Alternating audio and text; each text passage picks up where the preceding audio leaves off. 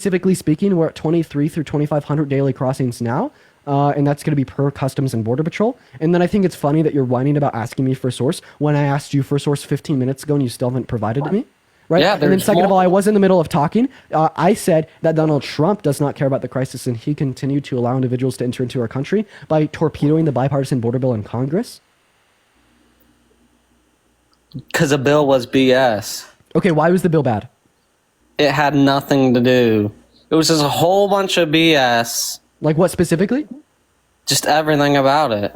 Like name one thing about it that was bullshit. See, I'm under the impression that you don't know anything about the bill. I do. So then name one thing in the bill that was BS.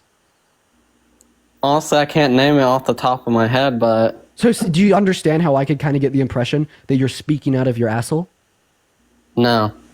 You don't see how I could get the impression that you're speaking... One moment, Mason. You don't see how I could get the impression that you're speaking out of your asshole when you say that the whole bill was bullshit and it was ineffective and you know a lot about the bill, but then you can't name one thing? How do you not see how I could get that impression? I feel like that's quite evidently clear. Because if you did know about the bill... One thing it did. Yeah, sure, it increased funding to asylum seekers by particularly better funding the court systems at the southern border to make our legal processes of immigration safer and quicker to reduce undocumented migration into our country. It also placed special daily and weekly rolling average caps insofar as granting the president special powers to specifically limit the amount of crossings and shut the border down as a whole given a point, right? Because the bill never passed.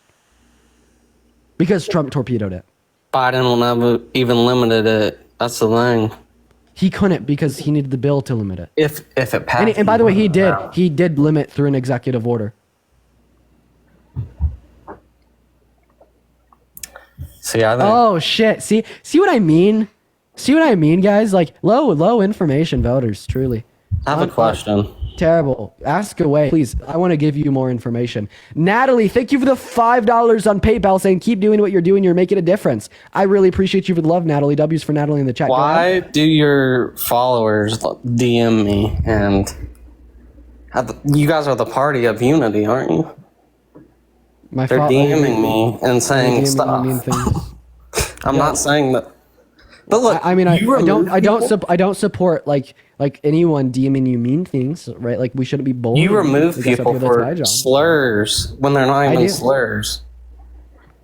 Oh, okay. So if you say a slur, I'm gonna kick you too. Don't say a slur in my life. So yeah, the F slur is a slur as well as the that is not a slur. Well, can you tell me what you think a slur is? Really not. Morgan, thank you for the $3 on Venmo. So the N-word is not a slur. And Morgan, thank you for the $3 on Venmo because the bill never passed, Mason. Thank you for the love. Is the N-word a slur? If you want it to be. Do you think the N-word is a slur? It's all about how you use it. So do you think... Courtney ran, by the way. So do you think it can be permissible Bye, Courtney. So do you think that it can be permissible for like white people to use the N-word? Sometimes, yeah. And what scenario is it permissible for a white person to say the N-word? It's just how they grew up and stuff.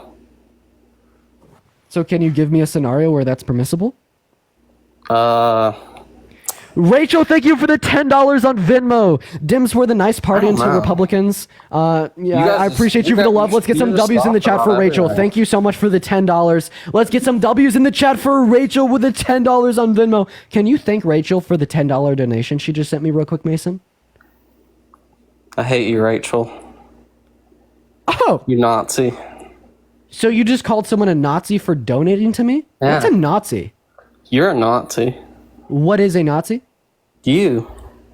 Okay, so Hitler wasn't a Nazi because Hitler wasn't me? You and Hitler are the same. Okay, so how am I the same as Hitler? Because your party's the same. How so? Trying to mute. Kendra, thank you for the $15 on Venmo, adding another donation to interrupt Mason. I appreciate you for the love. Let's get some W's in the chat. Shut up. Let's get some W's in the chat for Kendra. Thank you so much for the $15. And Gunner, thank you for the $2 on Venmo. So do you hate like Kendra and Gunner too? Huh? Do you hate Kendra and Gunner just like you hated Rachel for donating to me? Yeah, they're from the DNC. Oh, they're from the DNC. So I just want to clarify. Do you know what a Nazi is? Yeah, it's your party. Okay, so how is the Democrat Party Nazis? Do you guys want to mute and censor? Kamala Harris just literally said she'll get rid of X if she gets in office. No, she didn't. She did. No, she didn't. There's Kevin, literally thank a you for the video. 10. Shut up. Kevin with the $10 on Venmo to interrupt this douche again. Phenomenal. Thank you for the love. See, I don't think that we should be douche is a using that slur. slur. Yeah, I don't think that is like acceptable. It is. And Gunner with the $10 as well. I appreciate you for the DNC paycheck. Thank you so much for the love, Gunner. W's for Kevin and W's for offensive Gunner. to I me. appreciate you for the love. Well, I don't think it's offensive to men, but I do think that like that is like still yet like. I can call her Camel bad to Toe say. Harris. Kendra, thank you for the $5 from the DNC. Thank you so much for the love, Kendra. And Michael with the $5 on Venmo. Fake news, Pookie Mason. And Annabelle, thank you for the $5 on Venmo. This guy has to be joking. No, he's just low IQ. Thank you for the love. So, Pookie, why do you call her? I'm glad I'm getting your donation from the DNC. They should send me a check. Okay, so why do you call her Camel Toe Harris? Because that's what she is. Okay, but why so? Why do you call her that? Because why? Because it's funny. Oh, so it's like funny to like actively use Wait, like so it's fun for you guys to rhetoric call me a douche? specifically- Okay, so Mason, I just want to like let you know, King, I appreciate you for the lights up. Has the So do you- term do you- douche been used to historically oppress men? It can be. Give me an instance. So you think Alana douche is with the funny, $2 on Venmo. I appreciate you for the love. No, that was just me like actively reading out a donation from a donor. But yeah, I just want to like clarify here. Kelly with a $10. Shut up. Kelly with a $10 on Venmo. I love it That's when your they start party. crashing out and That's just your throwing party. temper tantrums. I appreciate you for the love. W's for Kelly in the chat. I was thanking Kelly for her $10 donation. Are you crashing out? No. Okay, I'm still waiting for you to tell calm. me. I'm still waiting for you to tell me how the Democrat Party is like Nazis. You guys try to mute Republicans. You try to unalive your political opponent. How did the Democrats try to unalive Trump? Do you know the dude who shot him? Well, Was a registered Republican. yes, and he's with BlackRock. He was in a BlackRock ad, yeah. Yes. Raymond, thank you for the $2 on Venmo. I designed a shirt. I appreciate you for the love. And Courtney with a $5 on Venmo. Hey, Mason, what's 4 plus 4? Huh? What is 4 plus 4? Drew with the $10 on Venmo. Thank you for everything that you do. Wow. Please tell me you sent You it. Shut the think I'm fuck up. I retarded or appreciate you for... Oh my god, and of course he slurs. Drew, I appreciate you for the $10 on Venmo. I just want to clarify there that was actually going to be my leaving piece with him, but he didn't even know what 4 plus 4 was, and then he slurred. I apologize for your use of slurs. W's for Drew in the chat. I really appreciate you for the $10. That's so very kind of you. I appreciate everyone so much for y'all's donations.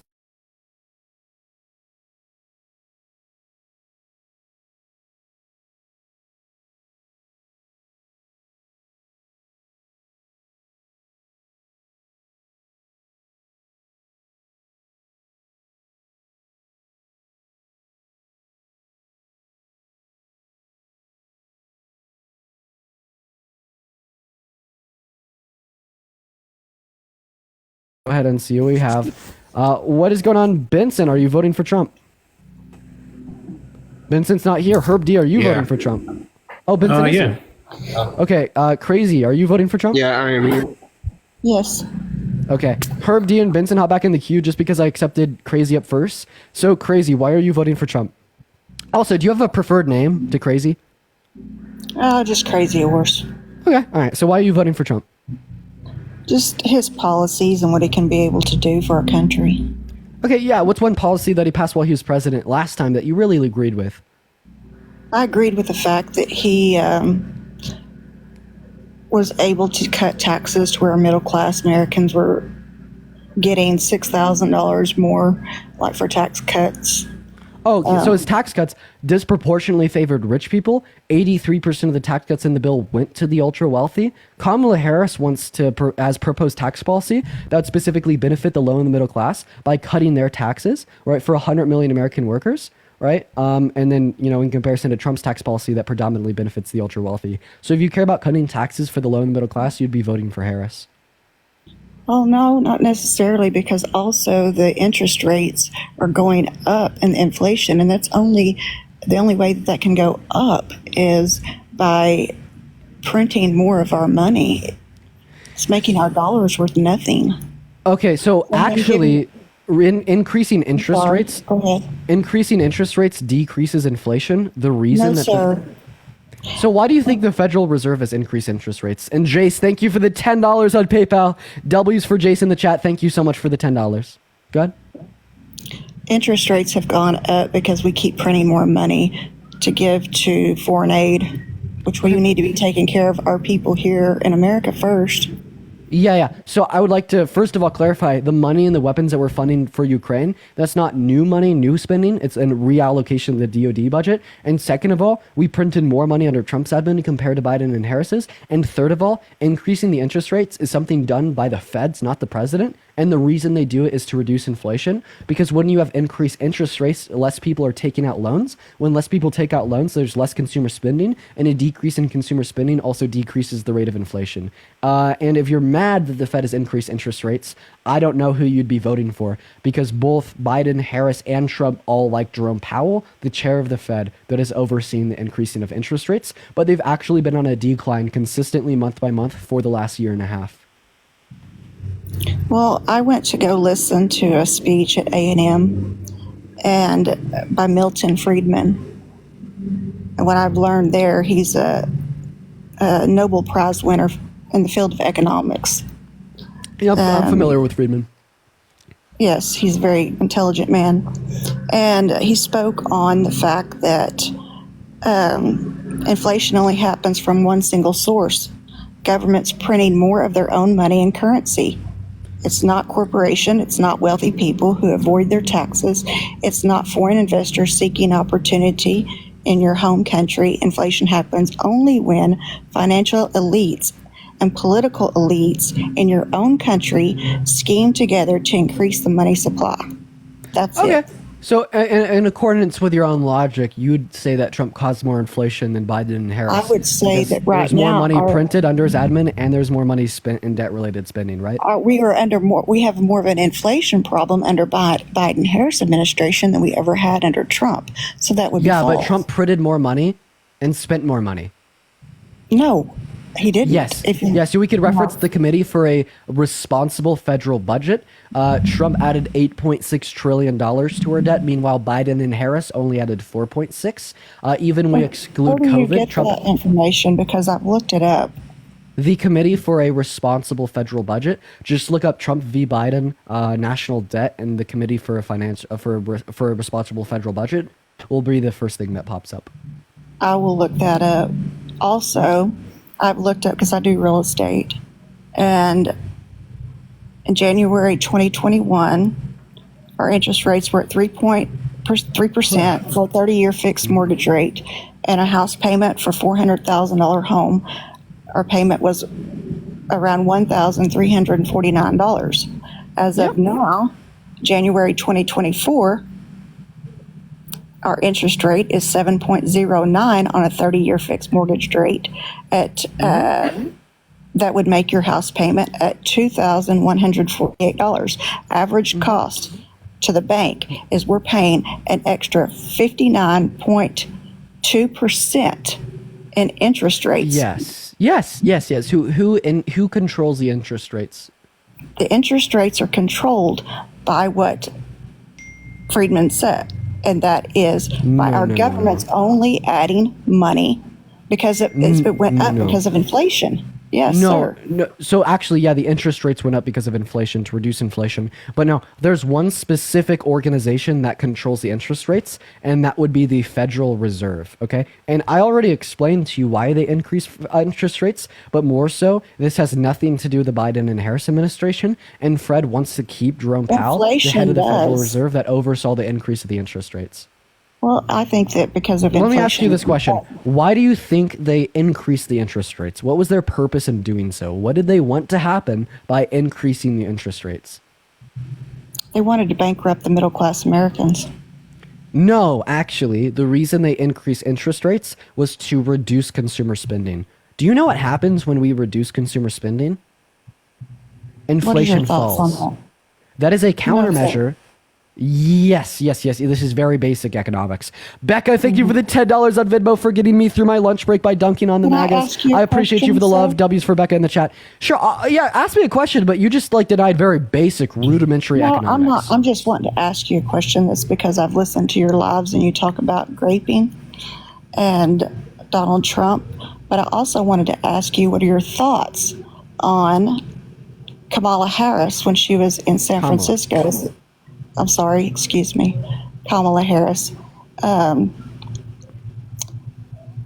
she hid the fact that a Catholic clergy was abusing victims in California. She hid that. Okay. Would you be able to indicate to me evidence for it? She was using, yes, sir, I do have. It's on bishopaccountability.org. And there's also the man that his name is Joe pardon me if I get this wrong, Piscatelli, and also a victim by the name of, let me look here, Dan McNevens. She hid the files. She had things under, that was sent in, and she hid those and covered it up for this clergyman of the Catholic Yeah, so community. do you want to know the first thing? So the first thing that pops up when you go on Google and you type in Kamala Harris hides rapists is that Kamala Harris is committed to resolving the grape kit backlog and ensuring justice for all those that have been raped or sexually I assaulted. see what from she this says magazine. she does, but what she did. Could you give me like the specific name of an article, right? Because I want evidence for what you're saying. Okay, I'm trying to. It's if you'll go to bishopaccountability.org. Okay, all right. It was in San Francisco, California. Okay, so I'm on bishopaccountability.org. Where do I go to on It was sent bishopaccountability.org? today. It was out today. If you'll go to topic Joey, and it's spelled Piscitelli. Okay, so what we're just gonna type in Kamala. And it was called Victims of Clergy Sex Abuse in San Francisco. Oh, okay. So let's see. And it Let's see. It was today's date, or actually yesterday's, I'm sorry, August 5th of 2024. The article came out. Yeah. So August She was handed a 22nd. room full of cases.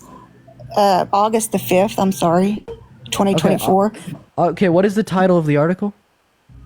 Victims of clergy sex abuse in San Francisco rebuke Kamala Harris for not fighting for them.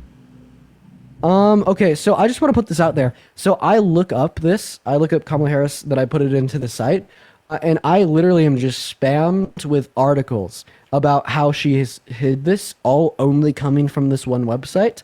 I've never heard about these claims before, and I'm clicking through on all these different articles. There's several and I'm articles not, seeing, on it. There's several Yeah, articles.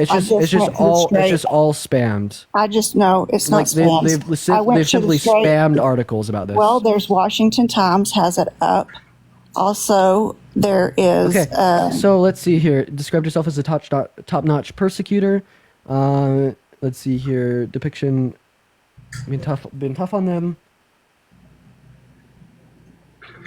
Let's see. Maybe if you go to Bing, you can find it. So what? I'm reading through these. I don't see what the claim is. What is the claim? The claim is that she had the information about the sexual abuse that has gone on, and she hid that. She did nothing for these victims. So what specifically did she hide? How did she hide it? And what did she do? It says And right Renee, here, thank she you for was the handed- $25 on Venmo. I appreciate you for the love. Thank you so much for the love. Massive W's for Renee in the chat. Thank you so much, Renee. W's for Renee in the chat. Thank you for the $25. Good? It says right here that she was handed a room full of cases and boxes and names of sex offenders that were in the church. They were right under her nose, and yet she did nothing to protect these children. Yeah, could you give me a source for that claim? I want that claim to be That claim right here substantiated. is under the same one I just told you, bishopaccountability.org. It was Yeah, I know. it was Bishop also Accountability is making the claim. I'm asking you to provide evidence for the claim that Bishop Accountability is making. It's under the San Francisco, California, Washington Times, Washington, D.C. It was printed San Francisco, California, Washington, D.C. What is that? Is that like Washington another Times. news publication? Washington Times. So this is coming from Washington Times? August the 5th, 2024, by Carrie Pickett. Oh, okay. Okay. All right. So let's see here. For not fighting for them. Let's see here. Clergy, sex abuse victim, and advocate for. That I wrote her a letter and, hey, what about this guy? He's a rapist. He's with the kids right now. Okay, so I just want to let you know. So even this article talks about how like this guy that got raped ended up being awarded over $500,000 from the priest that had raped him.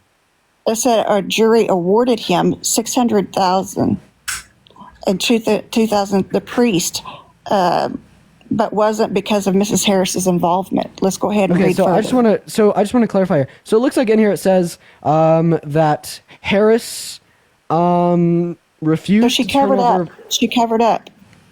One second. She covered up.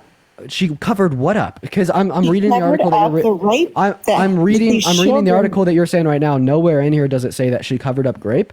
It says that she Yes, it refused. does. If you will start reading from the very beginning, Catholic clergy abuse victims in California strenuously object when Democrat presidential nominee Kamala Harris described herself as a top-notch prosecutor who went after sex offenders during her time in San Francisco as district attorney. Joe Piscitelli, 69, clergy sex abuse victim, advocate for survivors of clergy sexual abuse, called Mrs. Harris' depiction of her record as being tough on sex offenders bullshit. She was handed a room full of cases and boxes and names of sex offenders, and all in that church. It was right under her nose. She did nothing. The priest that molested me in ministry with children under her nose in the city, I wrote her a letter and about this guy, she did nothing. Yeah, okay, literally. So I just want to let you know that the evidence for these claims, I just want to let you know that the evidence for these claims is a quote from this guy. So like literally the only evidence right here, if you go to the LA, like this is I just want to let you know that this is an, do you mind if I speak? I'm just letting you know, if you go to San Francisco. I know, but do you mind if I speak real quick? He was awarded in court. Do you mind if I speak real quick? It wasn't just his words over hers. It was a judge. Okay, so I just want to clarify. The evidence for this is this guy's opinion.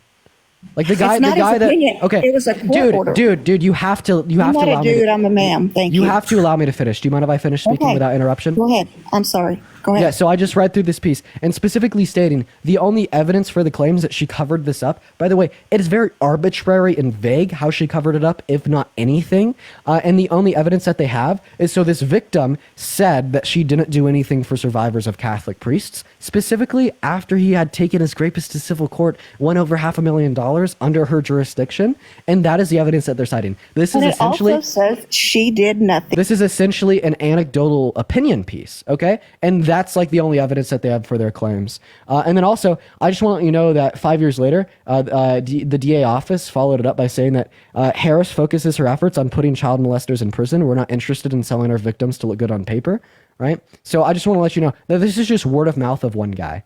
He just had an opinion that he didn't like Harris, so he was like, she didn't do enough. You know what I mean? So, but I have a question. Do you think that Donald Trump is a rapist? Do I think he is? I don't know. I know that he was. Oh, so now here's where your whole argument falls apart. No, because my the whole victim. argument No, what? doesn't I'm going to fall mute you apart. again if you don't let me speak. The whole argument you're making right now, the opinion piece that you're citing, is about a man who held his rapist liable in a civil court of law. If you reject that Donald Trump is a rapist, even though he was held liable in a civil court of law, what reason do you have to believe that this guy that is accusing her of not caring about the fact that he got raped is actually a victim of rape?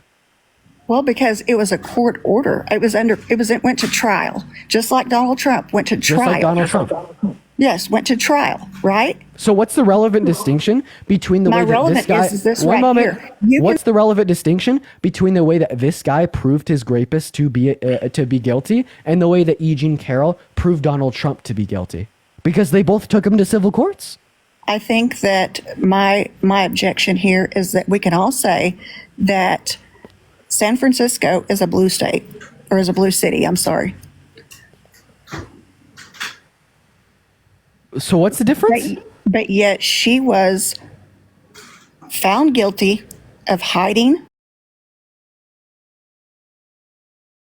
To like go build yet another account up. I swear to God, I have like 5 accounts with over 100,000 followers because of how bad TikTok is with their legislation, with their policy. Sorry. Anyways, for everyone tuning back into the stream, y'all make sure that we're double tapping away in that phone screen. Someone in the chat said good. Yeah, I'm not going away anytime soon. Don't worry about it. Anyways, for the first 600 people in here, make sure that we are double tapping away on that phone screen. Make sure that we're sharing out this live with a couple of friends as well, chat. So let's get that done, y'all. Let's get that done. And if you are voting for Trump, make sure to let me know in that comment section. Hop in the queue as well. We are back on live, but I want to get back into that For You page algorithm. So if you support me, help me out here by double tapping, sharing that live out, and spamming that comment section. But yeah, let's just go ahead and reference the voting for Trump. Someone in the chat said I'm not relevant. Sucks to suck. Hey, what's going on? Are you voting for Trump? Yo, why is it that I'm always the first one in your lives? I feel like this happens so many times, man, at this point. For real. Bethany, thank you so much for the $5 on Venmo for TikTok's policies almost as bad as Trump's. Yo, so real W's for Bethany, honestly. No, that was straight awesome. We're going to go to move on to our next guest here, y'all. Everyone tuning back into the live, thank y'all for coming back in. What's up, Sean? Are you voting for Trump? Okay, I could barely hear you, man, so unfortunately I'm going to move on. Guys, let me know in the comment section by spamming MAGA if you are voting for Trump. We're going to go ahead and hop on to our next guest, Adrian, y'all. Yeah, so we're going to have to start making more backup accounts. What's up, Adrian? Are you voting for Trump? Yeah, I think I am voting for Trump, man. I'm a Hispanic. I voted for Barack Obama, and I just feel betrayed, man. I feel like the Democrats have betrayed the Hispanic community, man, you know, making a lot of empty promises and just... How so? I don't know, man. Like, I'm not really big. Like, I know I was on Parker's live and he was just like cooking me. And I was like, I admitted, you know, I was like, I haven't done. Okay, well, if you went up on Parker's live and you are self-admittedly got cooked, we're just going to move on to the next guest. I appreciate you for coming up, man. But if you self-admittedly got cooked by Parker, we're just going to, I'm so sorry, dude. What's up, Warren? Are you voting for Trump? All right, Warren left. We're going to go to move on to our next guest. Let's go to get user up in the queue, y'all. Everyone just give us a minute. Yeah, guys, do double tap, though. Let's try to get up to 100K likes. Also, spam MAGA in the chat if you want to come up. Casey, I would love for you to come up. Dean the Dictator is wild. What's up? Are you voting for Dipey Dan? Yeah, I think I might. But I'm like leaning like, I don't know, I think I'm leaning towards Republican, but... Okay, what time is it? What time is it? What time is it? Yeah, you heard me. Right now it's about 5. Stay out of American politics. Appreciate you for coming up. We're going to go to move on to our next guest. Let's go to see what our next guest has to say. I only want to talk to people that are voting for Trump. I only want to talk to people that are voting for Trump. We're going to go to move on to our next guest. All right, what's going on, Michael? Are you voting for Trump? Yeah. All right, why so, Michael?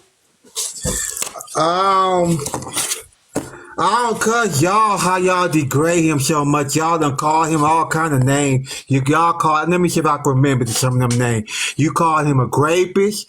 What's the other one? Misogynist. You call him a liar. And so it's another one y'all always call him.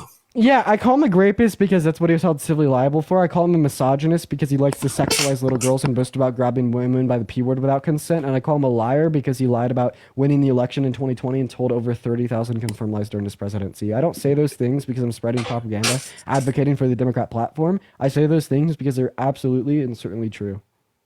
How do you know he was a rapist? Because it was proved in a court of law. How was it proven in the court of law? I heard bits and pieces of it, but I don't really go on people rumors. Yeah, because a jury of 9 of his peers concluded via the evidence that the victim submitted that it was substantially true that he had raped her. Wow. What was the young lady's name? E. Jean Carroll. Wow. And he really raped her? Yeah, man. And I mean, why wasn't he put in jail? Because I would never, ever, never put nobody in the White House with that kind of carriage. I haven't heard anything. I mean, that's just horrible. Hey, Michael, you're already on a path to I success. thank you, because I want to say I really honestly did not know that. So I'm gonna. There's no way I'm gonna put nobody like that in the White House. So I think I'm gonna go ahead and go for Harris. So tell him y'all got me on that one. I'm not gonna put nobody like that in the White House. Oh my God, horrible! Yo, the first human on the live in like months. God, look, Michael. I'm a Christian man. I believe in doing Christian things. But if he do something like that and he lying, and that's just horrible. Oh my God, Mike, I love you. Thank you for letting me know that, because I did not know that. And I appreciate you, because I would have been so hurt to put somebody like that in the White House. So, listen, I'm finna move my vote, and the rest of my people, I'm going to talk to them, and we're going to move right on over to Harris. So, Harris got our vote. So, thank you very much. Appreciate that. Wait, 1 second. 1 second. I don't leave yet. Don't leave yet. I think that Parker wants to come up real quick. He was just texting me, bro. We have like an actual human with morality on the live. Let's get some W's in the chat. I really appreciate that. Let's go. Well, I do too. Listen. I heard a lot about Donald Trump, but once I heard that grape is what got me. 'Cause like I told you, I'm a Christian man. I don't believe that in anybody forcing their body on nobody.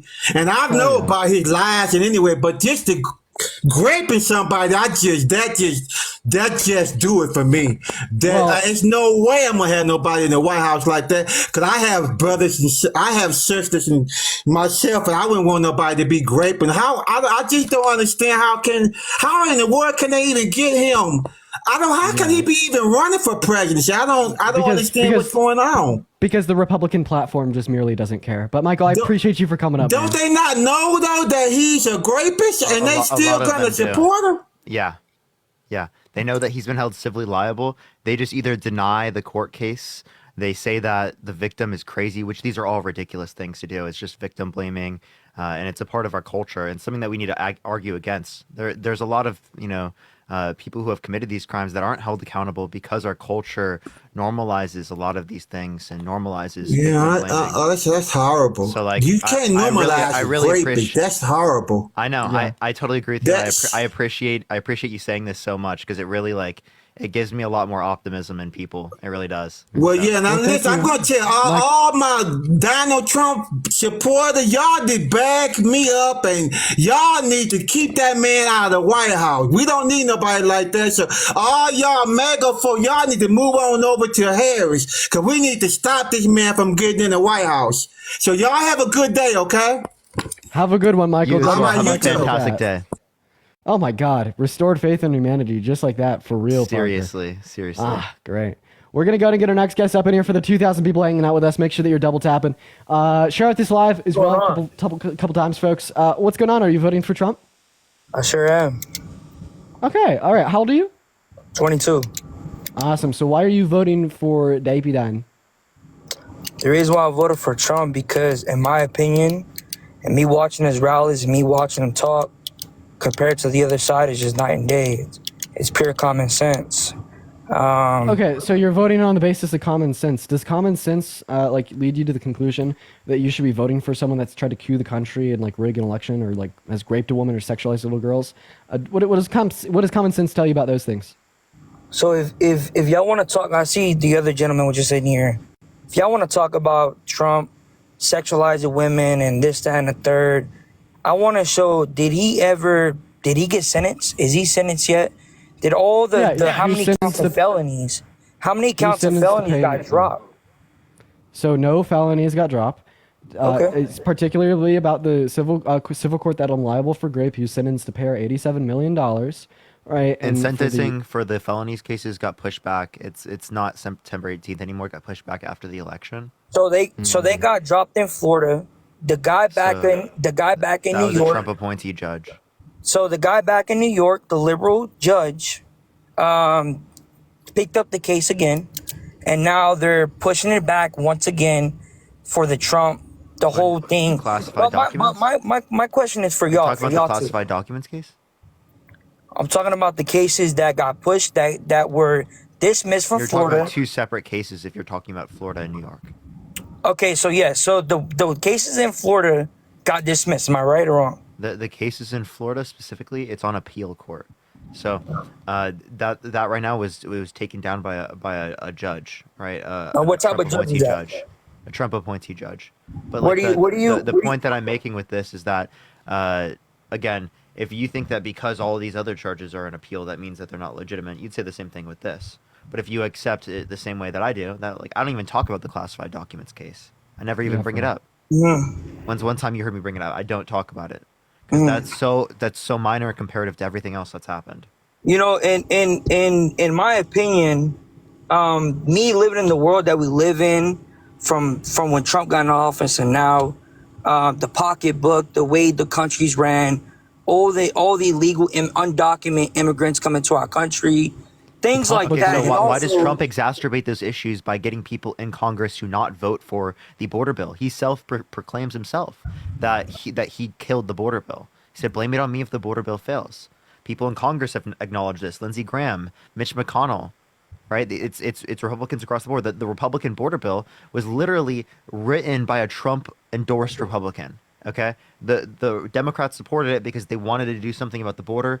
They were willing to concede on things to make the system go faster, right? And now Trump wants to undermine that because he doesn't want Democrats to get a win because they decided to work with the other side. He doesn't like it.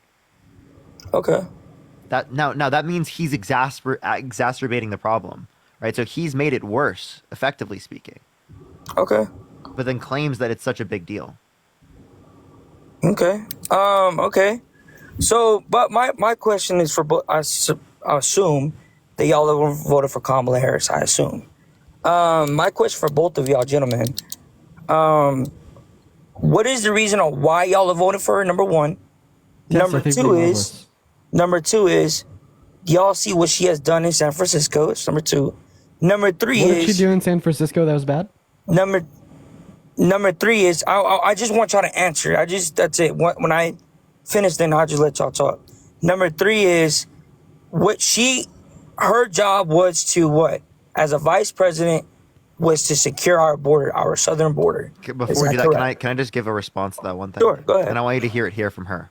So an example of that is an initiative that I started. I'm just going. No, keep going. I'm going to stop you in a minute. Okay. An example of this is I did an assessment of who the homicide victims were in San Francisco who were under the age of 25 when they were killed. Because we had a rash of homicides, and I wanted to know what's going on here. Who are they?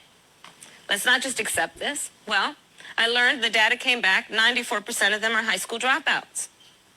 So then I went over to the school district and I asked the superintendent, what's going on? She said, well, Kamala, of the few number of children we have in the public school system in San Francisco, 5,500 have been designated as habitually and chronically truant. And of the 5,500, 2,400 are elementary school students. Missing, by the way, 60, 70, 80 days of a 180-day school year. So I asked the superintendent to convene a meeting for me with all the principals and administrators of the San Francisco Unified School District, and she did. And I stood before them in a high school auditorium, a local high school auditorium, and I shared with them a fact about myself. And then what we also did, my friend, is we set up what we call the DA mediation program, where I assigned prosecutors to go and meet with the principals when they were meeting with these hundreds of parents. Now remember, this had never been done in my office before. So when I created it, I had to take volunteers from my office. You know the prosecutors who volunteered? My gang prosecutors and my homicide prosecutors. And so I'd say, when you go over there, look really mean, which wasn't hard because they look like they're mean dudes. So like that's an example from her specifically. So what you need to do instead of being like, oh, what has she done? You should look into it yourself, right? You should say, what did she actually do? And then when you do that, then you could say, oh, I have something wrong about what she did. But you don't just say, oh, I feel like there's something wrong about it without actually saying anything specific, because you're not actually telling us anything you think that is wrong. You're just buying into the whole, partisan nonsense of trying to defend your own side. Okay. I understand where you're coming from. So what do y'all think about how she was appointed as a vice president? Her job was to secure our southern border. How do y'all feel about it now?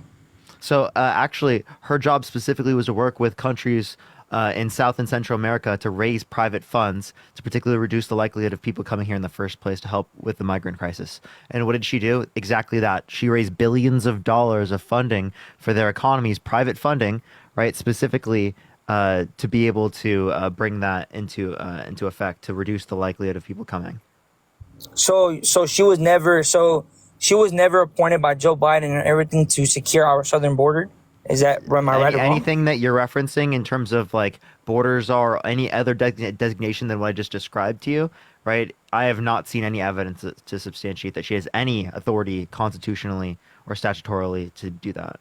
Right. Also, like typically speaking, what like the executive branch of our government would do to like implement like border security and provisions would be like influencing like bipartisan like policy through Congress, and that's something that they did successfully prior to Trump, telling the Republicans to vote against it. And so why do you care so much about the Biden-Harris administration apparently being a failure at our southern border, right? Knowingly conceding to the fact that Trump shot down legislation because he didn't want them to look good. What does this tell us about Trump? This tells us that Trump places himself and his party over the country as a whole, right? Why are you voting for someone that places party above country in comparison to country above party? I mean, I'm voting for him. Like I said, I'm voting for him because in my eyes and what I believe and what I see, everything that this country and all these people have put this man through, try to assassinate him, try to do everything. It's all. God! It's all there. It's all there. Yeah. How did the Democrats? How the Democrats try to assassinate him? I didn't say the Democrats. Oh, who tried to? The gentleman, the young kid that tried to assassinate him. Who was at a rally, right? Republican? Wasn't okay. Whatever he was, it's irrelevant. Okay. It's all that's irrelevant. It's the fact that they try to assassinate an individual that is running for presidency because of people just hate Trump. Everybody just hate Trump. They hate Trump because they hate Trump. So I think there's legitimate reason to hate someone who tried to coup the government, who literally has been held civilly liable of sexually assaulting a woman. Right, and says that they quote unquote wouldn't be the chosen one. Who's if I don't know I forgot the black lady's name. I forgot the black lady's name, but back then I believe somewhere in the 1990s, 1980s, he sat down and had his speech with a young black lady that was actually at the Democratic Convention Center this year. Forgot her name. He said this. He said she asked, "Will you run for presidency?" He said, I won't, but if I have to, I will. Are you saying Oprah, by the way? Yeah, exactly. Thank you. Yeah, so... I'm confused how this responds to Parker's point literally at fucking all. What does Oprah have to do with us having valid reason to dislike and hate Trump? Because there's really no valid reasons. People don't like Trump because he's real. No, there is valid reasons. It's not real to coup the government. It's not real to sexually abuse people. It's not real to say he has sex in common with his daughter. It's not real to say he likes to walk into changing rooms of naked teenage girls. He quote unquote owns the place and then brag about it to Howard Stern. It's not real to say you date his own daughter if it wasn't his daughter. It's not real to say you date a 10-year-old girl in 10 years. A normal person does not have all of these things that I could list off about their behavior. That's not typical. Can you just pick one second, Big Stepper. Can you just pick one of the things that Parker just listed off? Choose one of them, any of them, and tell us how it doesn't give us good, valid reason to dislike. I mean, Trump. I don't know where y'all get y'all's information from about him. Would you stay friends with this person? Like, if someone said these things, would you stay friends with them? If someone did this and they said these things, would you stay friends with them? Number one, where are you getting your information from? You're asking me something. I can play you these clips. There's audio recordings. There's literally. So where are you getting? Go ahead. There's audio recordings. There's videos of him doing it. There's him admitting it. Right? I can literally hear it. I'm going to be dating her in 10 years. Can you believe it? You can literally hear the 10-year-old girl. Donald J. Trump is calling for a total and complete shutdown of Muslims entering the United States until our country's representatives can figure out what the hell is going on. So those are two that I just happened to pull up on my computer. They're just sitting right in front of me. There's a clip of him sexualizing a little girl. There's a clip of him, calling for religious persecution. I also have a clip pulled up here of his lawyer Will Sharf talking about how Trump did try to steal the election from Biden. We can find clips through the Access Hollywood tapes of him boasting about grabbing women by the P word without asking first, saying he loves to kiss them, he can't hold himself back. Like Parker said, that responding to one of the allegations that he raped a woman, saying that she wouldn't be the chosen one to get raped by him. There's so much we could reference here. The standard of evidence that we're using to justify our claims is incredibly high, predominantly because Trump lacks self-control and has a loud mouth. Okay. Yeah, to be honest, I'm not a Trump fan, and I'm not a Republican, I'm not a Democrat. I'm not neither one of them. You feel me? I'm basically an independent person. But this doesn't really respond to whatever we've said. You said that there's not any valid reason to dislike or hate Trump. Would you concede and say that there is?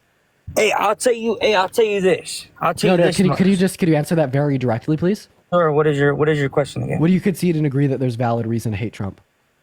People have. I mean, sure. Why not? There's same on the other side. Okay. All right. Same on the other side. What's the valid reason? What's the valid reason to hate Harris? I'm about to tell you. I'm about to tell you perfectly right now. Let's hear the valid reason to hate Harris. Okay, I'm about to tell you. So why didn't, when those 13 fallen Afghanistan soldiers were at their memorial, why wasn't him, or why wasn't her or Biden there? They weren't invited. They were not. And not to mention because they didn't want to. Matter of fact, they were. I like to clarify. So No, they first of all, this has been debunked. What you are referencing is a Fox News article where a Fox News calls it an event that was set up and available to have Harris and Biden there. You know what happened? On Twitter, on X, the most right-leaning news source available in the world today, it got community noted as misinformation, saying that it was not an event. You could look on Arlington's website. You could go to their calendar. There was no event set for that day. Trump and his cronies showed up. Not to mention that another reason they didn't want to show up is because they didn't want to break federal law like he did. How did Trump break federal law? Yeah, by using it for political and campaigning purposes. That is strictly And what makes illegal. you think that? Because Arlington Cemetery said so. But the families of the 13 fallen people invited Trump. Yeah, it doesn't mean that doesn't break federal law. I don't see where you where do you get that resource at? Because literally from the That's Arlington literally Cemetery. the rule of Okay. Arlington, is that you literally can't take political videos, right? That's Can't literally, take you the can't video. use That it for wasn't political him. reason. That wasn't him. They took videos of him. No, they literally had Arlington Cemetery members going up to Trump's campaign folks, telling them that they can't do it, and then they were rudely brushed aside and ignored. You see, by I want to people know on Trump's where y'all campaign. getting this. Where y'all getting this? Y'all listening to CNN, NBC, ABC? Who y'all listening to? No, we're listening to Arlington Cemetery. The cemetery put out a publication, an announcement about this. So The you, denial is so real. I so know. you're saying that? So you're saying that y'all, what y'all are saying is he showed up for a political stunt. Is that correct? Yep. Yeah, that's literally what he did. That's that's pretty sad because that's the same shit Kamala Harris tweeted. No, it's not sad That's at all. pretty sad. Because That's actually what he did, though. Like, we literally have proof. That's pretty sad. Yeah, He's no. literally he violated federal law. Dude. Yeah. Then also, why? What do you? What did those veterans lose their life for? Because Joe Biden. Okay, so you want to know? No, I'm asking you, why were those I'm gonna veterans? tell Why you, were I'm their gonna tell boots you. on the ground? Why were they fighting? Why did those people want to serve our country? For what reason? They wanted to serve our country to protect the American democracy and to fight for your civil rights, liberties, and freedoms. So I don't understand how you can make the argument that Trump cares so much about veterans. Trump truly cares for the purpose in which they go to war and lose their lives, when he tried to overthrow our government and he tried to coup and rig our civil and electoral voices, our civil electoral processes in 2020, attempting to silence the voice and the vote of every American citizen that voted in 2020. You cannot say that you are pro-America. You cannot say that you are pro-patriocy. You cannot say that you are pro-veteran when you actively try to dismantle what they lost their lives for. But didn't Trump say, "Hey, look, we're gonna get out of Afghanistan. It's time for us to get out, but we're gonna get out accordingly." He said that. That has He nothing said to that. do with the fact that he tried to overthrow our civil and electoral processes. No true patriot would be voting for Trump. And when Trump virtue signals on behalf of Americans who lost their lives fighting for this country, saying that he cares about what they lost their lives for, he doesn't. They lost their lives fighting to protect and preserve the American democracy when he himself launched the biggest internal attack on the American democracy since the Civil War.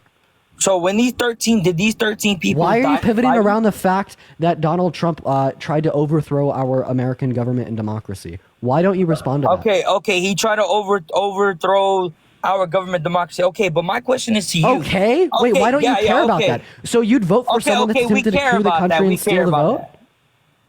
So we care about that. So my question, I have So to would ask you vote for someone that's attempted to overthrow our country? I'm and rig the 100% outcome voting of- for Trump. Okay, so you don't care about those veterans either. I definitely care. No, you don't, because if you cared about the But veterans, those 13 veterans, bro, they Big were on Shepherd, their just way listen, home. just 2020. Why does that not give you sufficient reason to vote for Harris over Trump? Tell me, please.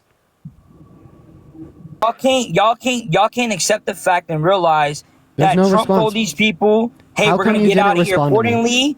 Biden Big gave Stepper, a date, and guess how what come happened? you didn't 13 respond to people my died. question? How come 13 you Americans died. Good job, How Biden. come you didn't respond to my question? Good job, Biden. 13 people died. Good job, Can Biden. you please respond to me? How come you didn't respond to my question? How did Biden do that? Can you tell me what did he do to cause that? I'm gonna tell you. So Trump had a whole thing of saying we're gonna get out of here accordingly. He didn't give a date. Biden said we're gonna get out of here on this date. They actually did have a date. Actually, and then Biden extended if you don't the date. believe me, go do your own research. I did do research. There was a date set up by Trump, and it was extended by Biden. Genius. No bail for criminals. So basically, they just want to let dangerous criminals right back on the streets. I don't like that. When did Kamala Harris argue for that? And actually, you're also voting for a criminal who's dangerous. No, he's not a criminal. No, he's not. That's propaganda. He's a 34 count convicted felon, and he's been held civilly liable of sexually abusing a woman. Well, when so he's a in violent jail, sexual offender. When he's in jail, then we'll talk about that. Okay, so being in jail doesn't mean you didn't commit the crime. Like, for example, before Jeffrey Epstein was in jail, was he still guilty? Before Jeffrey Epstein was in jail, was he still guilty? That could be debated. No, fuck. I'm not talking to that person. No. No. Yo, what's up? How old are you? Oh, hey man, how you doing? Are you voting for Trump? Okay. All right. MAGA Mobile and childcare. Let's go on to the next individual. Only send a guest request if you will be voting for Trump in 2024. What's up? How old are you? 18. Christian Mustache. Thank you so much, Jose. Are you voting for Trump? Yes. Okay. Why so?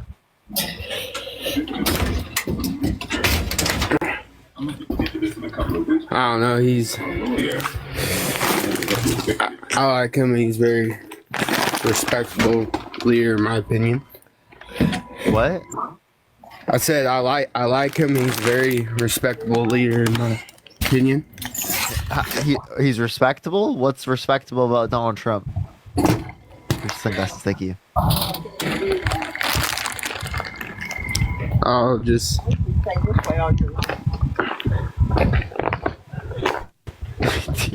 His rule. Dude, I swear, I'm sorry.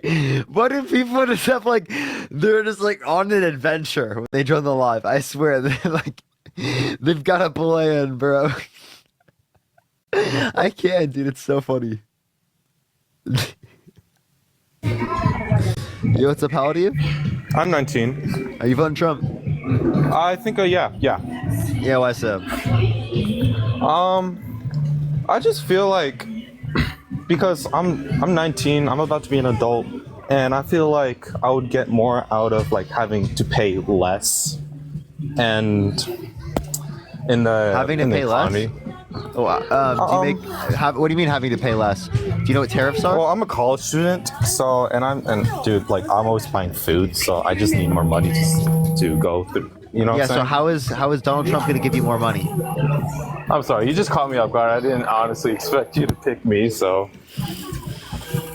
Okay, I'm sorry, dude. What is up with the background noise today, bro? What is going on, dude? Yo, thank you for the DJ glasses. Thank you so much, Kayla. Dude, what is going on? Yo, what's up? How old are you? Hello? Okay. All right. Let's get the next person up here. Only send a guest request if you will be voting for Trump in 2024, y'all. Yo, what's up? How old are you? Hello? Are you voting Trump?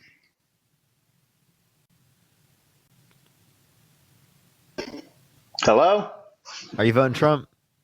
Yeah. Why so? Because everything was better. Back in 2016, I could afford a car. I could afford everything. Everything was just going straight. Yeah, 2016, Obama was president. Well, as soon as he got into office. Yeah, 2017? Yeah. 2017. So shouldn't we be saying thank you, Obama? It was so affordable when Obama was in office. Well, I didn't. I guess I'm mistaken. I meant to be saying 2017. Uh-huh. I guess when the election happened, it was 2016. Push the gloves. Thank you so much. Yeah. But either way, everything was going good back then. So Yeah, so remember when there was such high unemployment because of the pandemic? Did you blame Trump for the pandemic? the unemployment, he said it was at its lowest in history. No, that's not true at all. 3.5% was a low in 50 years, which was exceeded specifically by the 3.4% under the Biden-Harris administration in April 2023. But it was a 50-year low. It wasn't forever low. Appreciate the coral. Thank you so much. There are plenty of points and times where it's been lower. It's been in the 2% range. Oh, okay. What about all the fracking she's going to be banning? She said that she's not banning fracking. Okay. And then, there's multiple things that she's about to be doing. What about the Trump tariffs that are going to increase prices for people? 10% tariff on every good coming to the country, 60 to 100% on China. But her tax cuts thank were you so just much fine. for the $10, and Maggie, thank you for the $6.66. Thank you so much. What'd you say? His tax cuts and everything. I don't see how that would. It was fine. I don't know what you mean by the whole tariffs. Tariffs No, are he's the advocating for tariffs now. He wants a 10% tariff on every good coming into the country, and he wants a 60 to 100% tariff on China. Actually, he recently just said 10 to 20%. So he might even increase the tariff to 20% on every good coming into the country. Well, I feel like that's his plan. He's a good businessman after all. So. Oh yeah, can you name me one good businessman that has 6 bankruptcies? Is he the most? He's probably the most successful with all those bankruptcies. Can you name me? Oh, so no one else that is a good businessman has 6 bankruptcies? Cammy, thank you so much. I appreciate it. Thank you. I feel like with all those bankruptcies, he's also the most successful. Yeah, so no one successful has that many bankruptcies? Is that your view? I'm just saying, with all the bankruptcies on him, he's the most successful name one person? with all those bankruptcies. Can you give me one person that has 6 bankruptcies? One good businessman. I'm not sure. I can't name it off the top of my head. Well,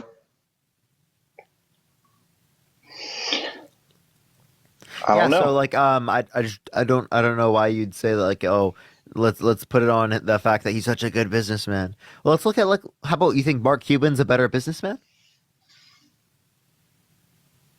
Mark Cuban's the one with the one on Shark Tank?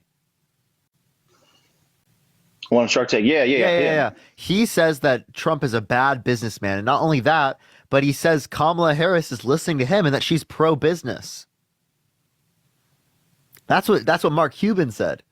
A billionaire. The owner of the Dallas Mavericks. Well, that's the thing. He's a billionaire. He has to be successful with all that money. Yeah. He doesn't have 6 bankruptcies. So maybe we should take the advice of that good businessman, right, over Donald J. Trump, right, who inherited all of his money, who's tried to coup the country, was held civilly liable of sexually abusing a woman, says he has sex in common with his daughter, says he likes to walk into changing rooms with naked teenage girls because he thinks of the $5. That was all said he dated a 10-year-old girl in against him. 10 years.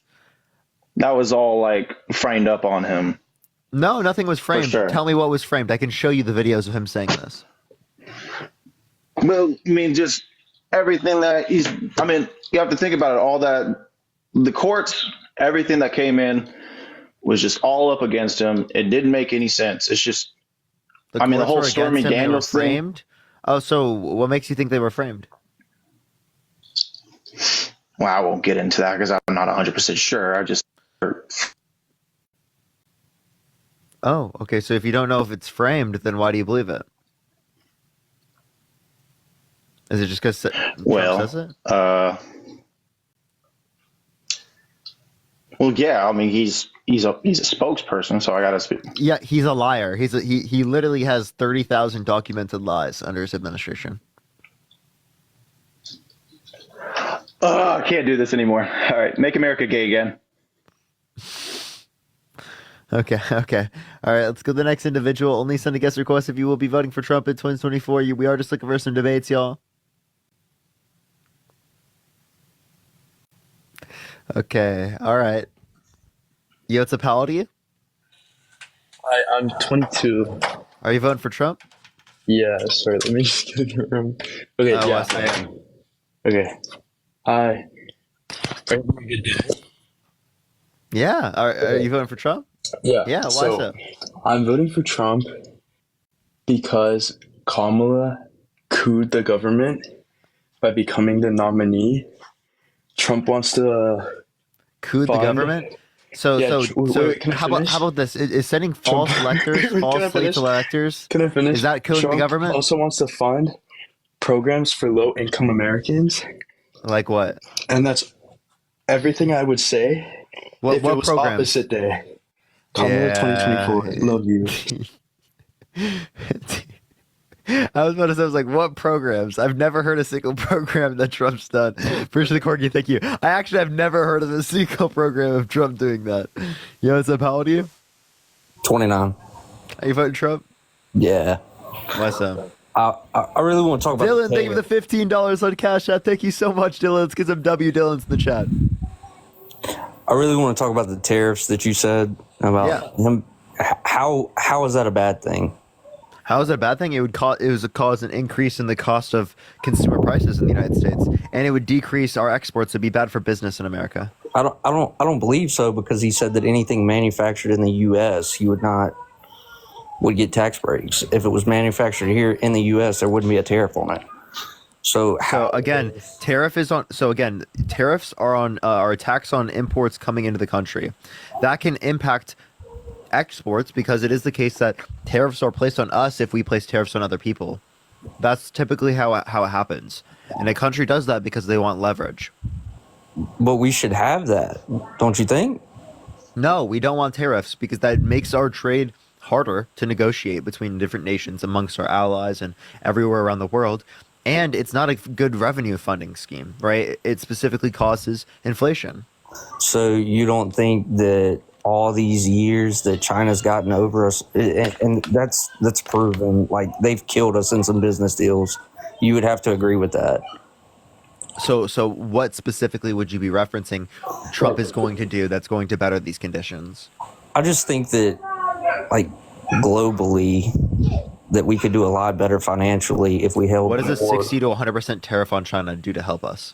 Well, it increases revenue brought into the U.S. No, barely, because it decreases imports into the country because there's a higher price on that particular which creates import, a larger which demand causes here in the which US, causes the revenue of it to go down from what you would originally expect, which would cause more things to be produced and manufactured here in the U.S. at significantly higher rates. How? Because it is the case that in the country, right, the goods in the country would be demanded more, right? Exactly. That would cause the price of those to go up. Higher demand, same supply. But you're not paying for those same items to be shipped here. Yeah, but like, again, the reason why they weren't already being sold right now is because they weren't able to compete on the market comparative to the other goods. So you're artificially trying to set them up in terms of competition. Now, if you had like a specific sector of the market that you were trying to produce in the United States, like, it might make sense. But tariffs used across the board, right, are fundamentally ridiculous. Like, it's as a revenue funding scheme is terrible. So shifting the burden of taxes from the Tax Cuts and Jobs Act and mainly people who are wealthier to people who are poor through the context of tariffs, I think is terrible tax policy. Yeah, but it would make more people. It would make, and it wouldn't even be able to pay for the Tax Cuts and Jobs Act being extended. It would make more people from other countries come to us, and we would have leverage. No, less people would come to us because it would be a higher cost of price to trade with us. Well, I mean, I don't necessarily. What? That makes no sense. I don't necessarily agree with that because whenever he What gets do you not back agree in with? office, when he gets back in office, like, all right, take for instance oil, right? We could be the largest producer. If your goods are less demanded in America than they were previously, do you have less of an incentive to produce goods for America? Wait, say that. Yeah. If your goods are demanded less in America than they were previously, do you now have less of an incentive to produce goods for America? Yeah, but your incentives are more to produce. Yes, you have less of an incentive because again the price has gone down. You're going to make but less. you have more of like the price that you can get from it, the revenue. I mean the profit. Sorry, my bad. Yeah, but if it's produced here, I see what you're saying, but still, yet it doesn't make sense. If it can be made here and sold here, then the money stays here. Okay, so then everyone reaps the benefit of it. I don't know what you mean. I don't know how that reaps the benefit for everyone. The money is significantly increased. So if the you consumer buy, doesn't benefit. If you buy something, The consumer doesn't benefit. How does American the business consumer doesn't not benefit. Tell me who benefits. Donald Trump. How does Trump benefit? Rich people? That makes no sense. Again, because they shifted the taxes specifically from people who are rich onto people who are poor, right? By literally replacing the Tax Cuts and Jobs Act funding with tariffs. The middle class under the Biden-Harris administration suffered more than anyone else. So, what did they do to cause that? Have you looked at inflation? Have you looked at the housing market? Yeah, but that doesn't mean it's caused by the Biden-Harris administration. So tell me why you think it was caused by the Biden-Harris administration. Ultimately, they have control over it. Just because it happened under the administration? Okay, so is Trump responsible for COVID? No, that was okay. China. Well, it happened under his administration. That was China all day. Okay, so you don't blame Trump for a global pandemic, but you do blame the Biden-Harris administration for global inflation. Listen, Seth. Hold on. You don't blame. I will mute you if you don't be quiet. You don't blame Trump for a global pandemic, but you do blame the Biden-Harris administration for global inflation. Why? So, global inflation didn't start in China; it started here. No, there's global. Literally, since 2021, 2022, 2023, and 2024, there's been global inflation. Right, which was started here. No, it didn't start here. It happened to the same trend here as it did in other places. So the virus itself, what you're trying to compare two different things to, started in China. The first documented cases started there. But it was a global pandemic, genius. So you don't blame Trump for a global pandemic, but you do blame the Biden-Harris administration for the global inflation, which was actually caused by the global pandemic and upon they various have other factors. direct control over what happens. Galaxy, thank you so much, Cammy. Okay, so what do they do that cause inflation to go up? Their policies, man. What policies? Appreciate sunglasses, thank you. What policy helped the middle class? I will tell you, the bipartisan infrastructure bill, the Chips and Science Act, the PACT Act, the Inflation Reduction Act. Now, How did any of that? Specifically, what caused inflation? You're reading off of a fucking note card that you I'm just... not reading off of anything. The Inflation Reduction Act was a $35 cap on insulin, right? Not only was the $35 cap on insulin, but it was the largest investment in renewable energy ever. The bipartisan infrastructure bill got investment for roads and bridges, for getting lead out of water pipes, for clean drinking water, right? It brought funding specifically for expanding high-speed broadband to rural communities. Anybody in the right? The PACT Act expanded veterans' access to health care to 1 million veterans, 1 million veterans, right, who were exposed to burn pits abroad and toxic substances. The Chips and Science Act increased American manufacturing in terms of chip production, right, specifically in the United States to bring us up to 20% global production of chips by 2030. Right, that specifically built jobs in the United States. All those policies built jobs. Right, you're going to sit there and you're going to ignore that. You're going to say I'm reading off a note card because you have no fucking response to anything I'm arguing. Good enough? Or was I reading something off my hand? Jesus Christ, dude. I mean, you can say all that, but I mean, it's still, you didn't answer my question.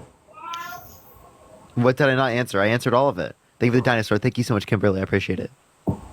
What did I not answer? How did any of that help the middle class? Any of that? It just cost us more money. It built jobs. The largest investment in renewable energy specifically made us more energy independent. Right, the $35 cap on insulin. People who need insulin, appreciate the confetti, thank you so much. Now are not being price gouged by different types of pharmaceutical companies. Appreciate the cap, thank you so much, because of the inelastic nature of the demand and lack of supply or lack of competition. Appreciate the confetti, thank you so much, Robbie. I really appreciate it. That specifically. All right, he left. All right, yeah. Thank you for the corgi. Thank you so much. I appreciate it. Let's go. Good news. Yo, thank you for the confetti. Thank you for the cap. Thank you for the confetti. Thank you so much. I was saying good news is something else. Trinity, thank you so much for the $5. Thank you so much. I really appreciate it. And Kayla, thank you so much. I appreciate the $15 on Venmo. Thank you so much, Kayla. Robbie, thank you so much. I appreciate the confetti. Yo, Catherine, are you voting for Trump? Yeah, no, I'm not. And I accidentally did that. You're good. Don't worry. I appreciate you. I appreciate you so much. Let's go to the next individual real quick. What the hell is this? All right, let's go to this next individual, y'all. Only send a guest request if you will be voting for Trump in 2024. We are just looking for some debates, y'all.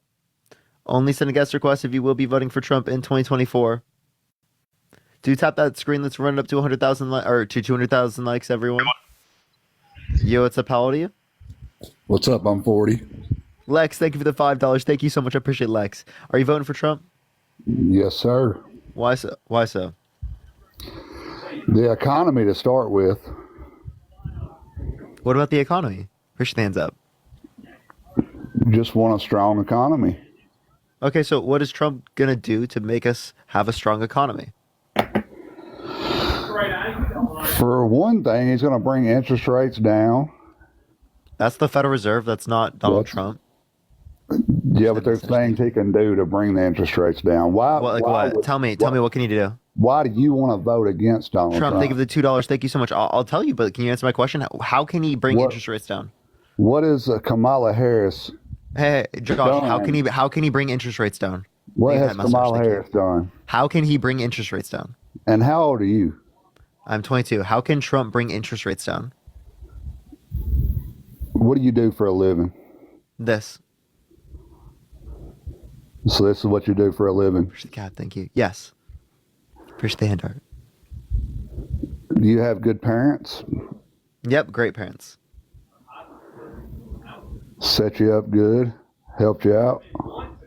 Yeah, my parents are incredible. I love my parents. How do they vote? How do they vote? I appreciate the subscription. Thank you so much.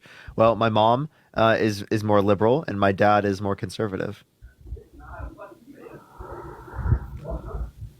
Okay, so I think the problem with the young people, man, y'all don't understand what it takes for a good economy to run. You can't. Wait, you didn't answer my question. How can Trump change interest rates? And also, I studied economics. I have a degree in economics.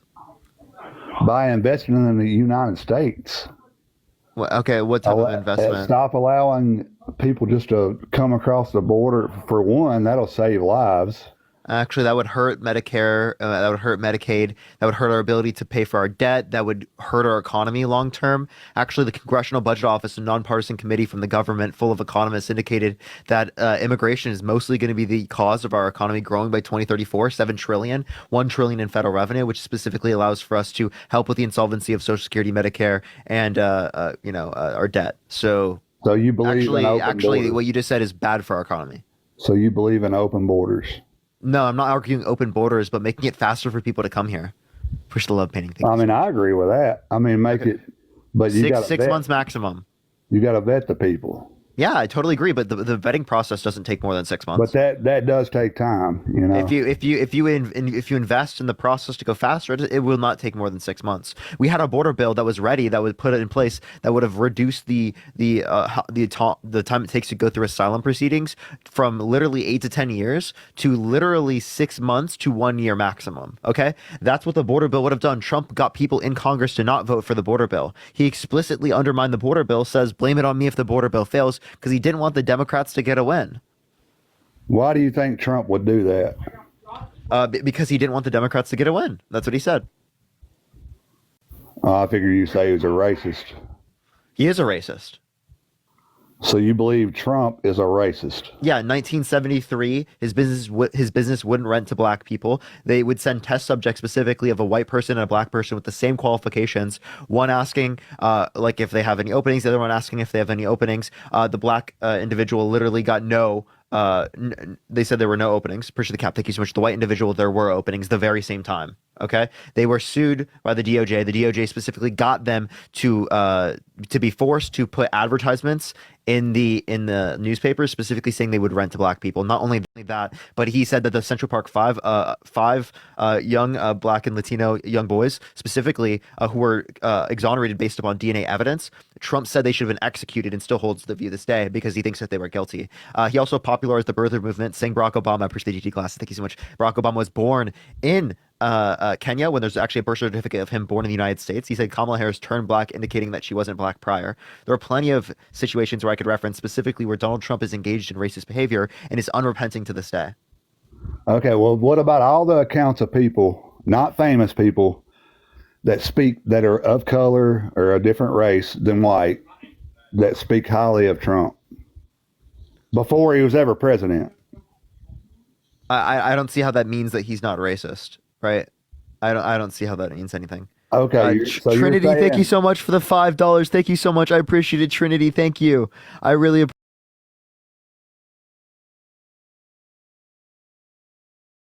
You were saying? So you're saying that a man that is racist will do good for people. What, I mean, I don't understand. Trump is like for example, I think Abraham Lincoln was racist, even though I can acknowledge that there were good things that he's done. Appreciate this, super. Thank you so much. Right? He didn't care whether or not slavery ended. He rather cared more about. Listen. He cared more about the Union staying together. He said that he wouldn't have gotten rid of slavery if it would have meant keeping the Union. Okay, yet we still acknowledge that he did good things, right? In terms of specifically, right, like the Emancipation Proclamation, things like that. So there are clearly things that we can point to where we can say that they've done good things, but that doesn't mean that they aren't racist. Okay, well, why did everybody love Trump before he was president?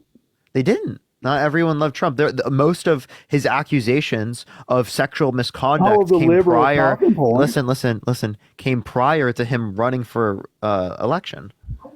All of the liberal, the media, everybody loved Trump before he. No. So there are medical records from 1996 that show that E. Jean Carroll was sexually assaulted by Donald Trump. Okay. So clearly there were plenty of people that had very good reason not to like Donald Trump. Was he found guilty of sexual assault? He was held civilly liable of sexually abusing E. Jean Carroll. Civilly is a different. That's a different. Yeah. So would you vote for someone held civilly liable of sexually abusing a child? If I get accused of rape, would you vote for someone held civilly liable of sexually abusing a child? Civilly liable? Yeah. Yeah. So that's that mustache. Thank you so much. Would you let someone held civilly liable of sexually abusing a child be a gym teacher? Yeah, if they wasn't convicted in a court of law. They were held civilly liable unanimously by 9 people, a jury. So again, you'd let someone who is held civilly liable unanimously by 9 people for sexually abusing a child be a gym teacher. Yes, if they was not convicted by a jury in the court of law. That was a jury. That was a jury in a civil court. A civil court's different than criminal. So? You understand that correctly. Wait, what's the difference that's relevant? There's a big difference. And the difference is? The difference is it's civil and criminal is different. What's the difference? What's the difference? Do you know? You go to prison. You go to prison.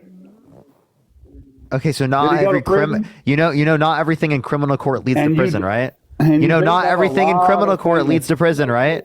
You do know a lot of famous Rev Carla, thank you so much for the $25 on Cash App. Thank you so much for educating Josh. Thank you so much. I appreciate it.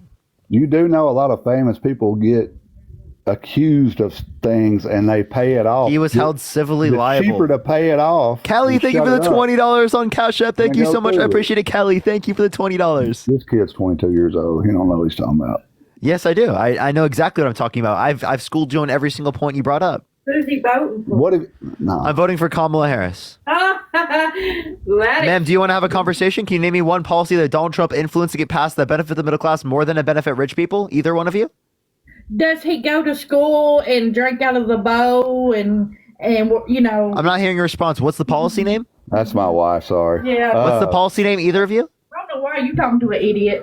So, you can't name me a policy though. So what does that make you? No, I can tell you this. I'm 40 years old and I come from nothing. Me and my wife. Name me one policy you like of Donald J. Trump. Give me one. Can you let me explain something real quick? No. I want you to give me one policy. Me and my wife both come from nothing. And we got 2 What's boys. the policy?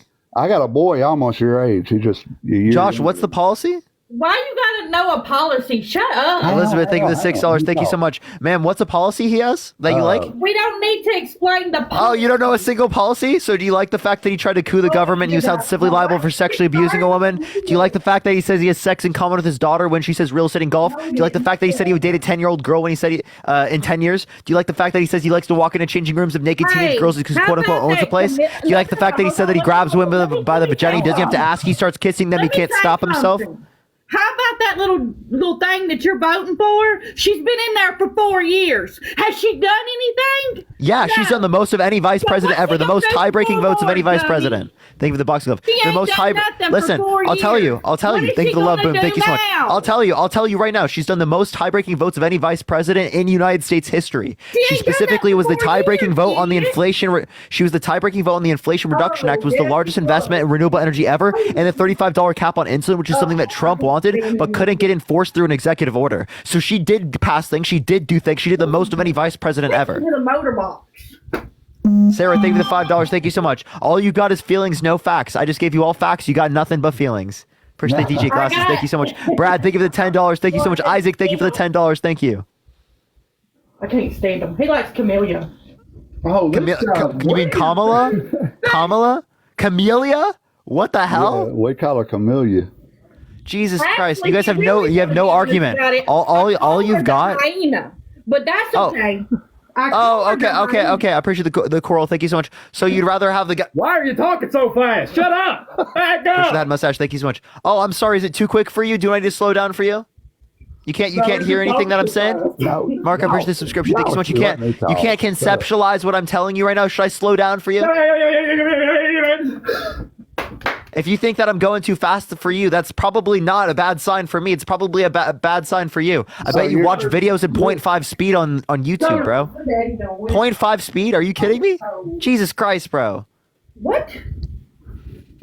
Whoa, you went in a rabbit. Appreciate the DJ glasses. Thank you so much. 0.5 speed?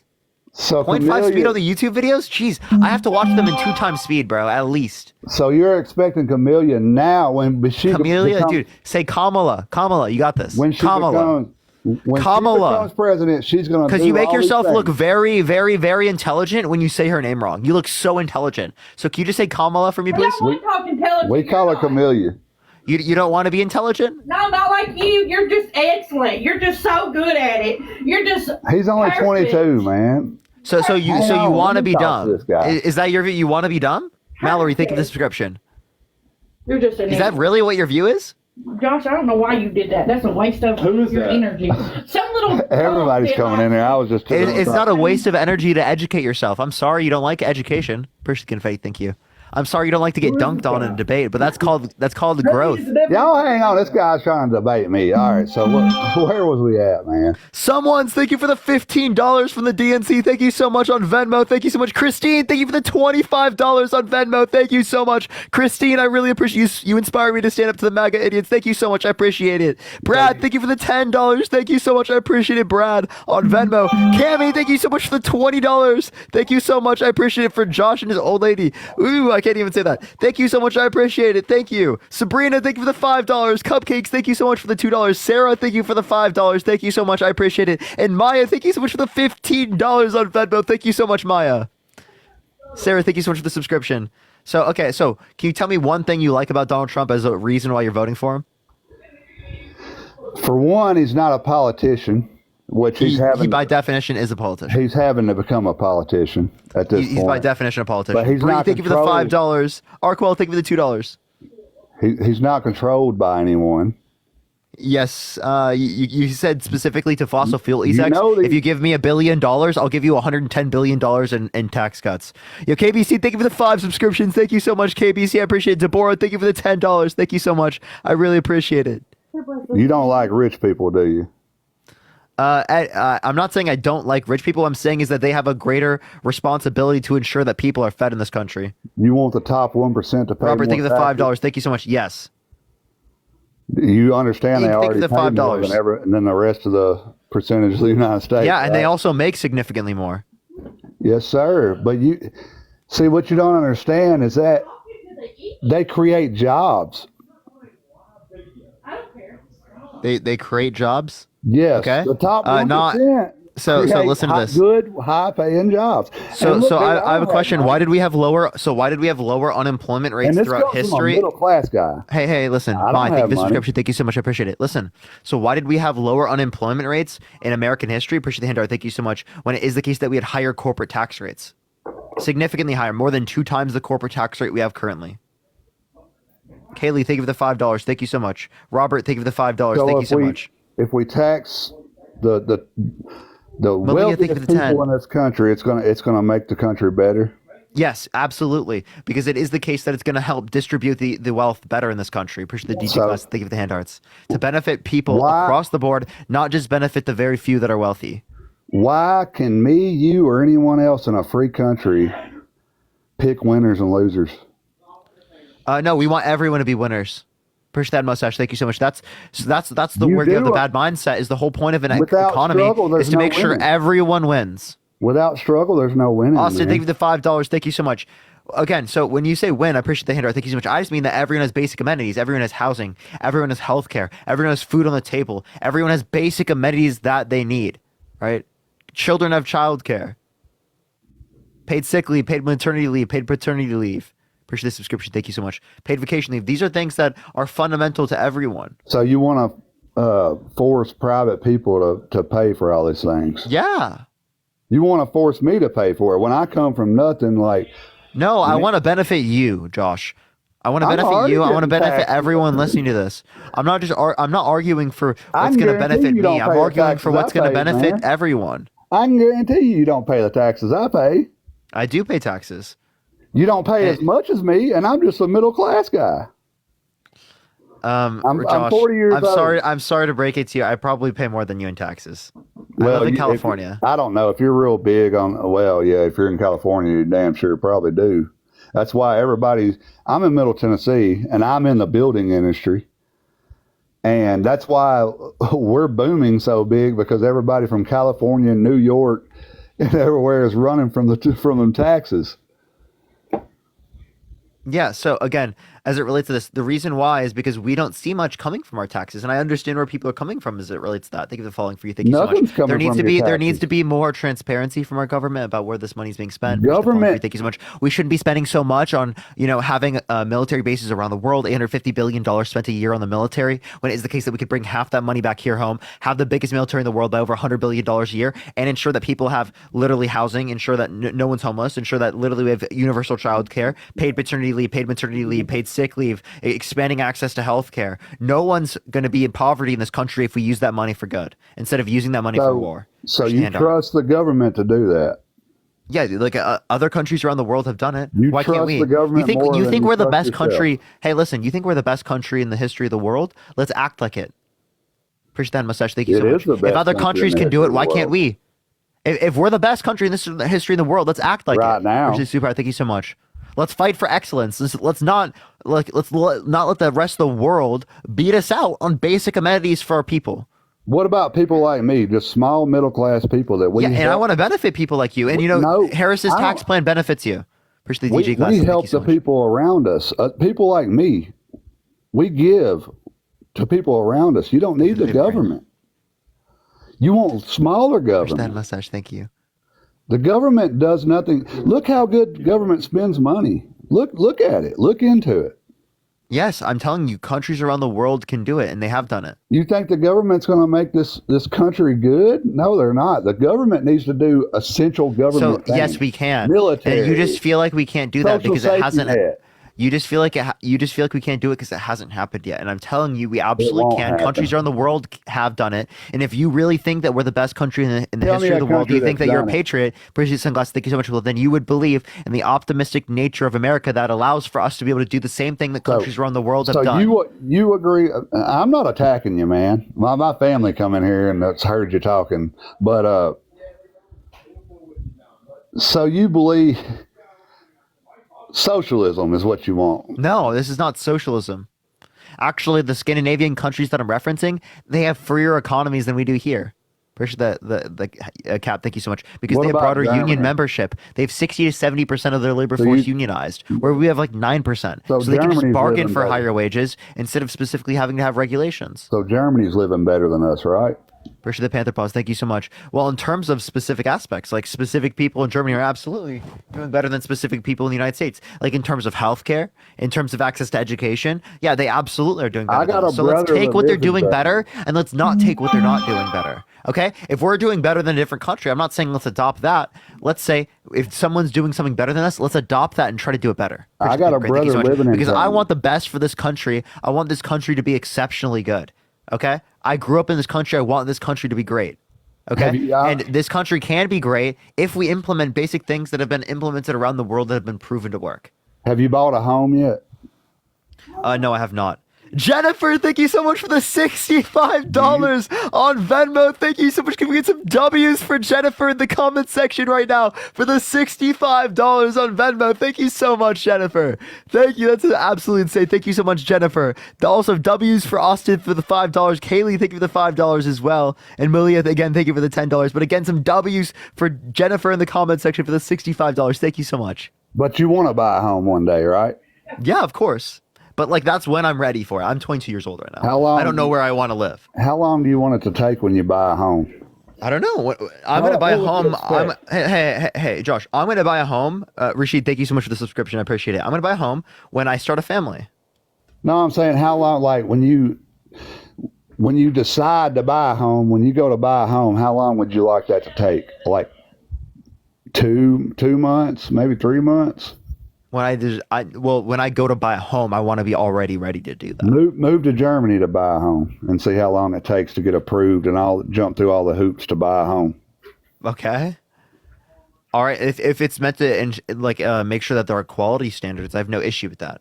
I'm a big proponent of every good that I buy should be safe, secure. I shouldn't have to worry about what I'm buying is going to be a very big detriment to my health. So I actually believe that the current United States government does not regulate enough as it relates to food, does not regulate enough as it relates to plenty of things that relate to our health as a society. I think that I should be able to go to a grocery store and buy whatever, and it should be healthy for me. It should be okay for me to be able to eat. There's not going to be detrimental impacts in terms of things that are literally not allowed in Europe, right? For literally decades that are allowed here in the United States because it makes it more profitable for a particular firm. You know what I mean? Like I care more about human health. I got a brother in Germany that lives there. The only reason why he lives there, he was in the military and stationed there. He married a German woman. They moved over here, had kids together. And she wanted to go back to Germany, so he's there with her. But I can tell you, his life is nowhere near what our life is here in America. So again, you're looking into it too far, and also again, it depends who you are in Germany. By the way, like German society is doing very well. If you're rich in any country, you're great. Listen, I'm not just saying rich people. I'm saying like the middle class is definitely better in plenty of respects than like the middle class in the United States, based upon again how our wealth is distributed. It just depends on where we're talking about within the places. So again, I want to reference this as it relates to basic amenities. Okay, people in the United States, healthcare is twice as expensive as it is in Germany, yet they have better health outcomes than we do in plenty of sectors. You got it quack. Yeah, but they don't have the standard. But you believe in the American dream, like anybody can have anything. And the American dream is not fulfilled if it is not better for our kids than it was for us. And right now, this country is not getting that way. No, if you want that, then you want universal health care. You want universal child care. You want to make sure that people have basic amenities. If you care about the future of this country, if you care about the children and the grandchildren that are going to be here after you, and keeping around the American dream, well, then you care about establishing basic conditions, like literally basic fundamental rights. Everyone has their necessities. 20-year-old. Why are they doing great? Okay, again, one 19-year-old, one 20-year-old doing great. Actually, would you say this? Thanks to Biden and Harris? Coming from poor parents. Are they doing great thanks to Biden and Harris? Are they doing what? Are they doing great thanks to Biden and Harris? No. Okay, so just because it happens under a particular administration doesn't mean it's caused by them, right? So obviously, just because they're doing better off in one particular instance does not mean that everyone in the generation is doing better off. There's one basic reason why my kids are doing good. They had two hardworking parents. They gave them discipline, structure, taught them right, and they're doing right. And they grew up poor. They never felt it because we worked hard to make sure they never thank you for felt the $5. it. Thank you so much, Leah. Now we're 40. My wife's 41. I'm 40. And we're middle class. You know, we don't have a lot. We have a decent house, decent vehicles, the stuff that everyone wants. We're not rich, but we did well. You don't need government in your life. You need as little government in your life as possible. And No, you don't. Let me tell you this: there are plenty of the taxes circumstances where we're people paying, need something to rely on. We're getting screwed by the government. That's what I'll tell you right now. You could say we're getting screwed, but that does not If you're mean that low we're income, inevitably. Listen, if you're Josh. low income, Josh. you'll You love can it. say people are being You'll love screwed. it. That does not mean it's inevitable that we're always going to be screwed. So what you've got to identify is that if other places have done it around the world and you believe in the exceptional nature of this country, well, then you believe that we can do it here. We can establish basic necessities for everyone. If you want this country to be better, if you truly believe in the American dream, well, then believing in the American dream means that we're going to make it better for our kids than we've had it for ourselves, which means that people have healthcare, which means people have education, which means children are living in poverty, which means all of these things. We fight climate change. These are the things that literally making it better for our children entails. It means we work on these things. You can't live individualistically and say that we're going to make it better for our children. That hasn't worked. How has that worked in the past 40 years? Tell me. It's been terrible. What works is working together, is promoting peace, is making sure that people in our neighborhood and our communities are taken care of. Because ultimately, when people in our communities are taken care of, we are taken care of. Because our communities also include us. Okay?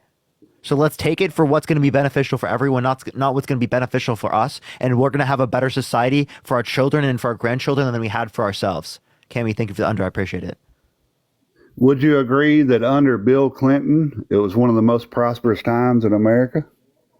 Yeah, they're for particular communities. It depends on what community you're referencing. Would you vote for that rapist? No. I don't think it was caused by Bill Clinton. He was a Democrat.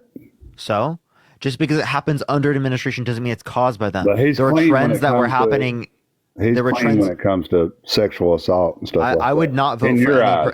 I'm not voting for anyone who's a rapist. Okay? Is he guilty of sexual assault? I'm not even for sure, but like if he is, I wouldn't vote for anyone. Yeah, Who I mean, is. if you're going to say Trump, you got to be I mean, even, Trump's been man. held You civilly know. liable. Be honest. Trump's been held civilly liable. So Bill Clinton, he's clean slate. He went to the island. I don't know much. I wasn't. He went to Trump. Didn't go to the island. I don't know about Bill Clinton. Bill Clinton went to the island. Okay, so Trump went on his plane multiple times, said he's a terrific guy and says he likes younger women just like him. And he also has a particular court case where with Katie Johnson, it names both Jeffrey Epstein and Donald Trump assaulting Katie Johnson. But because of social pressures, she had Did to Trump she get had to convicted go against that. with a felony of rape? No, he got held civilly liable for porn sexually star abusing. that was trying to make no, some no, listen, money. listen. No, he was convicted. Come He's a on, convicted man. felon for falsifying You business know. records.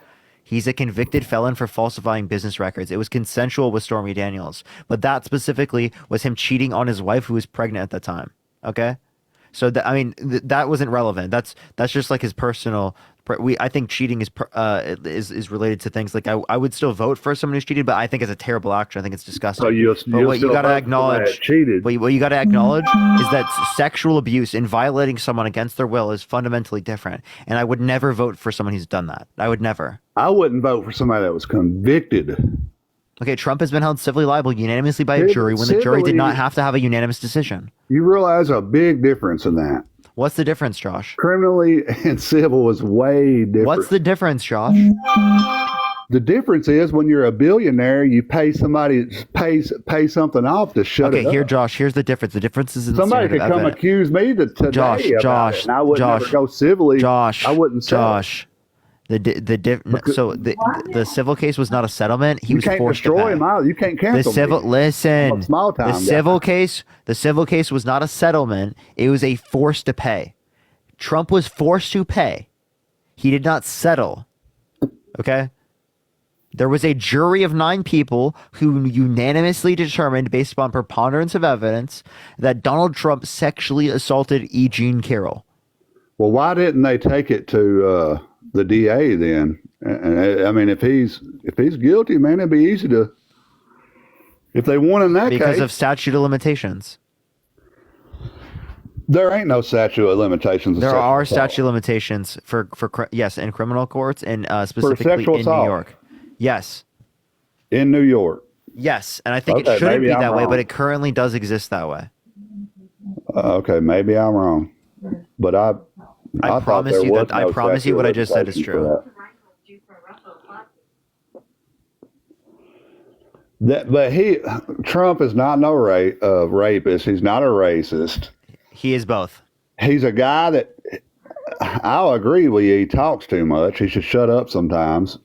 But the dude's going to take the country in the right place we need to go. No, he's not. Can you name me one policy that he's going to influence to get past the like? Young people, man, seeing all these social programs, you think it's going to make the country better? You think you're going to help these poor people out here in the ghetto? Yes. Wait, so we can help people like they have in other countries. You're not understanding there are historical examples of this working. For one, there are not historical examples. There are not historical examples of trickle-down economics working. So keep trying your little trickle-down economics. Trickle-down economics.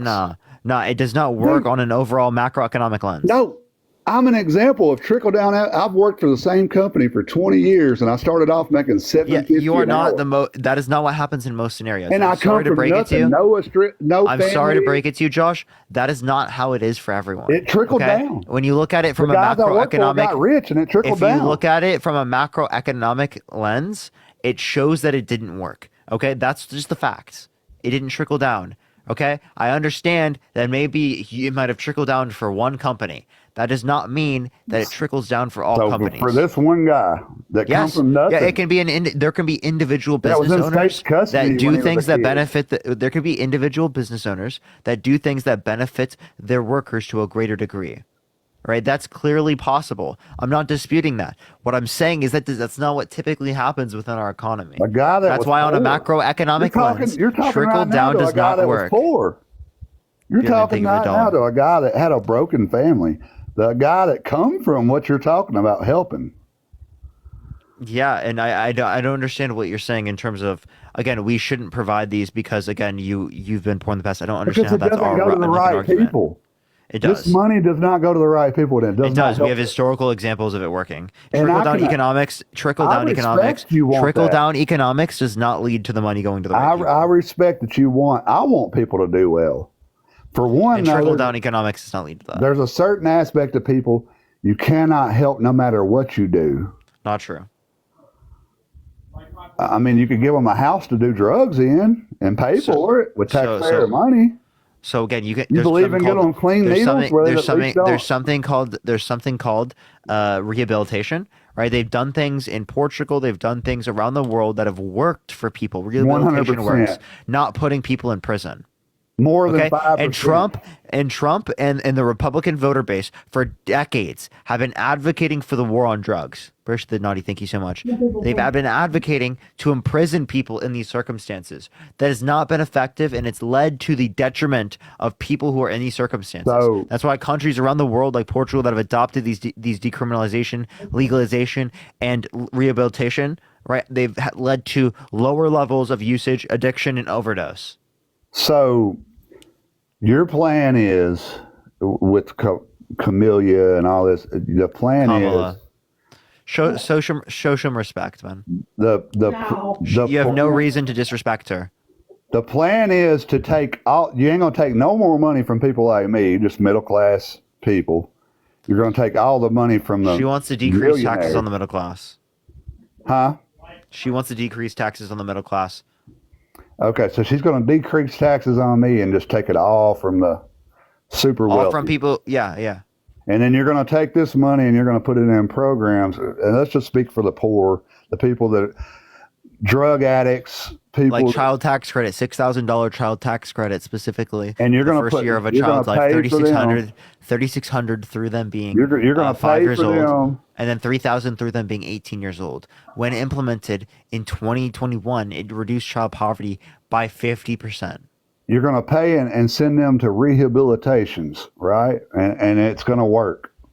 Yeah, like it has in other countries. It's going to work at what percentage? So, when you say what percentage, it's at a greater percentage than it currently does. I'm not saying it's 100%. Miss Montana, thank you for the subscription. Thank you so much. I'm So for saying the ones that because don't of their work policy for, that what they've do you, implemented, it's led to a reduction. so for the in those ones cases. that don't work for, what So do I'm you saying do it's with a them? lower than what we currently have. What do I'm you not do? able to estimate the exact rate it would decrease in the United States. What do you do with the people that don't work for? I want everyone to have basic amenities, even if someone doesn't. So you build a big apartment complex and you just put them in there and throw them some clean needles, like. What, dude? You want to be What humane. you're not understanding is that rehabilitation in terms of people who are in those circumstances does not just take ignoring, right? I would not ignore people in those circumstances. I would provide help, right? You provide medical professionals. And with the Democrats over, there'll be plenty of fentanyl. Social workers. Okay, so you can't say that on live. I do have to go to the next person because you can't say that on live. But dude, he's not even engaging in conversation. Everyone do tap that screen to get to 500,000 likes. Share the live as well, everyone. It'll help get out to more people. Yo, what's up, how old are you? Hello? Oh my god, I think I... Hello? Are you voting Trump? Oh god, how do I get out of here? All right, only sending guest requests if you will be voting for Trump in 2024. We are just looking for some debates, y'all.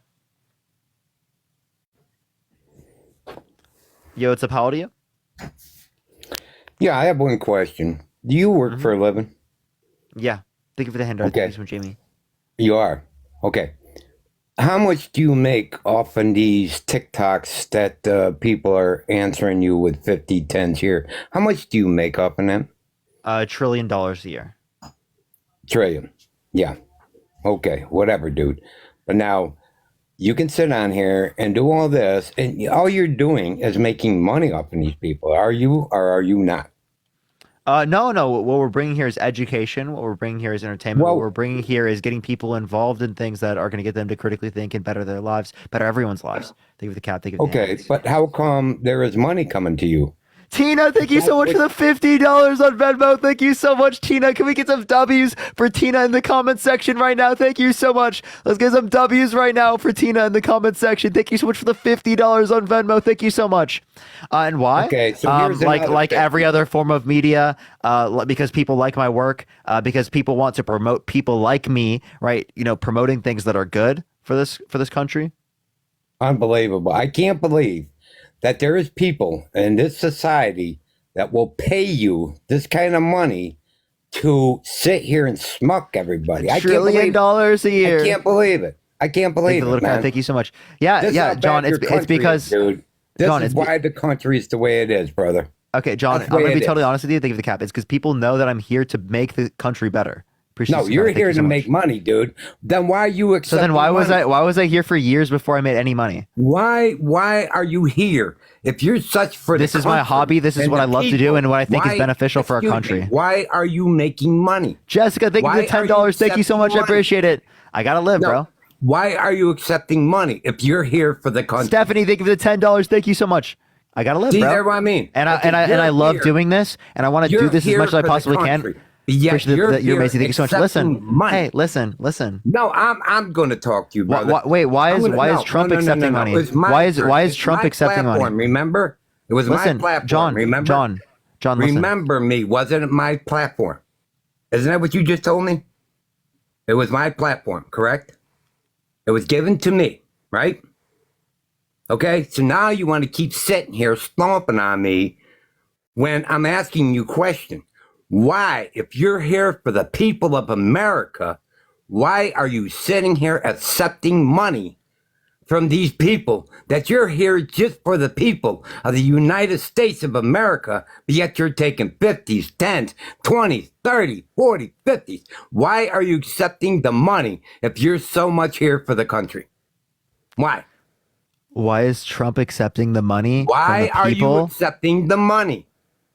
Why is Trump accepting the money from the people if he's only running for president for the benefit of the country? Percy Cat, thank you so much. That's how our society works. All right, I have to live. right? I get to do this more because people pay me money. I'm able to do this 6 hours a day at least, 6 to 8 hours every single day. Yeah. So because people pay me money so that I can do this as my full-time job. Yeah, well, yeah, that's what I'm talking about. And John, just to give you an example, all of these people want to support me right here. Thank you so much, Samantha. Oh my gosh, I have to start from the beginning, everyone. There's a lot of people. Jessica, thank you for the $10. Thank you so much, Jessica. Stephanie, thank you for the $10. Thank you so much. Sabrina, thank you for the $2. Donna, thank you so much for the $30 on Cash App. Thank you so much, Donna. I appreciate the $30 on Cash App. Thank you so much. Samantha, thank you for the $20. Thank you so much on Cash App. Connor, thank you so much for the $20. Lisa, thank you for the $5. Richard, thank you for the $5. Catherine, thank you for the $5. Thank you so much. I appreciate it. Thank you. Cammy, thank you so much for the $10. I really appreciate it. Teresa, thank you so much for the $10. Thank you. Molly, thank you for the $5. Everyone for saying get a job. Dana, thank you so much for the dollar. I appreciate it. I literally can't speak brother. right now. Maureen, thank you for the $10. Thank you so much, Maureen. I appreciate it. Thank you so much. Tim, thank you for the $20. Thank you so much. I appreciate it. Let's get some W's for Tim. They said, here's more to the Jelly Trumpers. Samantha, thank you for the $20. Thank you so much. I appreciate it on Cash App. Deborah, thank you for the $5. Thank you so much. Christopher, thank you for the $5. Thank you so much, Christopher. Why are you doing this for money and not for the people of America? I'm doing both. If you're such America person, appreciate the money, if guys. you're Thank you so much. here for the right of America, why are these people and you accepting money? That is not. So John, I appreciate the glasses. Thank you so much. That is not here. So John, I've been doing this because I love the financial. First, happy Friday. Thank you so much. Listen, John. You're here for the financial. Listen, John. Listen. What do you mean? I'm trying to answer my question. Falling for you. Thank you so much. I've been doing this for years, John. Right, for years. Okay. So I didn't just like spawn out of nowhere and just start making a bunch of money. I did this for years, made no money. Okay. Appreciate the Android. Thank you so much. Because I built up a platform for doing this for so many years, I am now able to make money off of it. Also, I just want to let you know. I just want to let you know. Basically, every person in Congress is paid. Okay, every person in Congress is paid. So I don't understand what your point is. Gerald, thank you so much. I appreciate the $5. Thank you so much. Winter, thank you for the $15. I literally look forward to your lives. Keep doing your thing. Thank you so much. I appreciate all the gifts, everyone. Thank you so much. Casey, thank you for the $10. Thank you so much. I really appreciate it. Tell them to learn how tipping works for real. Cerelia, thank you so much. I appreciate the $10. Thank you so much. Paying you gladly for what you do. Thank you so much. Cassandra, thank you for the $5. Tree, thank you for the $5. Christopher, thank you for the $5. Thank you so much. I appreciate it. Tracy, thank you for the $50 on Venmo. Thank you so much, Tracy. Can we get some W's for Tracy in the comment section right now? Thank you so much. Lydia, thank you so much for the $15. Turning what you love into a job. Thank you so much, Lydia. I really appreciate it. Donna, thank you so much for the $10. Carly, thank you so much for the $2. Thank you so much. Jessica, thank you so much for the $20. Thank you so much. I appreciate it. Rebecca, thank you for the $5. Sherry, thank you so much for the $25 on Cash App. Thanks for accepting the money to make America great. Thank you so much. I really appreciate it. Thank you. Lewis, thank you so much for the $5. David, thank you for the $20 for John to mind his business. Thank you so much. I appreciate it. And talk to me, thank you so much. Troy, thank you for the $2. Nina, thank you so much for the $10. Connie, thank you so much for the $20. Thank you so much, Connie. I really appreciate the $20. Thank you so much. Yes, thank you, everyone. Y'all are going so insane. What is going on right now? Oh my gosh. Thank you for the corky. Thank you so much, Greg. Okay, John, you can keep going. Sarah, thank you for the $5. Thank you so much, Sarah. It's all about Mariah, thank you so much for the $10 to piss John off. Thank you so much. Sony, thank you so much for the subscription. Yvonne, thank you for the $50 on Venmo. Thank you so much, Yvonne. Let's get some W's for Yvonne in the comment section right now. Elizabeth with the $50 as well. What is going on? Thank you for the Superpower Gen X. Let's get some W's for Elizabeth. Let's get some W's right now for Yvonne. Holy shit, thank you so much for the $50, each of you. Brandon, thank you for the $5. Nicole, thank you so much for the $10 for providing education and entertainment. Thank you so much. But Elizabeth, thank you so much. I appreciate it. I'm going to read off your message. Thank you, Yvonne. I appreciate this superpower. Thank you so much as well. What Holy do you do fuck. with your money, I literally brother? can't keep up Let me because ask you a educating question. people What do who you do only with your money? who only based on their Answer only me based on their something. feelings, Do and you- I'm willing to What pay to do you do educate with your for a money? better future for my grandkids. What Raj, are thank you so doing much for the to make $2. the Thank you so much. education better? Jason, thank you for the Where is the $5. money Tree, thank you for going, the brother? $10. Darwell, thank you for the Yeah. $5. Subray, thank you so much for the $5. Nicole, thank you for the $10. Brandon, thank you for the $5. Holy shit, Blair, thank you for the $10. Jason, thank you for the $5. Clinton, thank you for the $10. Clinton, thank you for the $5. Carrie, thank you for the $10. Gianna, thank you for the $10. Kizzy, thank you so much for the $5. Corey, thank you for the $5. Jay, thank you for the $5. Liliana, thank you for the $3. Lori, thank thank you for the $6. Susan, thank you for the $5. Jody, thank you for the $1. Tat, thank you for the $1. I appreciate it. Thank you so much. Sheena, thank you so much for the $25 on Cash App. Thank you so much, Sheena. I appreciate it. Christina, thank you for the $5. Thank you so much. I appreciate it. What are you going to make after this is done? Dude, what are you going to make money off for next, pal? What are you going to make money after next? What are you going to make thank after you so much this? for the $10. Thank you so much. We love making the guests angry. Why won't you answer my John, question? What I'm just going to let you know, before I did this, and I'm after I'm going to do this. After this. This. What are you going to pray on after this? This. I'm going to keep doing this. This. Amanda, thank you for the $5. Thank you so much. Brandon, thank you for the $5. Elaine, thank you so much for the $10. Thank you so much. I'm going to do this. I'm going to keep doing this. I love this. John, there's nothing more in this world like for job I would rather be doing. I fucking love what I do so much. Every single day I'm so happy to do what I do. I can't even share it to you how happy I am. I really love what I do, John. I mean, I find a lot of purpose in what I do. Sure. Right? I'm able to support me and people I care about. Thank you for the glasses. Thank you so much. I really love what I do. How come you're not taking some of this money to help with the economy if you're so into the economy and the people that you live are people that I don't know how I could help the economy like that. Why aren't you doing that? DG glasses. Thank you for the confetti. Do you put some money back into anything? Yeah, I buy stuff at my local restaurants. Yeah, but why aren't you putting it back into the economy as far as spending to your freaking goddamn organizations or to what's going on? Wait, what do you mean in terms of what's going on? I do fundraisers, actually. Appreciate the thank you so much. Actually, we just did a fundraiser earlier. We raised about like a bit over $2,000 or $3,000. Appreciate the handout. Thank you so much for people who are being genocided in the Congo. Okay. So I do fundraisers. I do things that benefit people. I do funding for plenty of things. I'm not trying to like sit here and like brag about those things. I'm just telling you those are things I do. Those are things that are beneficial, right? Alongside what I do here specifically on the live. Okay. I do things to benefit people, and I think it's important to do those things. I think more people should be involved and get themselves aware of these things. And I think one of the most important things is to spread information and education. Appreciate the DJ Glass. Thank you so much. That's the best thing I can do. And I spend a hell of a lot of my time. Thank you for the hand mustache doing that. And I'm sorry, but there are so many people I have to thank real quick. So do just give me a second. I want to answer all of your questions. I want to have a further conversation with you, John, because I do think that we can have a constructive dialogue. But please this is like actually wild. Oh my God. Brianna, thank you for the $10. Amanda, thank you for the $5. Taylor, thank you so much for the $25 on Venmo. Thank you so much. I really appreciate it, Taylor. Denise, thank you so much for the $5. Meredith, thank you for the $10. Thank you so much. I've learned so much about the economy and the world from your lives and politics. It's been a lot of fun. Thank you so much. I appreciate all the gifts, everyone. Thank you so much. Y'all are incredible. Alexa, thank you so much for the $5. Thank you so much. Ashley, thank you for the $5. Marissa with the $20. Thank you so much. I appreciate it. Thank you for the figure arts. Thank you for the free friends. Thank you so much. Serena, thank you so much for the $15. Thank you so much, Serena. I really appreciate it. Thank you so much. Amy, thank you for the $10. Leanne, thank you for the $15. Thank you so much. I appreciate Leanne. Danya with the $5. Mandy, thank you so much for the $5. Lisa, thank you so much for the $25 on Cash App. Thank you so much, Lisa. Holly, thank you for the $5. Thank you so much. Jonetta, thank you so much for the $5. Kaylee with the $75 on Cash App. Holy fucking shit. Thank you so much, Kaylee. I really appreciate it. That's fucking insane. Raphael, thank you so much for the $5. Thank you so much.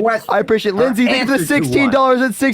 Thank you so much, Lindsay. I really appreciate it. Shauna, thank you so much for the $5. Brittany, thank you for the $5. Thank you so much. I really appreciate it. You're just a fucking young punk. Darwell, thank you for the $5. Thank you so much. You're just a punk, man. You're I'll just a young answer. punk Hey, making John, money off the people of today. You're not doing anything. You're not taking that money. Yeah, okay. Stephanie, thank you for the $20.24. Thank you so much, Stephanie. Hannah, thank you for the $20. Thank you so much. Barbara, thank you for the $5. Thank you so much, Barbara. Eric, thank you for the $10. Thank you so much for John's a baby. Austin, thank you for the $5. You're a fucking idiot. Jaquella, thank you for the $5. Idiot. Wait, John, hold up. I want to talk to you. I'll explain. Oh, John left. Dude, why was he so mad, dude? Why was he so mad?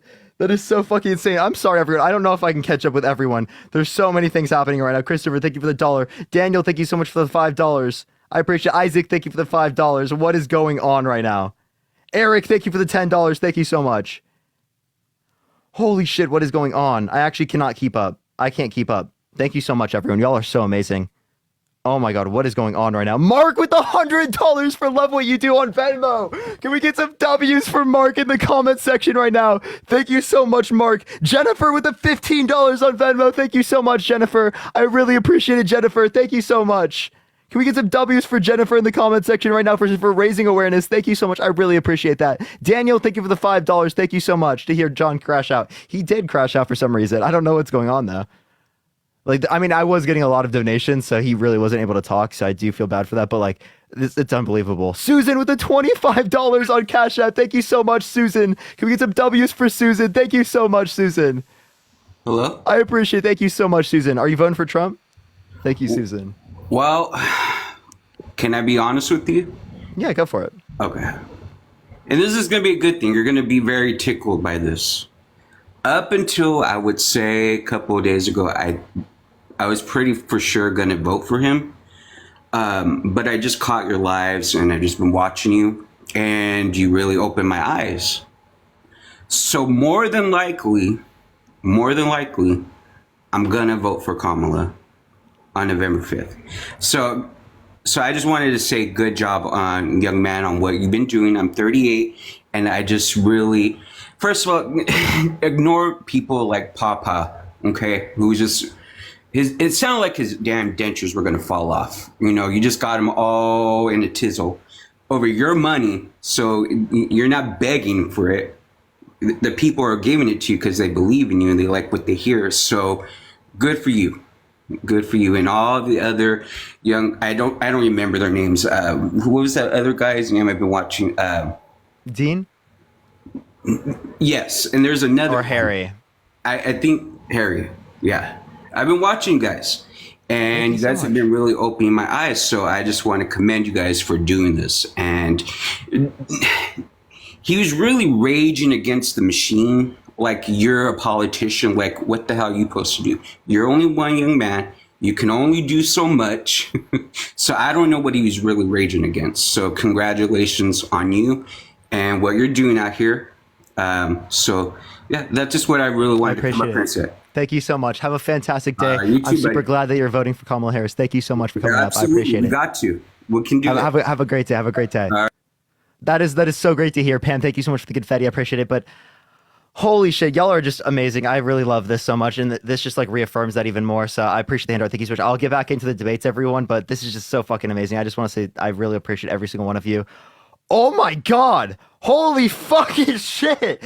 Oh shit! Oh, yeah, Yvonne with the $800 on Venmo. Can we get some W's, Yvonne, at least for like the next fucking 10 minutes for the $800 on Venmo? Holy fucking shit! What is going on? For you're so loved and appreciated. Can we get some W's for Yvonne in the comment section right now? Thank you so much. That is actually fucking insane. Let's get some W's for Yvonne in the comment section right now. Thank you so much, Yvonne. Holy fucking shit. Thank you so much. And also, Beverly, thank you for the $10. Thank you so much. Austin, thank you for the $5. And Kalia, thank you for the $1. I really appreciate that. Let's get some W's right now in the chat for Yvonne. Thank you so much. I really appreciate that. Y'all are incredible. This is a fucking unbelievable day. I don't even know what the fuck is going on right now. This is like crazy. So I really appreciate everyone. And also, I just want to let y'all know, through all of this love and through everything that we built here, there's a lot of really big things coming out here pretty soon. Literally, in literally 2 days, everyone, really big stuff. And it would have never been possible without every single one of you being on the lives all the time, every single day, and supporting me, everyone. So I really appreciate everyone, and we're able to do so much good because of this. That, like, y'all are going to be like very surprised when it happens. Trust me, it is really huge. It is really, really huge. And it's a really good thing that's going to happen. Appreciate the hanging lights. Thank you so much. So watch out for it. Literally 2 days. 2 days. This Sunday. Okay? This Sunday. Watch out, everyone. I'm serious. But yeah, let's get some W's for them in the comment section. Evangeline, thank you so much. I appreciate the $2. Thank you. But everyone, thank you so much for the gifts. Y'all have been so incredible. Let me get the next person up here. Only send a guest request if you will be voting for Trump in 2024. We are just looking for some debates, everyone. Yo, Tessa, thank you so much. I appreciate the $10. Thank you so much, Tessa. I appreciate it. Thank you. And Tammy, thank you so much for the $1.25. Aiden, are you voting Trump? Lori, thank you for the $10. Thank you so much. You playing Fortnite? Where's the hand art? Oh. He was about to land in Fortnite chat. Interview with Kamala? I would love to do an interview with Kamala Harris. I would love to do that. Yo, what's up, how old are you? Yo. Hello? Can you hear me? Yeah, are you voting Trump? Yeah. Oh, why so? I just think the economy was better. We're having a more secure border underneath him. Okay, so then why did he actively contribute to the border being worse by calling people in Congress not to vote for the border bill that was written by a Republican endorsed by him originally? He's not in office, though. But he called people specifically. I mean, that's He fine. called There are people specifically in there are Congress to not vote for it. There are And he specific bragged things about that he it. didn't like. What? There are specific things that he didn't like. I can't note that, but What? Okay, you can't know anything in specific. So I can't what are you note saying is specifically what he didn't like. But that's why he called to go against it. Regardless, it doesn't matter. He's not in office. okay. So you don't know. So can you name me one thing that he influenced to get passed that you like? Come again? Can you name me one thing that you like that he influenced to get passed? When he was in office or afterwards? Yeah, in office. Well, I like his executive orders. I think he used that very well, and I know he didn't pass. What executive order do you like?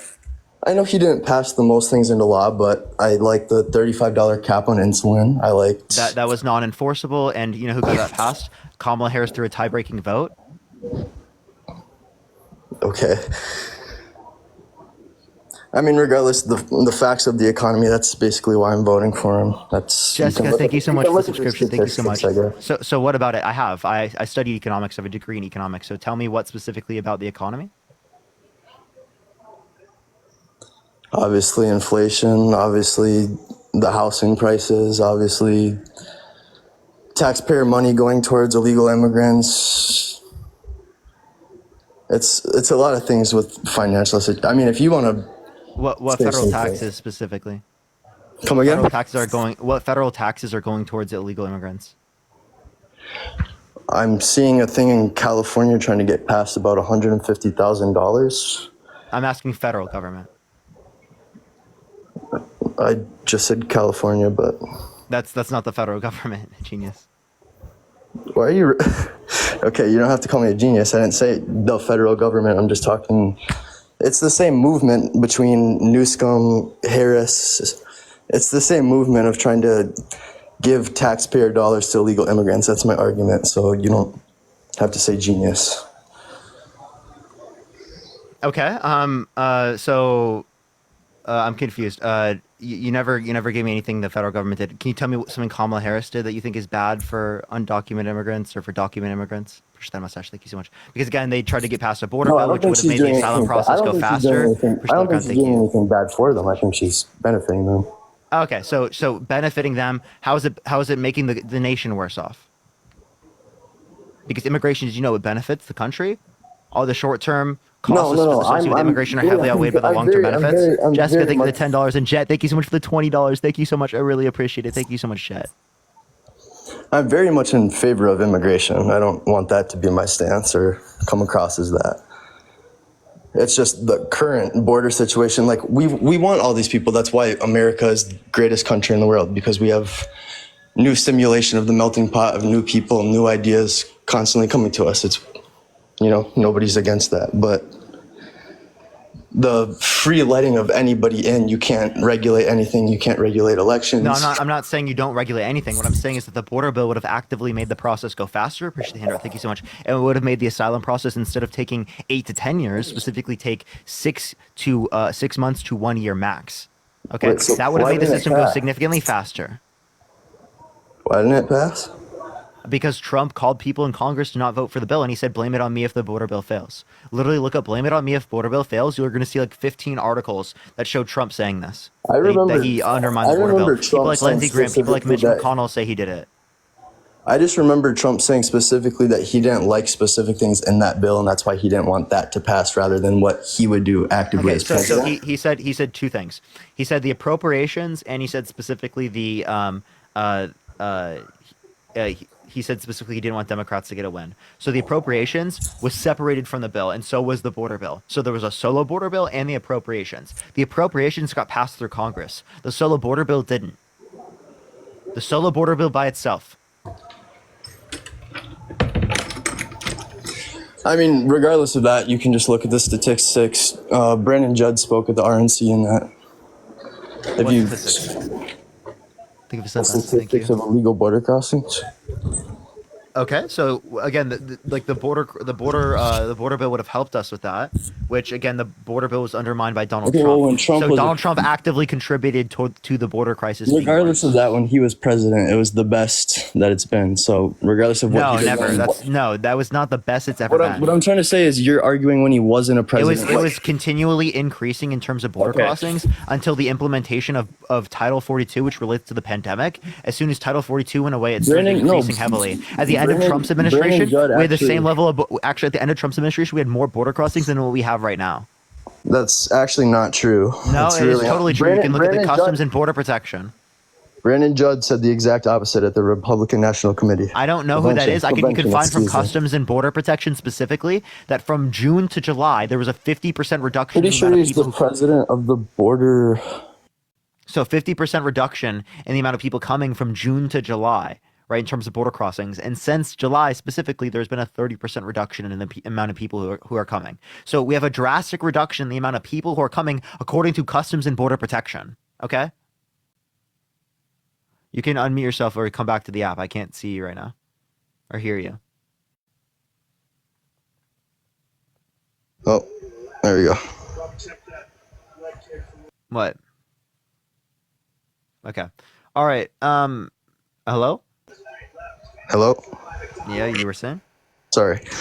Oh, I don't know. I saw Brandon Judd at the Republican National Convention, and he's the president of the Border Council, something like that. I don't know the exact title, but he was just speaking off, and since he's actually got the job at the border, it kind of resonated more with me than what Trump did when he wasn't in office towards a bill, if you know what I'm telling saying. you the Customs and Border Protection. It's not me saying it. It's the Customs and Border Protection. I know. I'm saying Brandon Judd himself said that as well at the Republican National Convention. Yeah, again, not relevant. The Customs Why and is Border that not Protection is the relevant? best relevant. Because He's the president of the... Okay. The Why is that president not of what? relevant?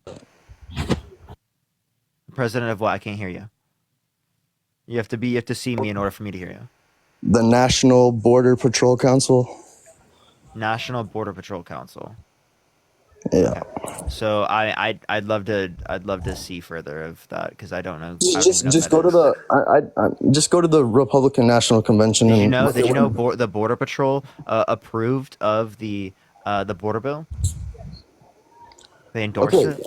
But Trump wasn't. I'm not really trying to argue this because Trump wasn't president, so I'm not really caring if he called Congress members as a non-active He specifically president. he was actively trying to get them not to vote for the border bill because it would I make understand that, but he wasn't actively the president, so him calling it doesn't Congress matter. members That doesn't really he still resonate actively with me. did something to influence the bill not getting passed. Okay, I guess that's not really what I'm arguing because that doesn't resonate with me. Him not being the president and calling Congress members, I don't think that doesn't necessarily resonate with me compared to him actually doing a good job at the border as president. If you understand that. Okay, but you couldn't tell me anything he actually did that was beneficial. Like literally nothing. And I It's the just gave you multiple statistics things from he the did that were government. negative That's and what's were beneficial. bad. Not only this specifically, but I just want to reference that it is the case that Donald Trump's been held civilly liable of sexually abusing a woman. He has literally tried to coup the government. He called for complete and total shutdown of Muslims into the country. He denied climate change and its effects on the population, saying it's going to start cooling, that science just doesn't know it yet. So he's actively delusional. All of these things, right? This guy's a threat to this country. He's unfit to be president of the United States. And if you think that Biden was unfit, then hell, you're going to have to think that Trump is unfit. I don't think Trump's unfit. I think he did a good job not too long ago. Okay. So what did he do? Again, what did he do a good job doing? Our GDP improved. Our economy was obviously doing way better. The average middle class person's dollar went further. The gasoline order was way better. Did you know real median wages have increased since 2019? Okay, but when inflation was at 20 to 30%, that counteracts wages increase. So real median wages means accounting for inflation. I don't necessarily believe all of that. Okay, well, you can find it from the St. Louis Federal Reserve. Look up real median wages. Do it. Don't just say you don't believe it. I literally got this from the St. Louis Federal Reserve. Okay. Why do you think I should vote for Kamala then? because you're contesting all of my reasons. Why I should you couldn't vote for hear Kamala? Because she's Kamala, not a 34-count excuse felon, me. proven sexual abuser, fraudster, election denier, tried to overthrow the government, restricted access to abortion, called for complete total shutdown of Muslims entering the country. What she did specifically was advocate for greater access to healthcare for veterans. 1 million veterans on the Honoring Our Pact Act, specifically that they influence the capacity were exposed to burn pits abroad and toxic substances. She advocated for the bipartisan infrastructure bill. She put specifically the high-speed like broadband being moved to like rural communities, so rural communities get access to these types of things, like expanding the infrastructure for that. She specifically advocated for the Inflation Reduction Act. The $35 cap on insulin specifically was put in the bill, and it was the largest investment in renewable energy ever. She was a tie-breaking vote on it. So, if she is that great, I guess my question is why she got 0 votes compared to Biden's whatever 15. You mean in 2020? Because she dropped out at that point already, so that she could join the Biden campaign. Beforehand, she had 0 followers. In the... That's not true. She was polling 7 to 15%.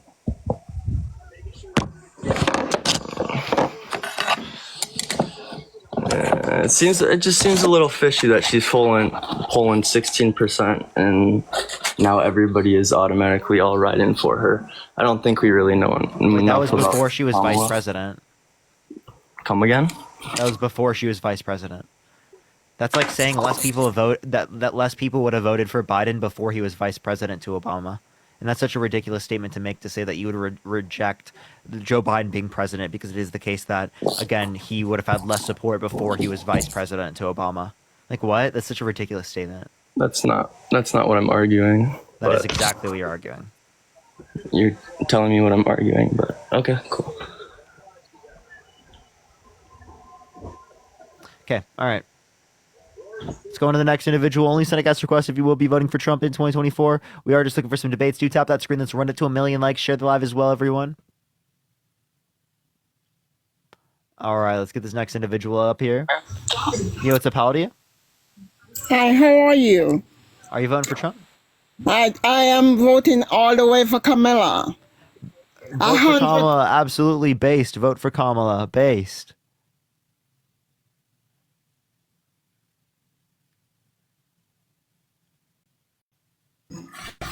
Yo, what's up? How old are you? Oh, I'm 40. Are you voting Trump? I was just sitting here listening to you, and that guy was right, and you hung up on him. Just letting you know, he was right. Okay, so what was he right about?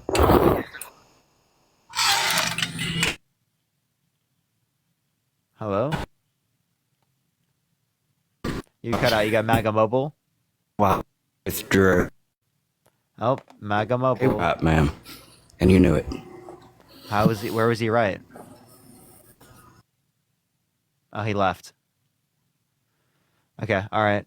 I don't know why he left. Couldn't hear him. He had MAGA Mobile. All right. Yo, what's up? How old are you? Hello? All right, let's get this next individual up here. Only send a guest request if you will be voting for Trump in 2024, y'all. Yo, thank you for the confetti. Thank you so much, Ariel. Yo, what's up? How old are you? 44. Appreciate the hand arts. Thank you so much, memes. Are you voting for Trump? Yep. Why so? Well, I think Democrats party has proved that they're pretty evil at this point. They're anti-Christian. They want open borders. Let anybody, enemies, foreign enemies, don't know who's coming through the border. Chris, I have a question. If they're so pro, Kamala has absolutely no experience and done nothing while she's vice president. Not true.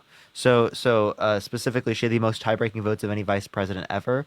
But I just want to let you know, by the way, Christianity wouldn't block people from coming to the country. So actually, open borders is more of a Christian value than what you'd think. But even then, they actually supported the border bill, which is a conservative border policy written by a Trump-endorsed Republican, Langford. Appreciate the glasses. Thank you so much. Which was actually endorsed by the Border Patrol as well. And Donald Trump undermined it because he thought it was literally going to be a Democrat win. So you say that the Biden-Harris administration isn't in support of borders and is for open borders, but they actually advocated for a conservative border bill that Trump undermined, which means that Trump is for open borders? No, that's not true. Trump has been trying to close the borders while he was the president. Democrats did everything they could to block that. They want open borders. They can't. They that's the only way they're going to be able to get specifically? votes. Push that message. Thank you. They want open borders number one right now. What bill because they need specifically votes. did Democrats undermine? They want that right now because they need votes. What bill did Democrats undermine? If they can't have people that are unalive for votes, they figure they're going to bring immigrants. What bill did Democrats undermine? They're giving them $150,000 for a home. They're giving them $600 a month. Therefore, that's a proposal, and it's in California. That's a proposal, and it's in California. Yeah, a Democrat proposal, exactly. There being a proposal doesn't mean anything. There are Republican proposals to get rid of IVF. It shows their actions. There are Republican proposals to get rid of birth control. There are Just we're Republican talking about proposals. actions. There are What have they Republican done for the proposals. Democrat cities? There are Republican proposals, right, to do plenty of things. Republican proposals to cut Social Security. Republican proposals to cut Medicare. Republican proposals to cut all of those types of basic amenities that Donald Trump said he was going to protect. There are Republican proposals to cut the military. Push to the crown. Thank you so much. There are Republican proposals for all of those things that you disagree with. So why are you just saying because there's a proposal that somehow it's going to be relevant?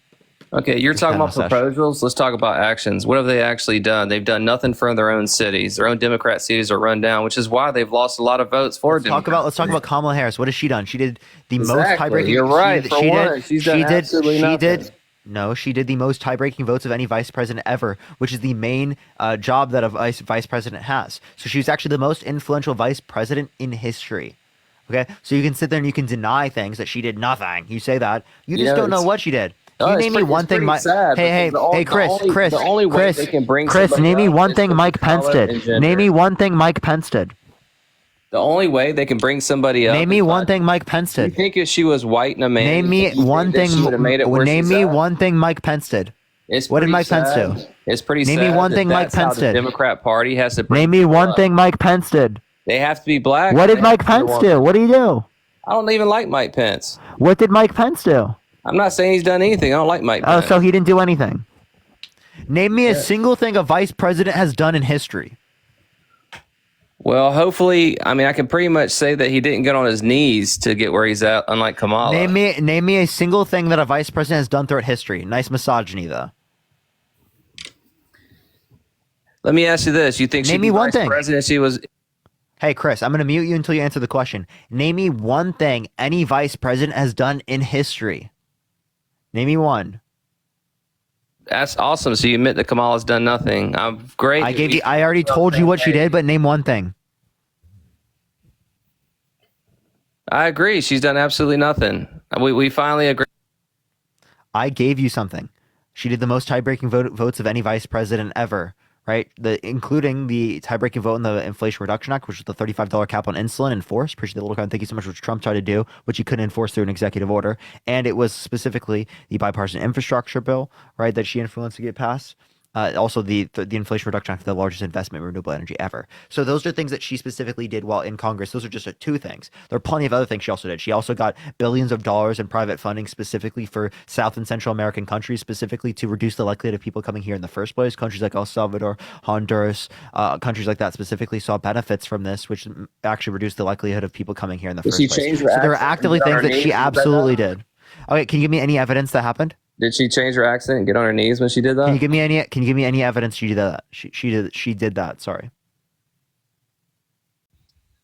Any evidence? Do you think she got on her knees to be able to get to the top? Because I mean, her exes say that's. So I have a question. I have a question. Who did Trump blow to be president? Who did Trump blow? Well, his exes aren't on the news saying that, but her exes are. I'm asking. Since we're just assuming people did that, who did Trump blow to be president? Well, he didn't have to. He didn't have to? Well, that's what we're talking about, right? Why not? Why not? Well, he's because he's a man. So that you just exposed your misogyny. You said the only reason a woman could be in the position she is because she did something sexual to get that position. You have no fucking reason to believe that. You have no reason to believe that. No, they did not say that. There's testimony saying this. Yes, it is. No, give me a single source. Give me one source. Montel Williams, number one. He did not say that. Montel Williams said it. Yes, he did. Did not say that. Nope. Yes, he did. Nope. Give me a single source. Give me a single source. Appreciate the handout. Thank you. Give me a single source. Judge Joe Brown apparently knew her personally. Can you give me a source? Go to my repost video. No, give me a source that she specifically quote unquote slept her way to the top. Thank you for the handout. Give me any source. I just did, and I gave you two. No, that's not a source. Wait, I have a question. Do you think Melania slept her way to the top? I don't know anything about Melania other than the basics on Google. Who cares? So why don't you say that about Melania? You know, when I got on TikTok, right after she ran Kamala, you know that like 80%. Actually, wait. I'll save you there. I'll save you there because the they only didn't. reason they're voting for her is because they hate Trump. That was the only reason they said. They said they knew nothing of what she's doing. You know how scary that is, Parker? So can you not answer any of my questions? Hey, Chris, do I need to mute you for you to have a conversation with me? Because of race. Appreciate the galaxy. Thank you so much, Kenny. Hey, Chris, you're on my live. Welcome to my live. You're race and gender. Chris, if you don't be quiet, I'm gonna kick you from my stream. Appreciate the intro. Thank you so much. I want to have a productive dialogue with you, Chris. I'm trying to have a conversation with you. You're not having a conversation with me, man. So let's have a direct conversation. Where are the glasses you had the other day? Where's those yellow glasses? So we have a conversation with me now? Yep. Okay. Sorry, we got gay porn now. I like this. All right. Okay. You like them? Did you dream about them?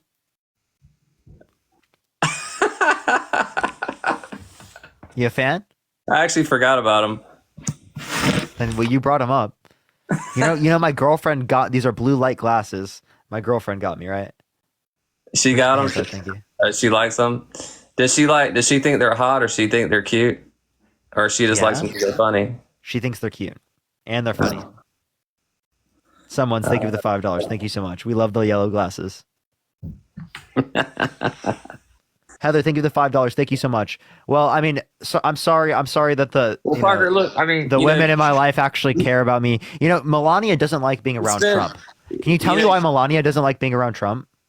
Parker, you spend every day going over this stuff. You probably got it repeated in your head over and over again about everything everybody's going to say and try to, pull up policy and stuff. And but, Trump doesn't, yet he does it every day.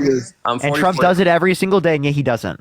Trump's been doing it longer than me, and yet he can't do this? Appreciate the intro. Thank you so much. When you get my age, Parker, you learn that most of what politicians... Elizabeth, thank you for the $25. Thank you so much. I appreciate it. Thank you so much. Gail, thank you for the champion. Thank you so much. Elizabeth said all the people that blew Trump have sued him. Campaigns are about winning. Appreciate Little Ground. Thank you so much. Campaigns are about winning. When you look at what politicians say, at the end of the day, a lot of times they end up not doing anything what they're saying. Yeah, like Trump. He didn't make Mexico pay for the wall. Mexico didn't pay for the wall. He didn't repeal and replace the ECA. He has no health care policy 9 years into this. He specifically, like, none of those things. He didn't benefit the middle class. He didn't drain the swamp. What have Democrats done for their own city? Their own city is the most rundown city. Bipartisan infrastructure bill, Ships and Science Act, PACT Act, Inflation Reduction Act. Thank you for the sunglasses, the goggles. Thank you so much. I named you these things, and yet you didn't listen. I named you the things, and you didn't listen. Now it's time to bash the Second Amendment. Yet the strictest firearm laws in the United States are in their own cities with the highest crime. This is the crap I'm talking about. So sorry, I didn't hear what you were saying, but like I just want to let you know, Donald Trump said take the guns first, due process later. Do you want to see it? Say what? Ramon, thank you for the $2. Donald Trump said take guns first, due process second. Christiana, thank you so much for the $5. Thank you so much.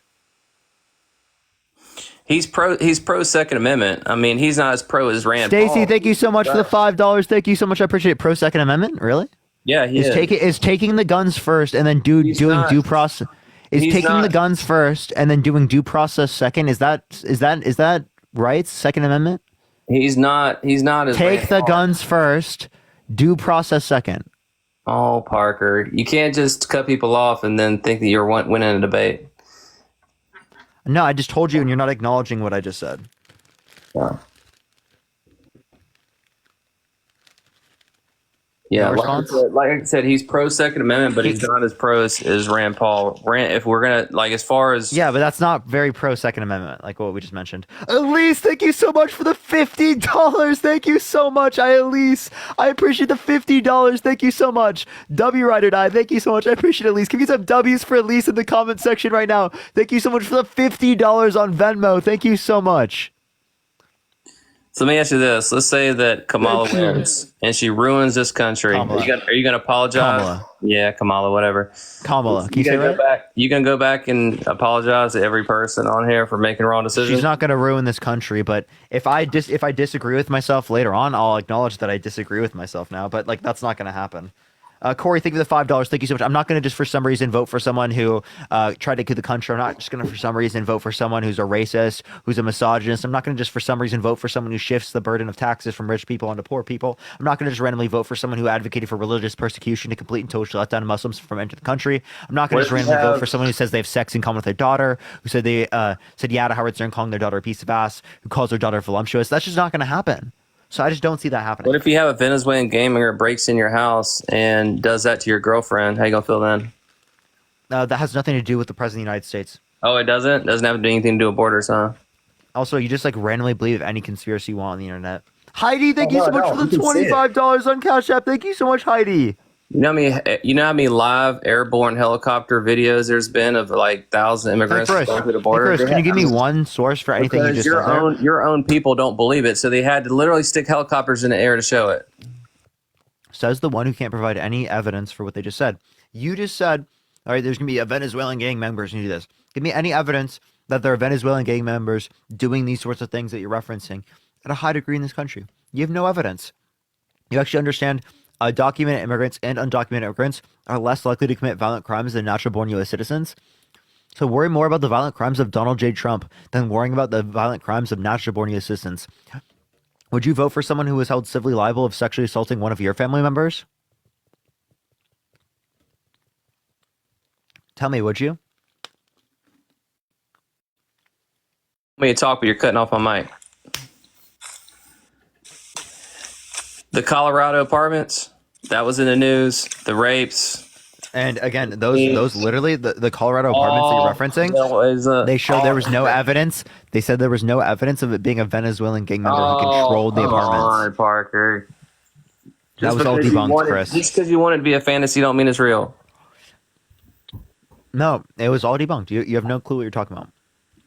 They proved it. They arrested You have no evidence. No, give me a single source. Go to my show you a fact. videos. You can literally look up what you just said and then put fact check after, and you'll get a bunch of sources. Well, I mean, or I can tell you to go to my repost videos, but you won't. And then if you do, you're going to say, oh, well, it's fake news, right? Which I can say the same thing about your Democrat sources. No, I don't go to Democrats. So AP News is not a Democrat source. Fucking Reuters is not a Democrat source. PBS is not a Democrat source. NPR is not a Democrat source. Man, if it's a person and they have an agenda, they can. It's not an individual person, genius. They can post it, and they can post it in their basement. And then if it goes viral, it goes viral. That's how it works.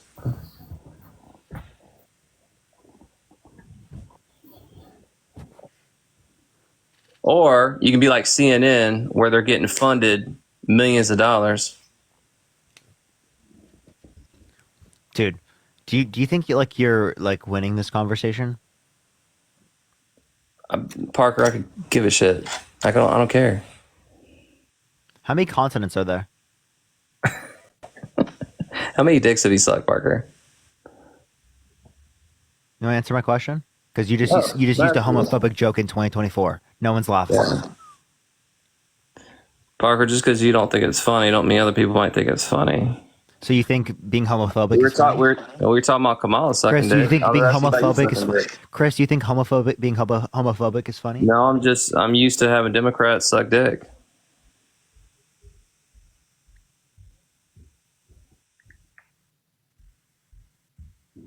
What happened to the glasses? You want to give me a response? You're not going to give me any response? You put the glasses down. Any actual dialogue here, or no? Response for what? You didn't ask the question. Chris, how many continents are there? What in the hell does that have to do with any? How many continents, Chris? What does that have to do with politics? How many continents are there? Oh my God, Parker, there's 7, and I'm not going to answer. What are the continents? I'm not going to answer any more stupid questions. What are the continents? We're talking about politics. What are the continents? I'm not going to have. Did you look up the 7 continents on the internet yet? Parker, I'm 44 years old. And what are the opened up continents? You're a And kid what are the on continents? TikTok. You're a kid on TikTok. I'm not going to Yeah, answer you. yeah. And as a business owner, do you know any good businessmen that's 6 bankruptcies? You know nothing about bankruptcy, Parker. Have you ever had a Chris? business big enough to have to do a Can you bankruptcy name and me what as a bankruptcy business is? owner, as a reputable business owner with multiple businesses? Can you name me one good businessman that's 6 bankruptcies? Do you know what bankruptcy is, Parker? Do you know why? Answer the question. You know why? If you don't answer my businesses question, are and Chris, I'll just kick you bankruptcy? from my stream. You think I give a shit? Nobody fucking cares. Yeah. You clearly waited in my guest box for like an hour, I bet. No, I didn't. I actually waited like 10 minutes. That's cap. No, I don't. I would never wait that long. You're stupid ass shit. I waited for like 10 minutes.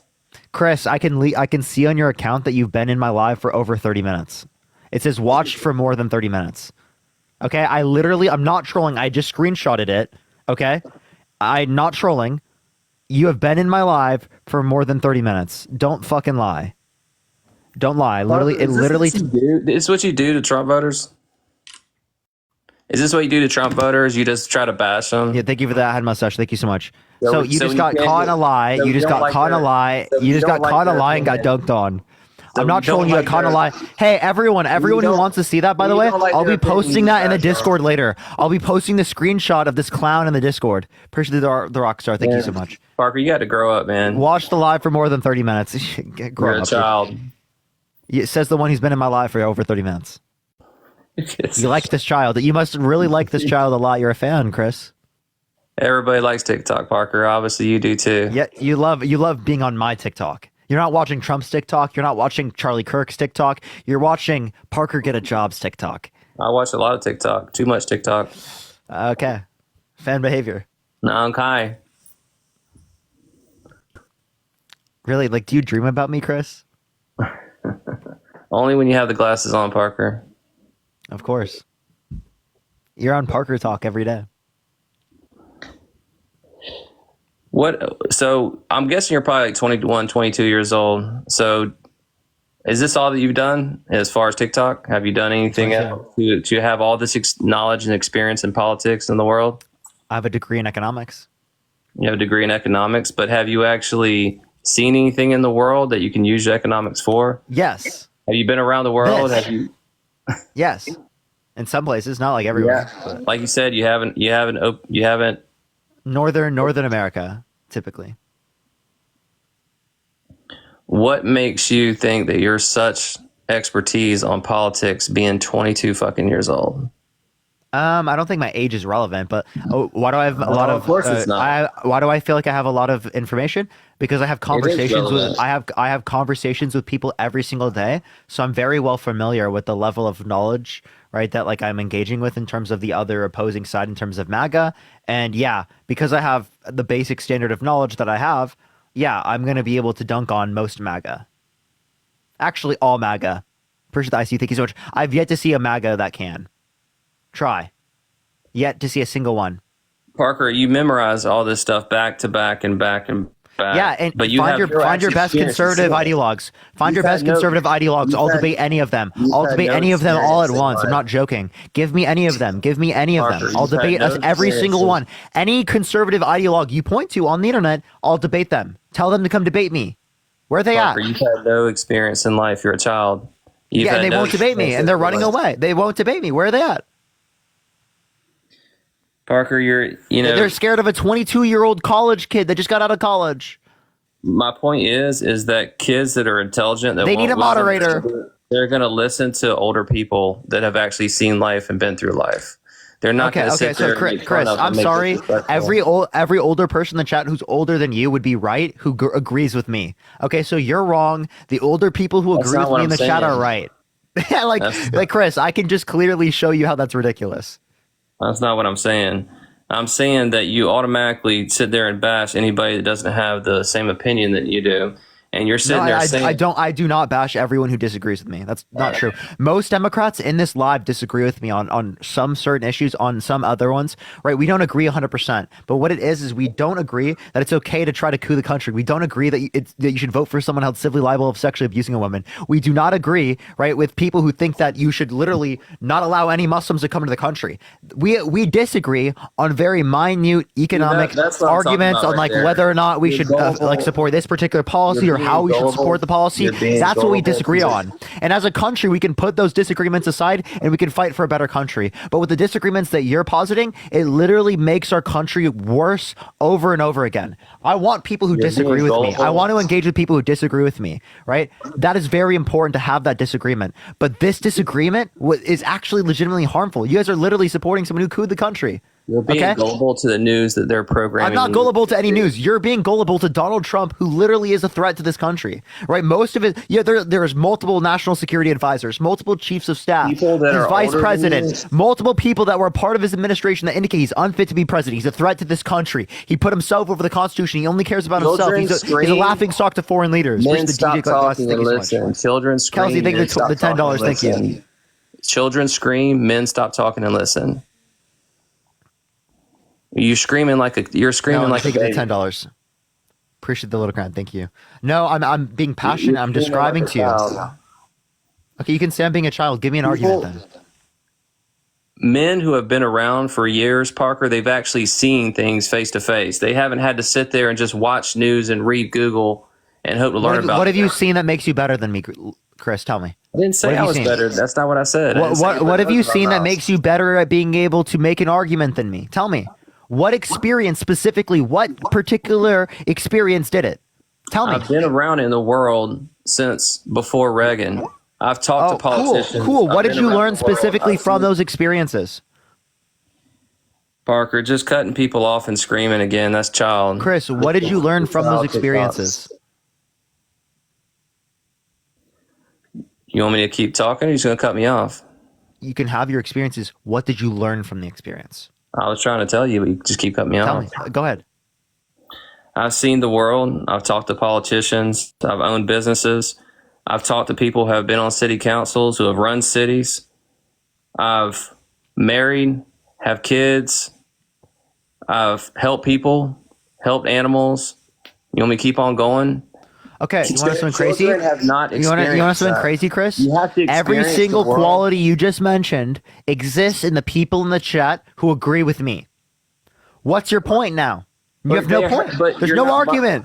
They all agree with me. They all agree with me, and every single quality you just mentioned exists within those people. So tell me why that's a relevant quality when the people who have gone through those experiences see the same truth that I'm identifying here. Somebody who's 22 years old has not gone through those experiences. I don't have to. When I go through those experiences, yes, I'm gonna have more better like sort of view on what I believe, and I'm going to be able to learn more from the experiences I have in life. But that does not mean what I am saying right now is incorrect. I totally agree. My experiences, my beliefs are gonna be refined as I age. I'm going to learn. I'm going to become a better person than I am now. I'm going to progress. But in order for you to progress, in order for me to progress, we have to acknowledge what's bad. We have to give an argument and do what's better based upon the critical thinking. You're not critical thinking right now. You're just saying because I'm younger, I'm somehow wrong. That's not a critical thinking. No, that's you throwing out what I'm saying because you've been taught a lie that everyone who's older is right, everyone who's younger is not. And that's not true at all. And there are plenty of people who are younger than me that know more than me on plenty of topics. And there are plenty of people older than me that know more on plenty of topics. No, tell me the information that you know. Don't dispute it based upon a characteristic that I have. I'm talking about screaming and cutting people off and just trying to memorize stuff without actually listening to people who have been around as ignorance. I am listening. I listen to people every day. You're not listening. You're screaming. And Mariah, thank you so much for the $2. Justin, thank you for the $10. Thank you so much. I'm 45 and you're dunking on this guy. Thank you so much. Melanie, thank you so much for the $10. Thank you so much. 54-year-old Gen X, who thinks you're awesome. Thank you so much. Age makes no difference. Thank you so much for the goggles. I appreciate it. Elise, thank you so much for the $33 from a 33-year-old who listens to you every day. Thank you so much. I appreciate it. Janine, thank you for the $1. Thank you so much. Austin, thank you for the $6.66. Bernie Sanders is older than Chris. Totally real. Lovey, thank you so much for the $5. My 76-year-old dad says this guy is so worried about listening to his elders. Listen to him. Stop talking and listen. Totally real. Spoof, thank you for the $1. Thank you so much. I'm 41 and I've been to 35 countries, owned businesses, talked to politicians, and I agree. Thank you for the little crown. So what's your point? All right, Parker. Well, unlike your Democrat voters, I've got a business to run. I know most of them don't work, and so... What time is it for you right now? Well, Parker, people that actually work hard, they work at night too. Yeah, I'm not all of currently- it. Not all of Hey, us live on Chris, TikTok. Chris, I'm sorry. I'm currently working right now. Okay, sorry to break to you. Of course, I know that. Okay, now tell me specifically, like, you're going to work at 9:20, 9:26. Have you ever thought about doing something that helps people? Christina, thank you for the $2. Thank you so much. That's what we're doing right now. Tim, thank you for the $5. That's literally what we're doing right now. Well, bashing Trump voters and putting them down on a daily basis. Making sure that we critically think in society and we dispute very terrible beliefs that hurt and harm our society. Walter, thank you for the $15 on Venmo, our Cash App. Thank you so much. I really appreciate it. Thank you. We'll do that. We'll do that. By just DJ, thank you so much. I appreciate the $5. 45-year-old here. I think you should listen to Parker W. Appeal to age fallacy for real. Yeah, we'll do that. Spoof, thank you for the $1. I'm currently producing a multi-million-dollar TV show, and I'm on set. Yo, W Spoof. So is Kamala black or is she Indian? She's both. Oh, she's both? Yes. Why is she changing her accent every time she talks? Have we gotten past that? She doesn't change her accent every single time she talks, but code switching is totally okay and normal. Especially for people who are subject of racism, right? Like Kamala Harris experiences racism. Chris, you probably don't. Or it could be two-faced. Jamae, thank you for the $5. Thank you so much. What's up? Or it could be two-faced. What do you mean two-faced? The Democratic Party is the evilest. What do you mean party. two-faced? I think Donald Trump. I appreciate Jen. Thank you for the subscription. Thank you so much. Hey, Donald Trump cheating on every single one of his wives. The last one with a corn star while his wife is pregnant. That's having a double life. Right. If you want to talk about double lives, let's talk about Trump. Oh my God. Talk about Trump, who has been held civilly liable of sexually abusing a woman. Talk about Trump, who says he would date his own daughter if it wasn't his daughter. Says he has sex in common with his daughter when she says real estate and golf. Says he likes to walk in and changing rooms of naked teenage girls because he quote unquote owns the place. That's the guy you're talking about. None of those. Sarah, thank you for the $3. Amber, thank you for the $10. Thank you so much. Parker, none of those charges would have happened if he wasn't running for president. You and I both know that. So in terms of the sexual abuse, yes, it would have. No, it wouldn't. Because it was totally dependent on him defaming her. Secondly, as it relates to this, he had literally dozens of sexual misconduct allegations before he ran for president. Allegations. Here we are talking about allegations again. You didn't like my allegations against Kamala, but now we're talking about allegations. But I thought you didn't like allegations. Kamala. Hey, we're not just talking about allegations. We're talking about he was held civilly liable. Kevin, I appreciate the $5. Thank you so much. I was just telling you that these extend even beyond prior to him running for president. So you say, oh, it's only because he ran for president. Well, this all happened before. Kevin, thank you for the $5. Thank you so much. I appreciate it. 31-year-old blue-collar trucker that agrees with Parker. Sanchez, thank you for the $10. Thank you so much. Amana, thank you so much for the $1. I appreciate it. Thank you. If he didn't have billions of dollars, I'm not so sure he would have had those either. So, what you mean the $400 million he inherited from Daddy Trump? Yeah, if he wasn't rich, he didn't work for. He didn't work for. Yeah, if he wasn't work for. He actually. What happened to Trump University? Trump vodka. Trump steaks. What happened to them? What was he supposed to do with the money, Parker? Give it back just because he inherited it? Tell me. What happened with those? Trump University, Trump Airlines, Trump steaks, Trump vodka. What happened? Trump Casino. So what? What about it? Which point? What? Why is he asking if he's so rich, he has billions of dollars? Why is he using taxpayer money for golf trips? And why is he asking for people's money for his defense fund and to run for president? Obama was king of it. Obama's not a billionaire. Obama's not a billionaire. You think Trump's a billionaire? If Trump is a billionaire, why is he using taxpayer money? Why is he using your donations? He's running this country right now. Do you think Biden's running this country? He can't hardly talk. I think Biden is president. Yes, Biden is president. Biden can talk better than Trump can in most circumstances, to be honest. Recently, Biden sounded pretty good. I don't know about you, but I've heard Biden speak recently. He sounds pretty rested. He sounds actually pretty decent. I'm not trolling. As of recent, he sounded pretty good. Really? Yeah, I'm not trolling. I was like, why didn't he sound like this when he was running, bro? All right. Was he awake enough to sniff? Don, thank you so much for the $10. Thank you so much, Jules. Thank you for the $5. Thank you so much. I appreciate it. Yeah, Caleb with the $20 for the typical MAGA playbook. Thank you so much, Caleb, with the $20. Thank you. Chris, can you give me one policy Donald Trump influenced to get passed that benefit the middle class more than to benefit rich people? Thank you for the glasses. Thank you for the corgi. I appreciate it. Tell me why he was president? Yeah. Well, he helped me for number one, the PPP loans, help businesses. The SDLN or whatever it was PPP called. loans also happened under the Biden-Harris administration. Well, no, Trump was actually the one that actually pushed it through, though. Justin, thank you for the $10. Thank you so much, Justin. Okay, so also it saved employees. It saved employees for small businesses, which are okay. So PPP loans mostly didn't go to the middle class, right? No, that's not true. Oh, so give me a source that says that PPP loans mostly went to the middle class. Give me a source that didn't. So tell me, what are PPP loans? Because again, Parker, I mean, I only know what I could. I only know what I see. What are PPP loans? I'm a business owner. So answer the question. What are PPP loans? What are PPP loans? The PPP loan was a loan that you apply for to get that's going to help your employees, and then to actually. Wait. What employees did MTG help when she got PPP loans? Who? What particular employees did MTG help when she got PPP loans? I don't know. You're asking what PPP loans are. I'm telling you what they are. Marjorie Taylor Greene, is she a middle class individual? Is Marjorie Taylor Greene in the middle class? Parker, you're making stuff up. No, I'm not. She got PPP loans. All right, you're making stuff up. You're trying to say imaginary sources that you can't come up with a source in that. I can show you. You want me to show you a source specifically for MTG getting PPP loans?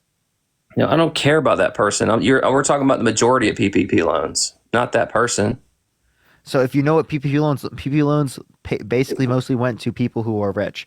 Okay, so you can literally, I can show Parker, you. the money doesn't go directly to the person. It has to go to the employees, or they go to prison. It doesn't work that way. You have to show proof that you give that money. Here's an article. Here's an article. White House calls out Republicans who criticize student loan cancellation but had thousands in PPP loans forgiven. You have to prove that you give that money to your employees. You can't pocket the money. That's why people are going to prison right now for that stuff. Anybody who MTG? Anybody who abuses it, you go to prison. You have to show proof that you've given it back to your employees. You have to actually think of the $5. Thank you so much. So here's my point. Is that you don't have a source that would indicate it mostly went to people who are rich or people who are in the middle class. Secondly, as it relates to this, again, this is also something that existed under the Biden-Harris administration.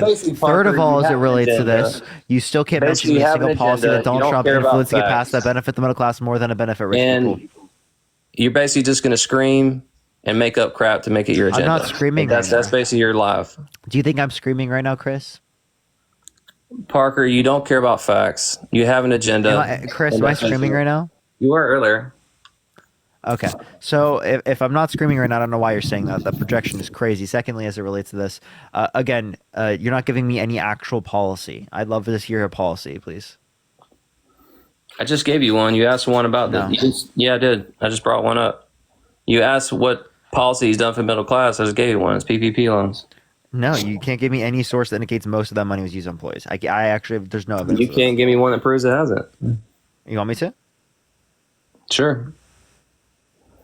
I'm telling you, it don't exist because it would have to come from the SBA. It'd have to come directly from the SBA, and I'm telling you, they don't have it. Don, thank you so much for the $20. Thank you so much. I appreciate it. Thank you so much. I appreciate it. So less than 35% of the $800 billion in PPP loans went to workers, say economists. This is from MIT.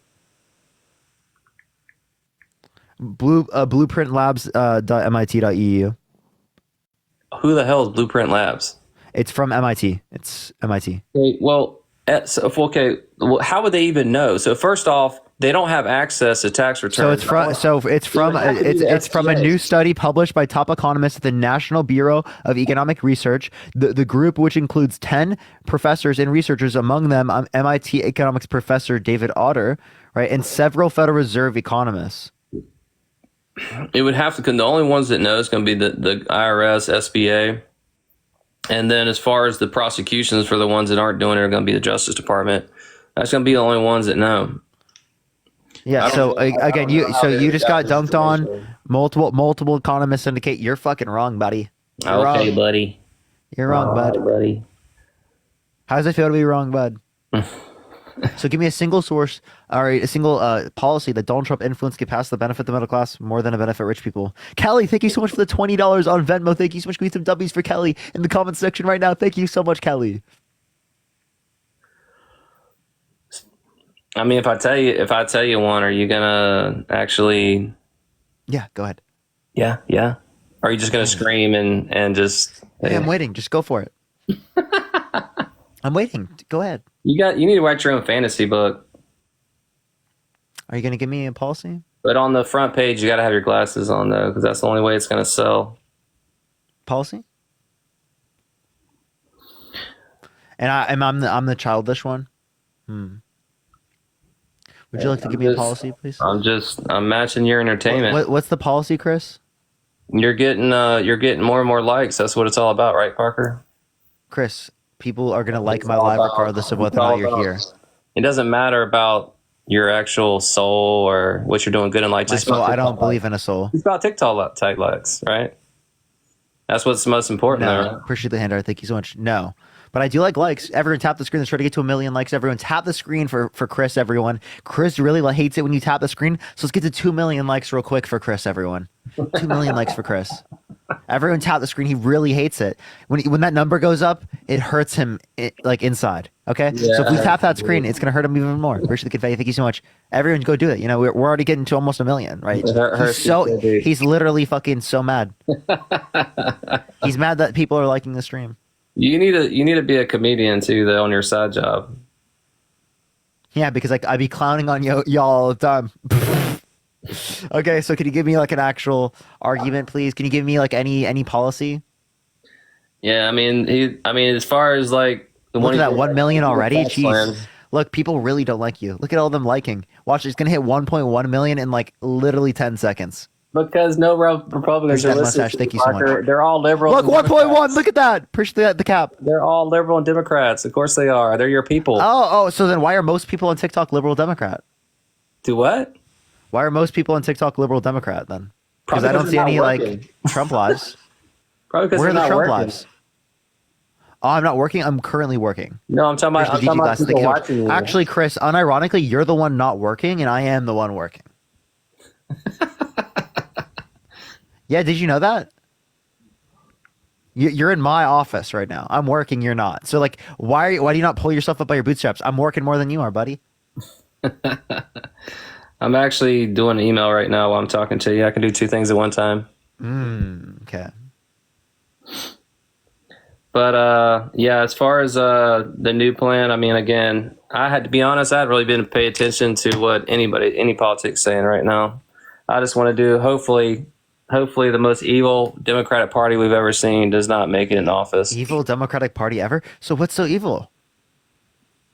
Is it the tapping the screen? Oh yeah, the tapping the screen is super evil. All right, those liberals tapping the screen. Oh my God, those liberals. Our national safety. They don't care about. Is that why Trump's had 3 national security advisors that he said he's unfit? Foreign leaders think he's a joke, and that he doesn't care about the country. Multiple national security advisors that have stepped down, risked the rest of their careers to call out Donald J. Trump because he's such a threat to this country. Corey, thank you for the $5. Thank you so much. And Aaron, thank you so much for the $20. Thank you so much. I appreciate it. Thank you so much.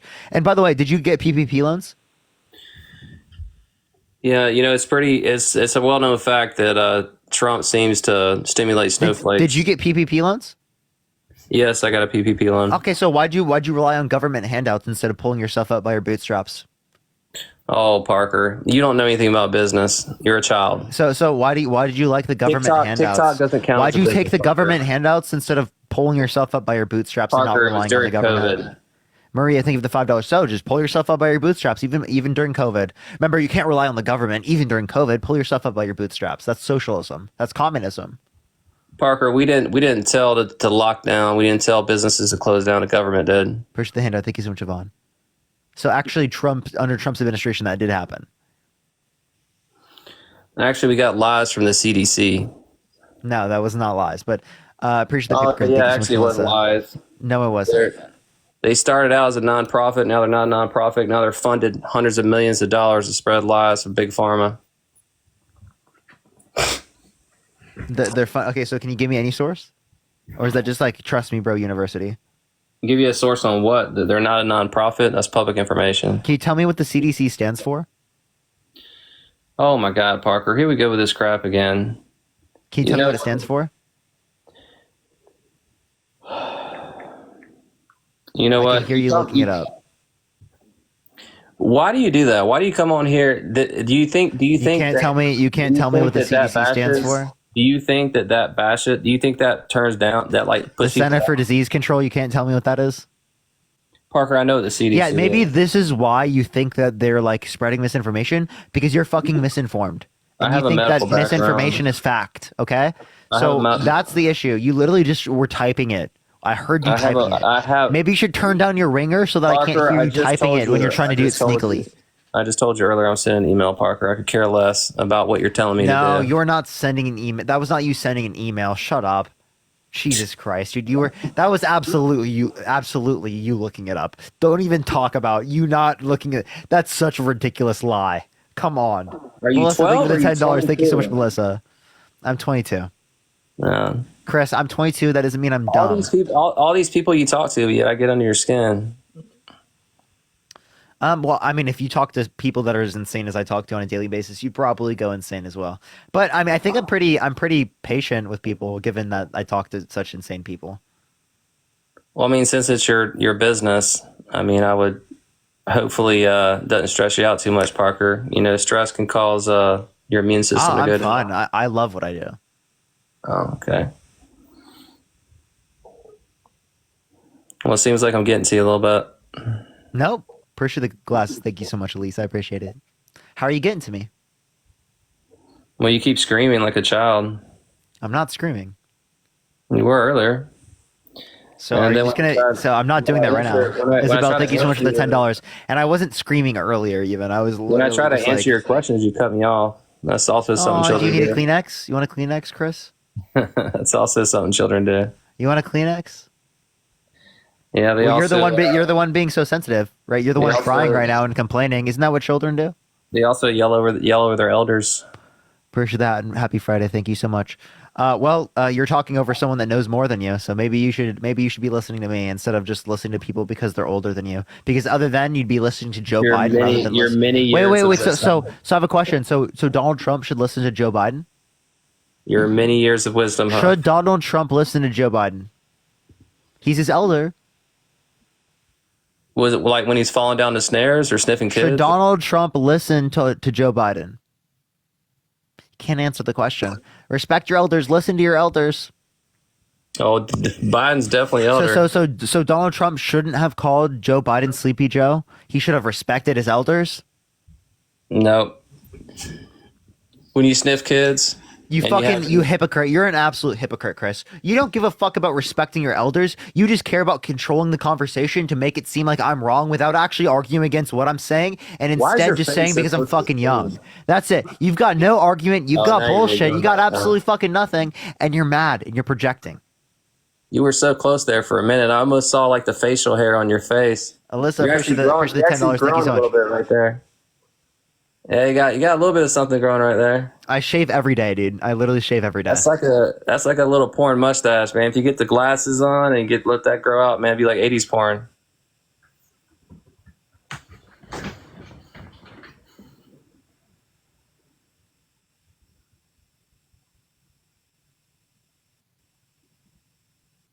Kira, thank you so much for the $5. Thank you There so you much. go. What do you want to talk about next, Parker? Would you vote for someone held civilly liable of sexually assaulting a woman? Parker, I don't believe in fake news.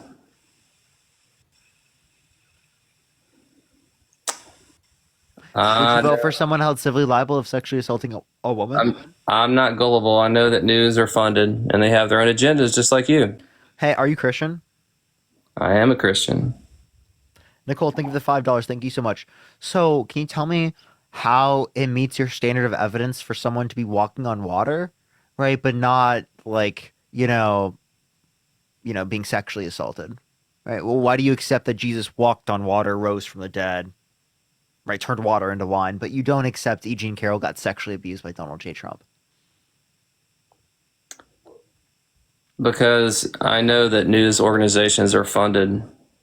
I know they take money. I know they have their own agenda. I know it's easy for them to spread lies. So don't religious people also have an agenda and also can spread lies? We've seen So, evidence the Bible, of it. the just like Bible's we know- the Bible's not legitimate because it easily could have been a book corrupted by people who just wanted to spread lies and benefit from that. Thank you for the galaxy. Thank you so much, Dennis. Louis, thank you so much. I appreciate the Louis. Thank you so much for the hand heart. There's plenty of witnesses to the testimony. Oh, okay. So, do you have any first person accounts? You're talking about Jesus Christ. Name me one first person account. You're trying to compare Jesus Christ, the Son of God. Chris, name me one first person account. Okay. So again, you just keep cutting me off like a child. So that's Chris. What's the first person account? If you think that's how you're winning, what is the first person account of Jesus turning water into wine? What's the first person account of Jesus rising from the dead? What's the first person account from Jesus walking on water? Appreciate the hand heart. Thank you so much. Tell me.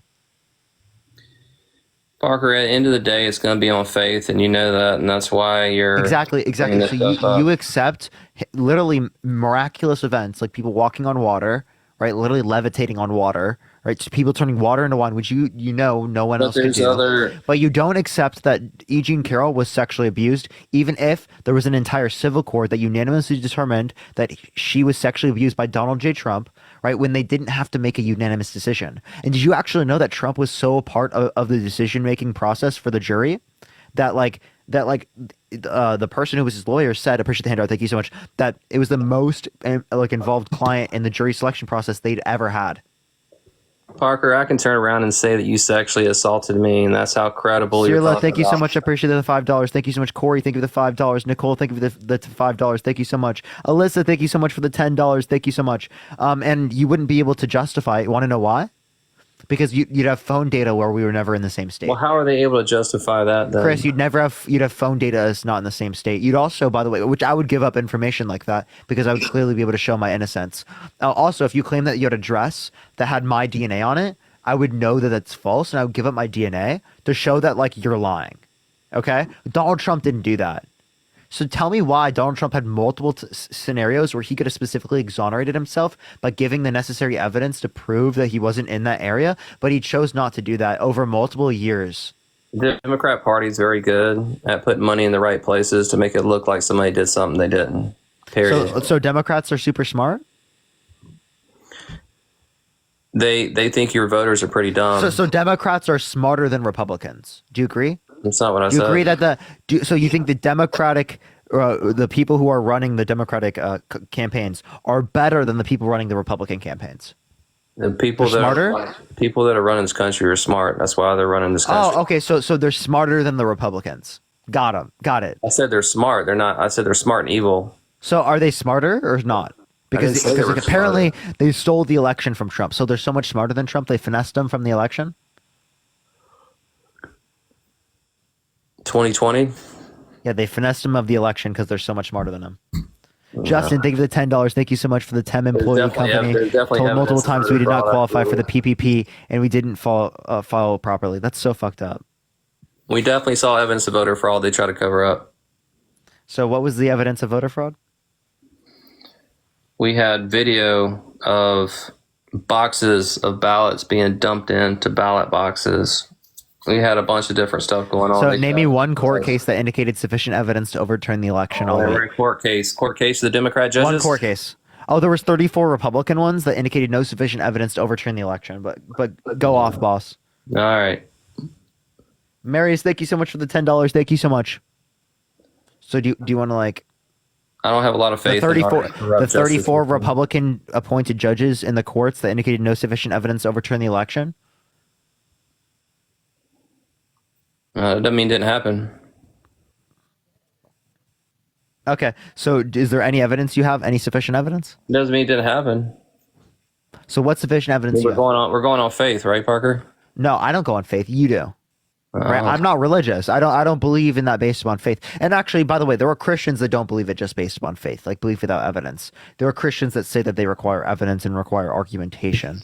Well, and try to be rational. You don't even try. Chris, you don't even try to be rational. You don't even try to be rational. What's up? I said there's tons of witness and testimony to the Bible, but you were talking about walking on water. What's the first person account? Tell me, Chris. But you were talking about walking on water. Name one first person. Actually, Chris, I'll ask you this question. Tell me the first 4 books of the New Testament. Tell me.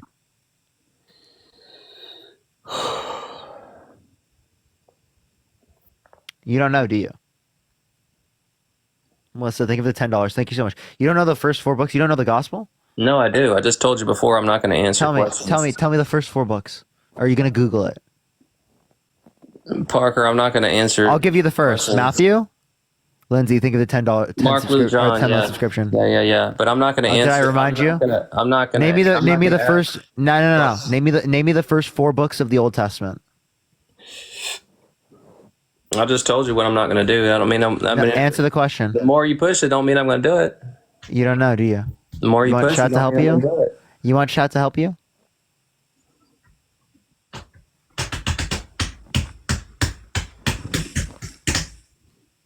Look at this guy. All right, Parker. What a Parker, I'm getting kind of bored and tired. Yeah, no, I'm bored and tired of you, buddy. Let's go to the next individual. Only send a guest request if you will be voting for Trump in 2024, yo. All right, let's get this next individual up. Yo, what's up? How old are you? Hello? Oh, are you there? Yeah, are you voting for Trump? Yes, I am. And why is that? Because I think he has obviously shown that he is the only one that's going to get us out of this predicament that we're in. Julie, think of the $5. Thank you so much. Which predicament is he going to get us out of? I am a mom of 4 boys, and we are a 2-income family, and it was not as difficult as now it is today. Gas is up. Eggs, Parker, eggs are like $5 and something, which is outrageous. Where? I saw eggs literally for like I think it was like $3, right, recently. But I don't know. Sure, some places, well, yeah. I'm in Maryland. I don't know where are you? Los Angeles. Okay, I'm in Maryland. So yeah, I mean, I don't know the difference.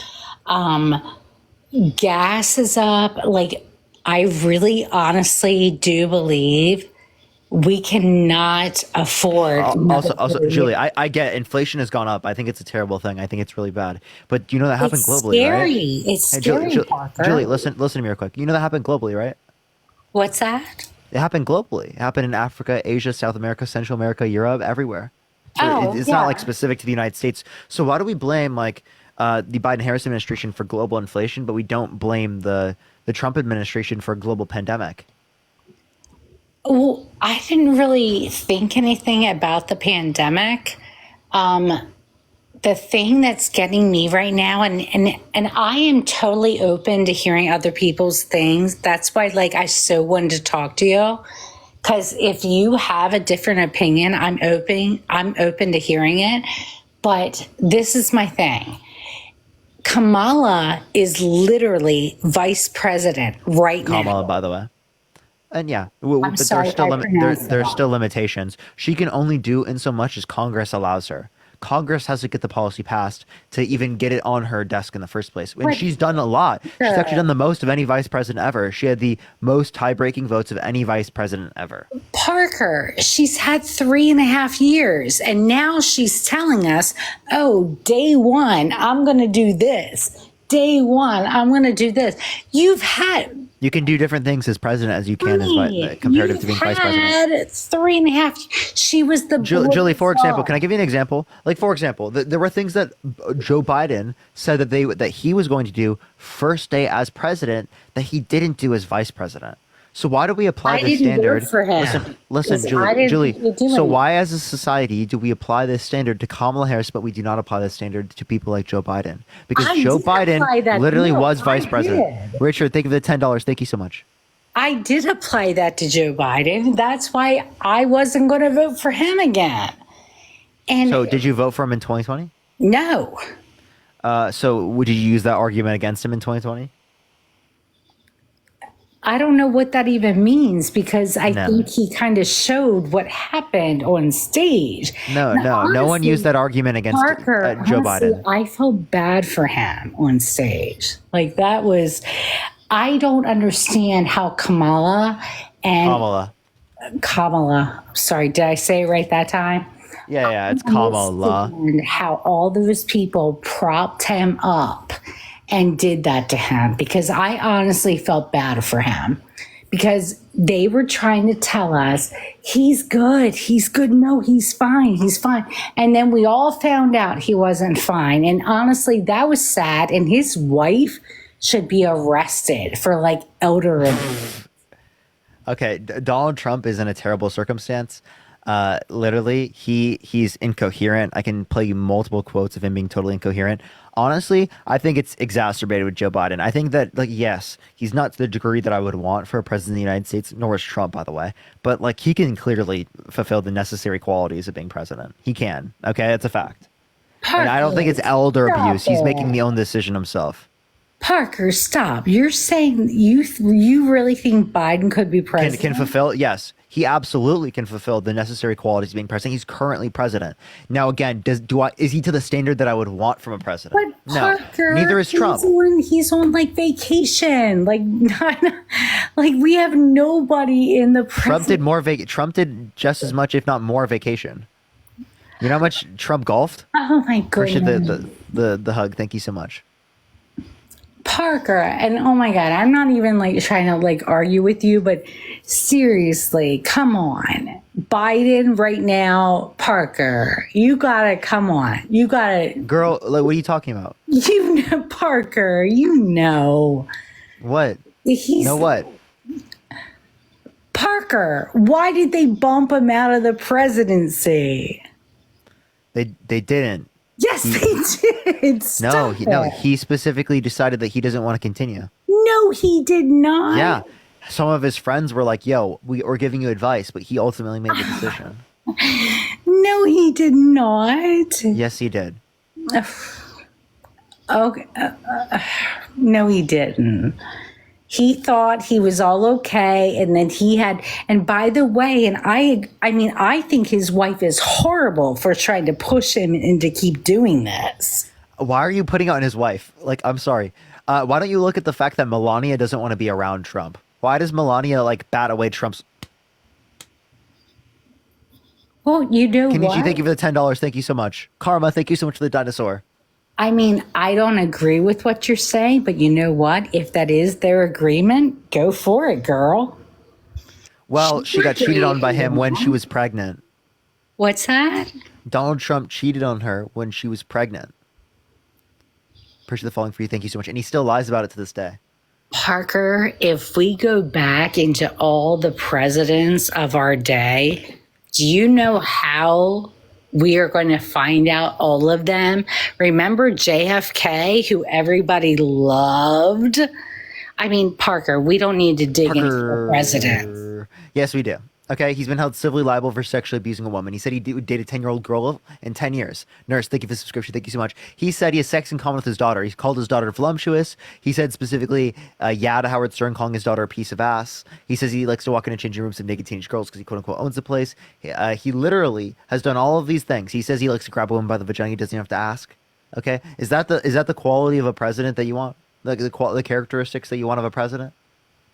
Is that who you want? Who you want the young men of this country to look up to? This is what I want to talk to you about, just policies, because I could also bring up, and I don't even agree with all this about how Biden sniffs little girls and all that. We're voting for Kamala Harris. Kamala Harris is the president. Is the presidential candidate. Appreciate the handout. Thank you so much, Dominic. Okay, well, Parker, then do you agree with, because the libs have always said democracy, democracy, democracy. Yes, democracy. He is now our presidential candidate, and no one voted for her. Does that not bother you? 80% of the Democratic Party is satisfied with Kamala Harris being president. We voted for delegates. Julie, we voted for delegates, and the delegates vote on behalf of what the party wants. Okay? Joe Biden wants Kamala Harris. If the party wants Joe Biden and Joe Biden wants Kamala Harris, then that means it's going to be Kamala Harris that's the candidate. 80% of the Democratic Party is satisfied with Kamala Harris being nominee. Not only that, but 67% of the party wanted Joe Biden to step down. We've done what the party wants. Yes, you are like your dog so beautiful. You do know that this I'll show you, had to but be then I done. have to go. Thank the DG glasses. I Thank you so show much. him yesterday. Yeah. I mean, I'm You want to happy go? that the candidate's Kamala Harris rather than being Joe I'll Biden. show you him I now, think it's but then I easier to have to argue go. against people when the Where you go? candidate is Kamala Harris comparative to Joe To Biden. eat dinner. Parker, can you agree okay. though? No one voted for her to be the presidential nominee. No one voted for her. She just I'm got. sorry to break it to you, but the delegates did. Tato. Did you not watch the DNC? Who did? Go watch the DNC. She actively got votes. No, she did not. Yes, she did. Yes, she did. She had 0 votes when she No, ran I for couldn't it. understand. Okay, listen to me. You can't understand. She got the nomination. I'm listening. We confirmed her as our we candidate. You don't shouldn't care about see you. democracy. You're voting for a guy who tried to coup the country. Parker. Don't even get me You started. don't You're literally see voting for a guy me? who tried to coup the country. Don't even. Yes. Like, what the hell is this fucking virtue signaling? My He tried to face? kill the country. No, Coup. we should don't see you in Okay, TikTok. then can I ask you something? Why is Kamala now I don't understand. I'm sorry. Kamala, why listen is to she me. now Okay. saying that she's Listen all to me, about listen to the me. wall I'm and the listening. border? Going to take your photo.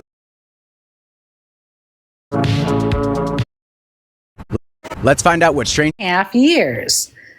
Okay, so that's wrong. She was not a border czar, right? I don't even know what that is. No one's clarified what that is.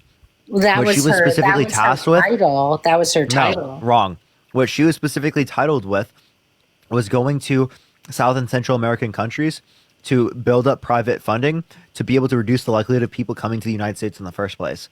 And that's what she did. She got billions of dollars of funding for countries in South and Central America to literally reduce the likelihood of people coming here. And it worked in those countries which she did it in. So she did exactly what she was supposed to do. She never went to the border. She did. El Paso, June 2021. Okay, so why is her commercial now showing the wall? Janelle, thank you so much for the $5. Damone, thank you so much for the $3. Because they're willing to concede on certain things like the wall to be able to get a comprehensive border bill. Okay, so what she's learned while being vice president is that you have to concede on some things in order to be able to get policy through Congress. Okay?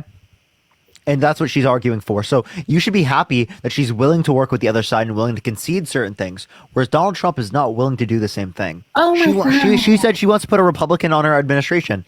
That means she wants to work with the other side. That means she wants unity. Donald Trump is not advocating for that. Wait. Okay, Parker, no. And literally, Lana, thank you so much. I appreciate it for the $25 on Cash App. Thank you so much, Lana. I really appreciate it. Thank you. That's what she's doing. No. I think he's backpedaling. And what about, tell me, all right, right now, tell me one of her policies. The Inflation Reduction Act. How's she going to make that happen? Oh, you're talking about a proposed one? I thought you were talking about one she already passed. Okay, so a proposed policy, the $6,000 child tax. Because if I was talking about one she already passed, it hasn't happened because we're in grave states. So she hasn't done anything in 3.5 years. So why does she keep saying? Yeah, she's done the most of any vice president ever. I've already told you multiple things she's done, and you keep saying she hasn't done anything. Julie, you are being disingenuous at this point. I've told you multiple things she's done. You don't care about listening. I am listening, Parker, but I don't see that she has done anything because if she has, we wouldn't be in the state we're in. That's all. Ma'am, what specific thing is bad right now that you think is specifically due to Kamala Harris? I'm not blaming it on her. Maybe Biden because he was in charge. Okay, what did Biden do that led to this? Gas prices are up. Has nothing to do with the president. Yes, it does because No, it they're doesn't. sending money out of the U.S. into other countries that we shouldn't have been anywhere. You have no clue how gas prices work to you. So the reason why we have a higher gas price in the United States is because it is the case that we are getting less of a supply of oil from OPEC and from Russia because of the Russia-Ukraine situation and because Trump signed a deal with OPEC to cut their oil production in 2020, which was extended beyond 2022. No, we have been giving too much money to other countries that we need to mind our business about. And we just kept feeding. I actually don't disagree with that. Julie, we should cut our military budget in half, take the half of the money of the $450 billion a year, right? And instead of spending it on weapons of war and destruction worldwide, what we should do in bases worldwide, we should do is you spend it on getting rid of homelessness in this country, right? Universal childcare, expanding access to healthcare, paid sick leave, paid maternity leave, paid paternity leave, like other countries around the world have already been doing for decades. That's what we should be working on. Let's make this country better for our children than it was for us. Let's bring back the American dream by ensuring the middle class is taken care of and everyone in this country is taken care of, not just people who are rich. Because the American dream exists for people who are exceptionally rich, but it does not exist for the people of this country who are in the middle class, of the lower classes. And I want it to exist for everyone, not just the small few. Everyone in this country should be able to have the American dream. Everyone. Everybody does, Parker. Yeah. No, they don't. They don't. It is not the case. It is increasingly not the case that life is better for our children than it was for us. Increasingly not the case. I was agreeing with you on that. Yes, I was. Okay, so obviously, in order to be able to fix that, we need to ensure that people have health care, ensure people have opportunities in education and access to trade school. We need to ensure that people have childcare. We need to ensure that people have houses. No one in this country should be homeless in the richest country in this world. No child should live in poverty. I completely. That shouldn't happen. I completely, and I think that's the thing, that we all really do agree with each other, but I think we're so divided because I think people hate Trump so much. I think we're divided because of Trump. But now, what unifies us is not conspiracy. What unifies us is facts. Facts and caring about each other. Parker, those are the two things. He never took a salary for being president. He did. He only donated 30%. Okay, listen though. He doesn't have to be president. He could go retire on his, Mar-a-Lago. He's doing that to evade prison. No. Yes. He could go retire and just go off into the distance and never be talked about. Retire in prison. But only because he's still trying to be president, right? No. And if he stopped right now trying to be president, he'd be in prison in 4 years. Parker, they had to make up laws to actually indict him. Not true. When did they make up a law? Because the one law that he got indicted for bookkeeping or whatever, they had to go back. Falsification of business records with the predicate crime of election interference? Yeah, Parker. Yeah, that is not a new law. That's a law that exists. A first-degree felony in the state of New York, right? First degree of falsification of business records, and it's a Class E felony. We all know what's going on. Emma, thank you for the $1. Thank you so much. You follow Older Millennial? What's that? You follow Older Millennial? Old what? Older Millennial. Do you know who that is? No, I don't. You follow them? I don't know. I have no idea. I'll show you a picture of them. They're this insane person that literally said it's okay that they want to throw people who are mentally disabled off of a mountain. They said colonization is good. They said they want to sterilize women after one abortion. Is that someone that you think is good? Oh God, no. So why do you follow Older Millennial? I don't even know what you're talking about. You follow him on 2 separate accounts, okay? So Older Millennial is this guy. Oh. Yes, I know him. Well, I don't know him. I've seen him. Yes. Yeah, so did you know that guy literally said throw mentally disabled people off a mountain? You want to hear it? Oh, God, no, that's horrible. You want to hear him say it? Okay, watch this.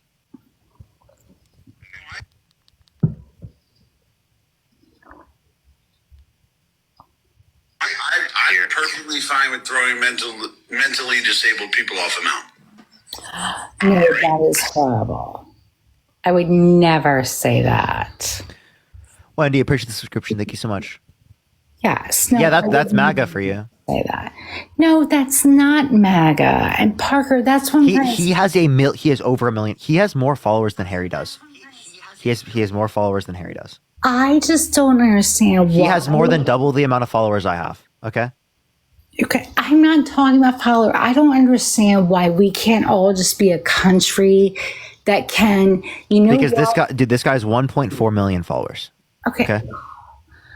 I'm saying I don't understand why we can't just be a country where, because I have friends that don't agree with me, but we don't hate each other. I don't know why it's come to this. Well, like the disagreements that we have here, right, are on like whether or not you're voting for someone who's held civilly liable of sexually abusing a woman. Our disagreements here, Kim, thank you for the subscription, is whether or not you're voting for someone who tried to coup the country. Right? That's what it is. The guy who wants to pause the Constitution, terminate it. Carrie, thank you for the $10. Thank you so much to keep himself in power. But Parker, then The guy who said he wants to be a dictator on day one. I could say to you why you think she should be president when no one's voted for her. I'm going to vote for her. And if you're going to vote for Kamala Harris, type 1 in the comment section. Thank you for the handout. Thank you so much. When she beats Donald Trump, if she does, right, we're going to be able to show you that many people wanted her to be president of the United States. But okay, look at all those ones. No, Parker, I'm not even talking about that. But don't you find it a little crazy that she just got there for no reason? She didn't get there for no reason. Again, she's the vice president. She was endorsed by the presidential nominee that was prior. Right? She literally has 8 out of 10 support in the Democratic Party. 66 out of 67% of Democrats wanted Biden to step down. There. That's 8 out of 10 Democrats are satisfied with her being the presidential nominee. Okay, Parker. Okay, I get what you're saying, but can you just please admit no one voted for her to get there? We voted for Biden Harris. We voted for the delegates. The delegates vote for us. And she had to stay there because all of their donor money had to go along with her. No one voted for her to be the presidential candidate. Can you just admit that, please? Christ, please, yes, Jesus Christ, please. No, you didn't listen, right? Oh my God. If it is the case that Biden steps down, she's going to step up. When people voted Biden Harris, it is the case that if Biden steps down, she steps up. No, it could have Thank you so much.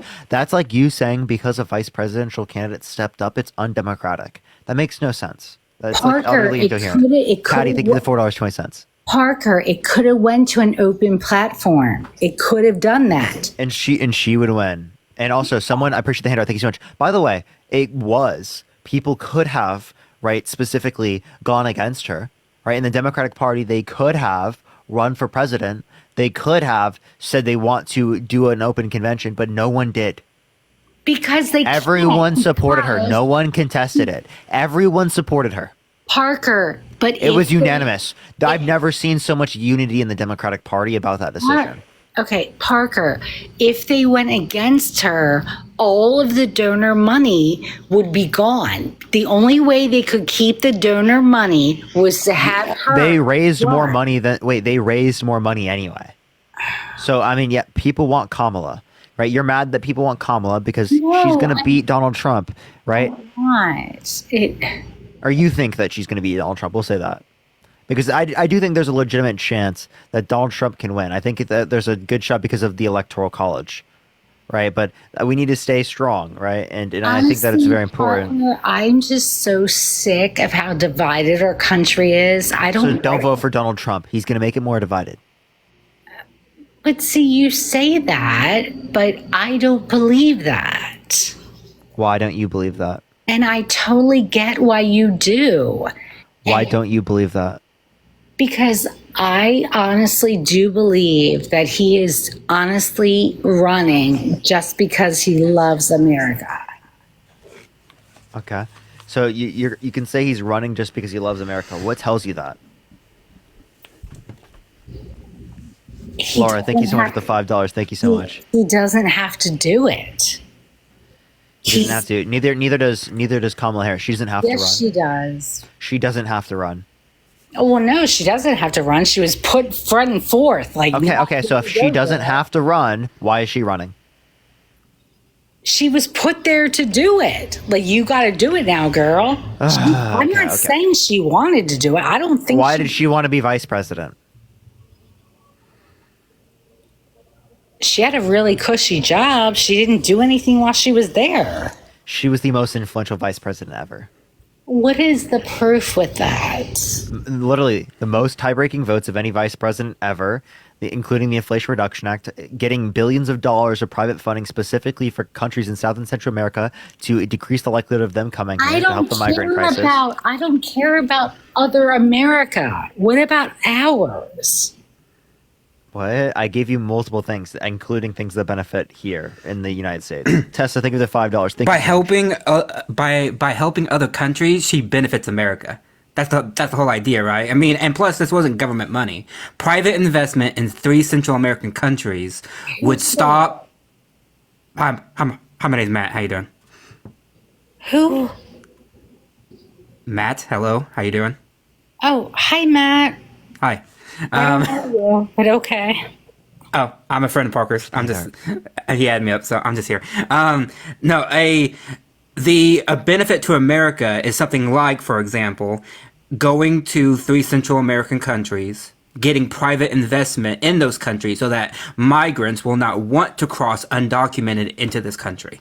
That's the benefit to America. Right? Okay, but I don't think we need to worry about other countries. We should probably fix ours first. Okay, how can you stave off a migration crisis if you will not worry about the conditions from the countries from which those migrants are actually coming? So you're saying like we should probably fix Latin America first before we fix all? Not fix. We should be involved to say, you have issues with migrants coming to our country undocumented because the conditions in your country are so bad that people are willing to flee in utter poverty and violent situations because the situation in your country is so bad. Let us help you to make your country better. And they do that not just with public like aid, which is a very small amount, but they do it by getting private investment from major multinational companies to go in there, build factories, build farms, build things so that people can have money to stay in those countries. No, that is true. Laura, thank you so much for the $10. And Keith, thank you so much for the $15. Thank you so much. And Tessa, thank you for the $5. I'm saying that no, let them fix their own shit over on our end. Well, then you're not fixing the issue then. Then you don't care about the issue. So make the crisis worse. Yeah. Why should we go fix their shit? We're not fixing it. We are using our power in the world to say, you have an issue. Let us help you get the resources that you need. Places like Guatemala and El Salvador do not have the resources or the brain power to be able to do this on their own. But Matt, this is where we say you go fix your shit. Because the United States, specifically providing diplomacy, provides things that they wouldn't have been able to do otherwise, which specifically benefits those particular countries and allows them and gives them the ability to do that themselves. Can I speak? Okay? It builds up the infrastructure of these countries. Can I speak? Thank you. On our end, this is where the whole thing about the wall comes in. You can come over here legally, not illegally. Why is that so bad? Okay, because Why is that bad? Okay, one, walls don't work. People always find ways to go around walls. They go under them, they go over them, they go over the seas, they get trafficked. Walls have historically not worked. You can ask anybody that builds a wall, like across the country. Thank you so much for the $20. Thank you so much. I appreciate it. Thank you so much for like very large scenarios, right? Yeah. Obviously they work for like our houses, but like we're saying it is the case that like if you're trying a border, they don't really work in that context. Yeah. That's when you send them back when you find them. Okay, that's fine. I'm not disagreeing with you there. How do you think this is? If they're violent criminals, if they are here illegally and they're not causing, and they're causing trouble, yes. But the point is this. No, even if they're here. No, that's a separate issue. That's a separate issue. I actually believe that everyone who's in the country right now that is here not committing a violent crime should be allowed to stay, and actually we should incentivize them to get legal documents, and then we can enforce border security once we have a system where it actually like it doesn't take 7 to 10 years for people. 5 to 7 years for people to get in the country, 8 to 10 years for people to go through the asylum process. Parker, how old are you? 22. Yes, exactly. And your J-Dog, point? thank you for the $2. What's your point? Oh, thank you for the Happy Friday. I'm young. I'm young. Julie, thank you so much for telling me. I didn't know that. I never knew. I never knew I was 22 years old. No, sweetie, I'm just trying to Who would've say guessed? that I don't think you totally understand what's happening in the world right now. Julie, what's your blood alcohol content? That's funny. Do you live on your own? Yes. What's your job? This. Just talking? Yep. Marilyn, thank you so much for the $15 on Cash App. Thank you so much. I appreciate it. I Yeah. do what I love. I love doing this every single day. Do you have kids? I have 10 children. I'm sure. That's funny. I'm really sorry that just me going against you is making you so mad. I'm not mad. Well, then why are you being so nasty? Angela, thank you for the $5. Thank you so much. How am I being nasty? I mean, you were just literally disputing what I said based upon my age, and then now you're calling me nasty? Christina, thank you. I'll be right back. I appreciate the $1. Thank you. Christina, thank you. Like, I don't understand how that flipped. So nasty. Very nasty. Tremendously nasty. Right? That's funny. So funny you forgot to laugh. Why do you get so mad when just Sean, somebody thank you for goes the $5. against you? I'm not mad.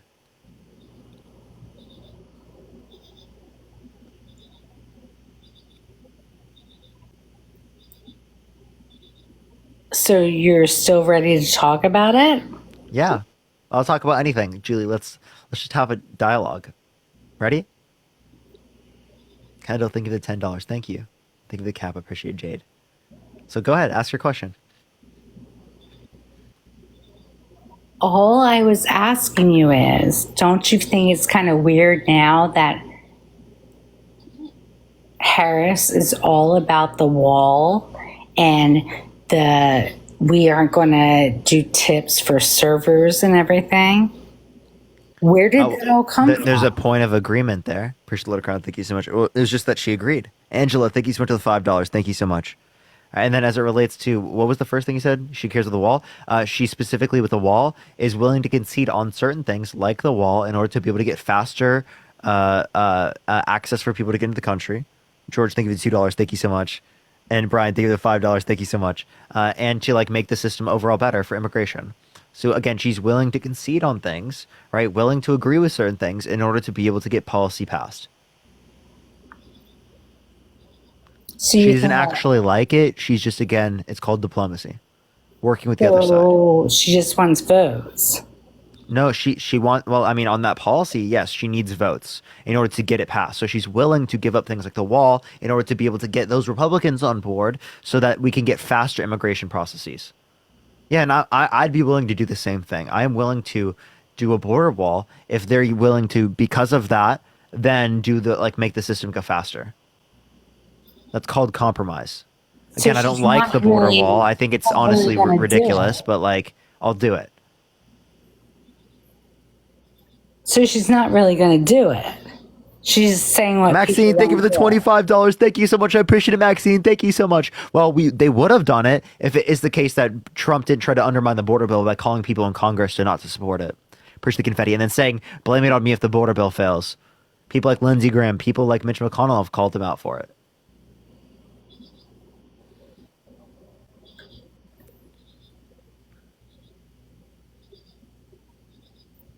So why doesn't he care about the border? Jack, thank you for the $1.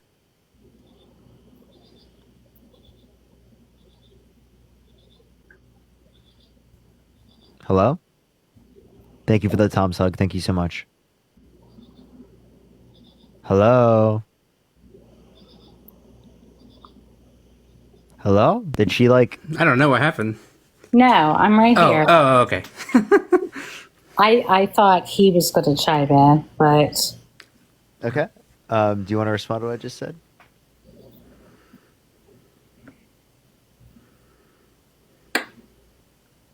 I think that she is picking off of Trump's policies. So is she a leftist communist, or is appreciate that mustache? Thank you so much. Or is she like taking too many of his policies?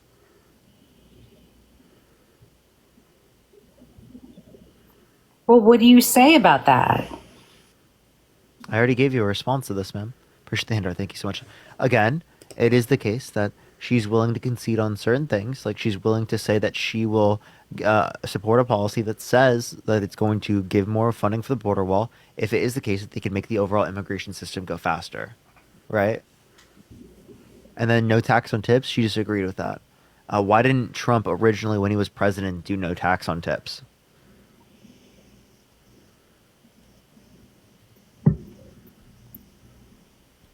What does it matter, though, why he didn't do that then? Who did he steal it from? Who is Trump stealing it from?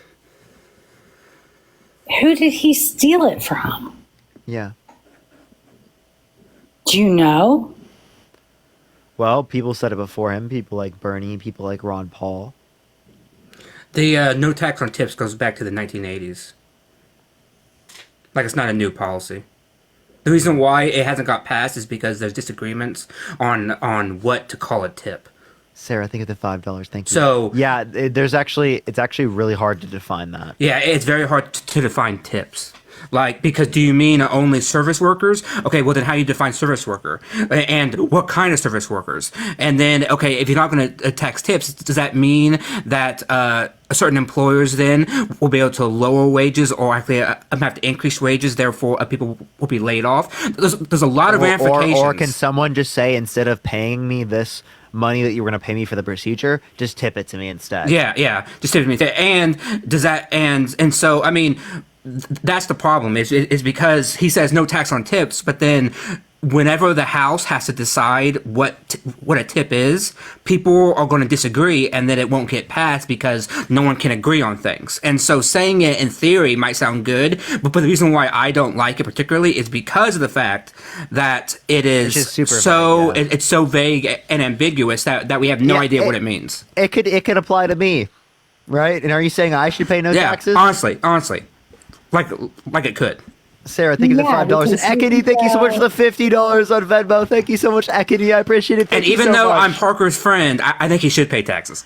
Yeah, like realistically speaking, I thought the same thing. I'd be like, yo, you know what? If they want to make it so that I pay no taxes, sure, I can find ways to use my money in different ways. But the point I'm making is that people like me probably should be paying taxes, right? Like if another person on streaming doesn't pay any taxes, that's a bit ridiculous. I don't know, but for waitresses and wait staff, what do you guys think?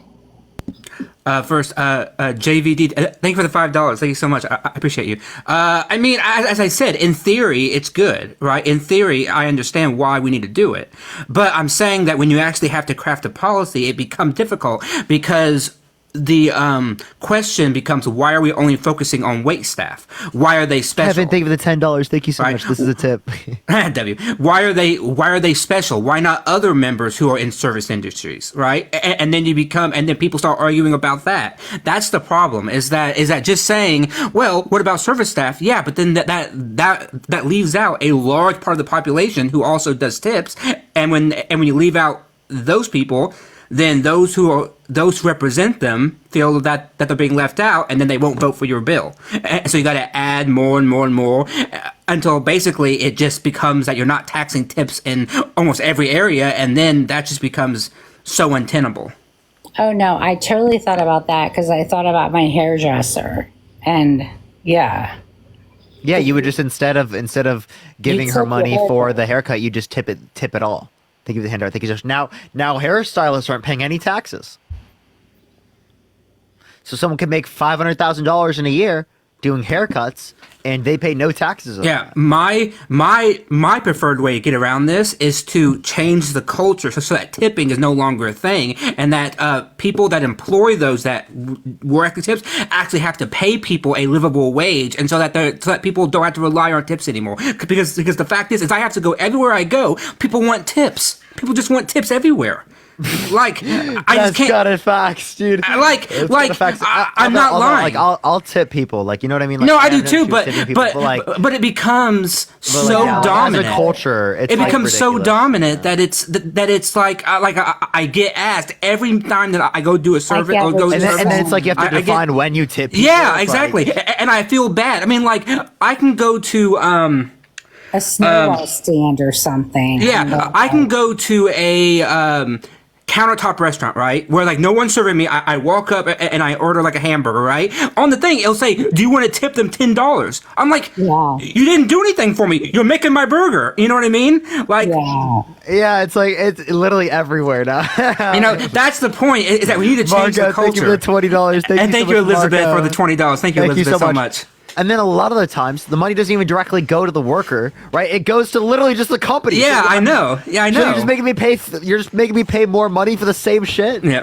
Thank you, Elizabeth. Thank you so much. I appreciate you. It's like if it went to the worker, I wouldn't have an issue, but it's not. It's like what? Oh my God! Why? Would and then like it's like they make it wrong so that you can't just like give money to the worker. You can't give them cash. Why would it not go to the worker? Right, I'm telling you, like it depends on the business. Yeah, because a lot of businesses just want to keep the money, and then they pay their workers like $3 an hour because or they split it, or they give them like a certain like amount of it. That's just gross. Yeah, so it's like yeah. So we just need a culture of people paying more for those types of things, like like paying more for your employees, not like relying on tips. Yeah, paying people $3 an hour and hoping the rest on tips is crazy. Sharon, thank you for the subscription. Yeah, that's disgusting. But I mean, but that's why I mean, but let's be honest. The whole reason why Trump and Harris, but Trump first put this out was because he was pandering to the voters of Nevada. Like, that's why. Because Nevada has the largest service industry in the United States, and he needs to win Nevada, and so he brought it up. He wasn't for this policy like 8 years ago, 4 years ago. That's why he brought it up. It's because people want to be able to do it like through the state. So it's pure politics. Well, because I don't think the House is going to vote for it anyway. I mean, well, I don't even have any idea how the House can vote, so I don't know. I mean, but I'm for it, for these waitresses and waiters. Oh my God, Kate, thank you so much for the $50 on Venmo. Can we get some W's for Kate in the comment section right now? Thank you so much. I appreciate it. Thank you so much, Kate. And also, by the way, Marco said, thank you. I'm no longer a cornball conservative. Let's get some W's from Marco as well. Thank you so much, Kate, though. I really appreciate that for the $50. Wait, thank you so much. It's so kind of you. Did you just say that you don't know how the House is going to vote for it, or like why they're voting for it? I'm saying I have no idea how they would. Oh, you mean like why they would support it? No, like what they would do. I honestly don't have any idea what they would do. I really don't. Oh, well, I mean, they would come up with some kind of policy on tax that it may or may not include tips. I'm for it because I've been a waitress before. Granted, it was 20 years ago, but I mean, that would be great to not be, taxed on your tips. That would be amazing. Yeah, that's just a really complicated policy. That's like a really complicated policy. But like, again, if both sides agree on it, maybe they'll come to some type of determination on that. I don't think. Is there anything? I don't think that's the main thing that people care about. Sure. So like, I'm here. I'll ask you this question: how do you feel about Donald Trump trying to coup the country and like overthrow our government? You think he tried to do that? Yeah, he sent false slates of electors to the Electoral College to cast Trump votes when he didn't win, and try to get his vice president Mike Pence to not certify the election results. I don't think he did any of that. Okay, well, he doesn't deny the fact that they sent false slates of electors to the Electoral College to cast Trump votes when he didn't win, and he also Mike Pence substantiates that he did this. And I think even Trump says this. So nothing is disputed here. So why are you disputing it? Well, then I will have to tell you, I did not hear any of this. And I think this kind of goes back to what I asked you about Kamala being the nominee for president when 0 people voted for her, and you say you're all about democracy. Okay, That's Julie, I'm not sorry, but you've kind democracy. of said the same thing over and over again. I've given you my response to this plenty of times. So I Yeah, I don't know what else you're looking for me at this point. Yeah, like what else would you like from me at this point? Because I've already responded to this, I think probably like 5 or 6 times. Well, I'd like to hear Matt's response about it. It's the same as Parker's because, as I said, when you go to vote in a primary, you're voting for a candidate via delegates, okay? No one votes directly for the candidate. You're voting for a candidate via delegates. Those delegates are either bound or they're pledged, depending on the party. Democrats have pledged delegates, meaning they are pledged to vote for the winner of that state, okay? Very simple. What happens is when the candidate drops out, they become unpledged, or the person will release them. Okay, and then they can vote for whoever the hell they want. They can vote for Donald Duck. Like that's the rules. Nobody voted for her. Hold on. Here's what I'm getting at. Because she is the vice president, one, Biden can choose who he wants to support. He decided to support her. Then going forward, all of the people, somebody could have ran against her. No one decided to. The whole party coalesced, and the delegates lined up slowly but surely behind her. And that's the process. That process, by the way, is the exact same within the Republican Party. There is no difference. That's how it works. And I did vote for her because I voted for Biden Harris, and it makes sense from a funding, from a policy perspective, that the number 2 would be the next one in line. And by the way, I didn't even vote for Biden. I voted for Williamson. Yeah, I voted for Biden Harris, and so technically I voted for Harris because I knew that if Joe Biden passed away, if he got so sick that he couldn't run, if he dropped out, the next logical choice would be Harris. Right? There's no one else that I know of who would be able to just step up because I didn't vote for them. Right? I didn't vote for Mark Kelly, if he decided. I like Mark Kelly, but I didn't vote for him, right? I voted for the Biden-Harris ticket. She had the funding, she had the law behind her, she had the policy and the party. It just made sense. And the same thing would happen within the Republican Party. There's no difference. Well, you know what? I guess I have to apologize to you guys because I would just be really upset if somebody that I didn't vote for just got up there and all of a sudden they're the presidential candidate. And I'm not upset, and no one in the Democratic Party is upset. I've only heard Republicans say this. Only. And I have never heard a single Democrat be the only thing that I'm upset about. Don't want her. The only thing I'm upset about is, yes, I wish that we maybe had like a better primary without Biden in it. But other than that, I'm not upset that Harris, because I can't think of another candidate who would be better.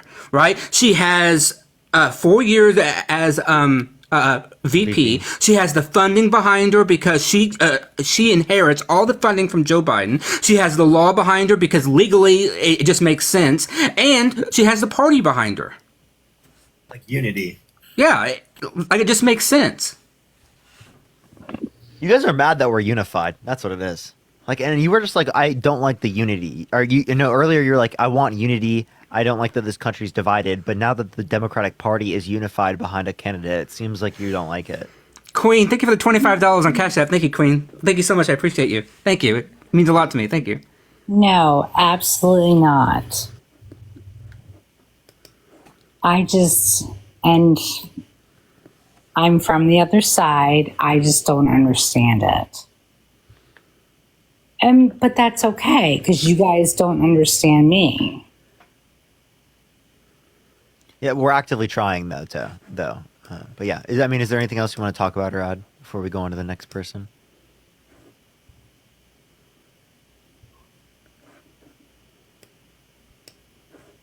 Or Earth to Julie. Oh, I thought you were talking to Matt. I'm sorry. Okay, I'm sorry, Julie. Go to sleep. Get some rest tonight. Get some rest. Please get some rest. Everyone tap that screen. Let's get to 2.5 million likes. Share the live as well, everyone. Yo, what's up? How old are you? Hydrate, yes. Scott, thank you for the $5. Thank you so much. I appreciate it, Scott. All right, let's get this next individual up here. Only send a guest request if you will be voting for Trump in 2024, y'all. Let's get this next individual up here real quick.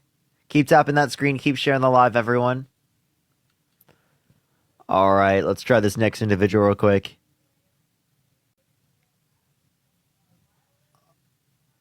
All right. Do give it a second. Matt, do you want to help me get someone up here? Dallas, are you voting for Trump? I got you. Dallas, you voting for Trump? Hello, Dallas. All right, Dallas is history. It didn't work. Sorry. Type Mag in the chat. Let me bring somebody up here. All right. Let's try this person. All right. Someone said they can prove I am MAGA. Bruh. I can't even add them up on the stream. All right, this Okay, next person Cam's only send a on. guest request if you will be voting for Trump, y'all. Okay. Hello. Yo, what's up? How old are you? I'm 50 years old. What's up, guys? How are you Are you guys? voting for Trump? Thank you for the corgi. Thank you so much. You voting Trump? Yeah, my whole family is voting for Trump. Yeah, Awesome. we're Hispanics, Mexicans. Half of my family usually votes Democrat, and the other half usually votes Republican. Somehow this year, everyone's going with Trump. We like that ticket.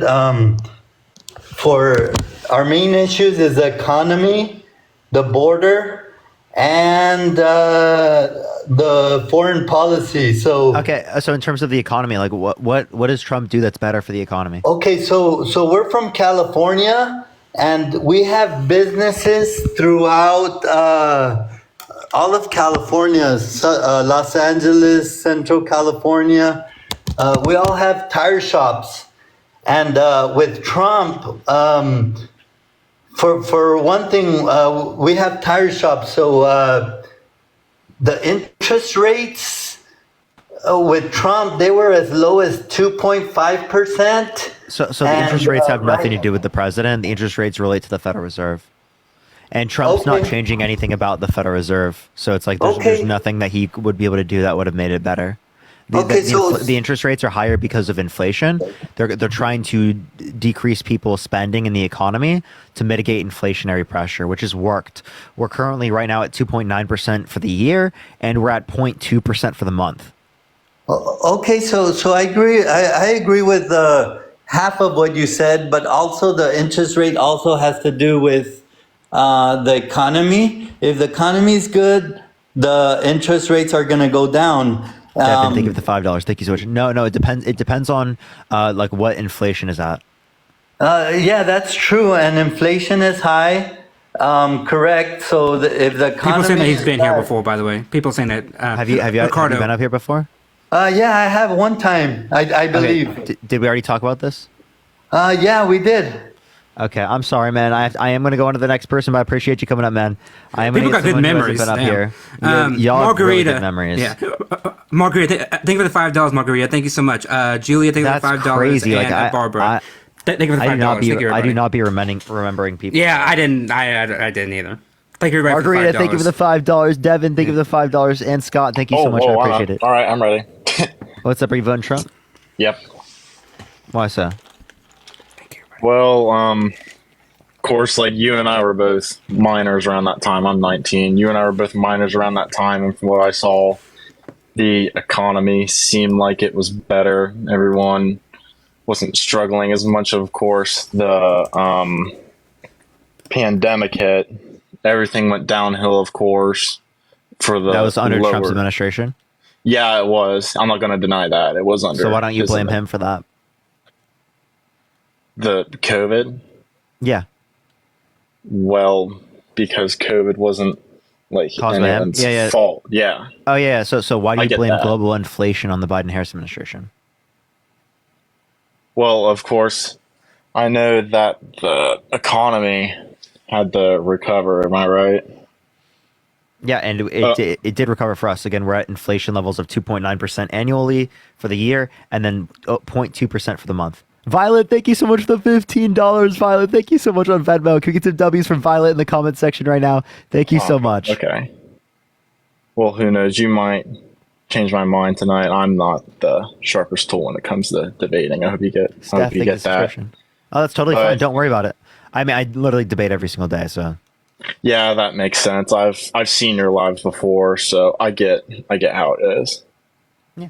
But yeah, I was kind of prepared-ish for this, but one policy that stuck out to me, like I see like all the time that you guys say like he's racist, but yeah, apparently I did some research. He like did funding for historically black colleges.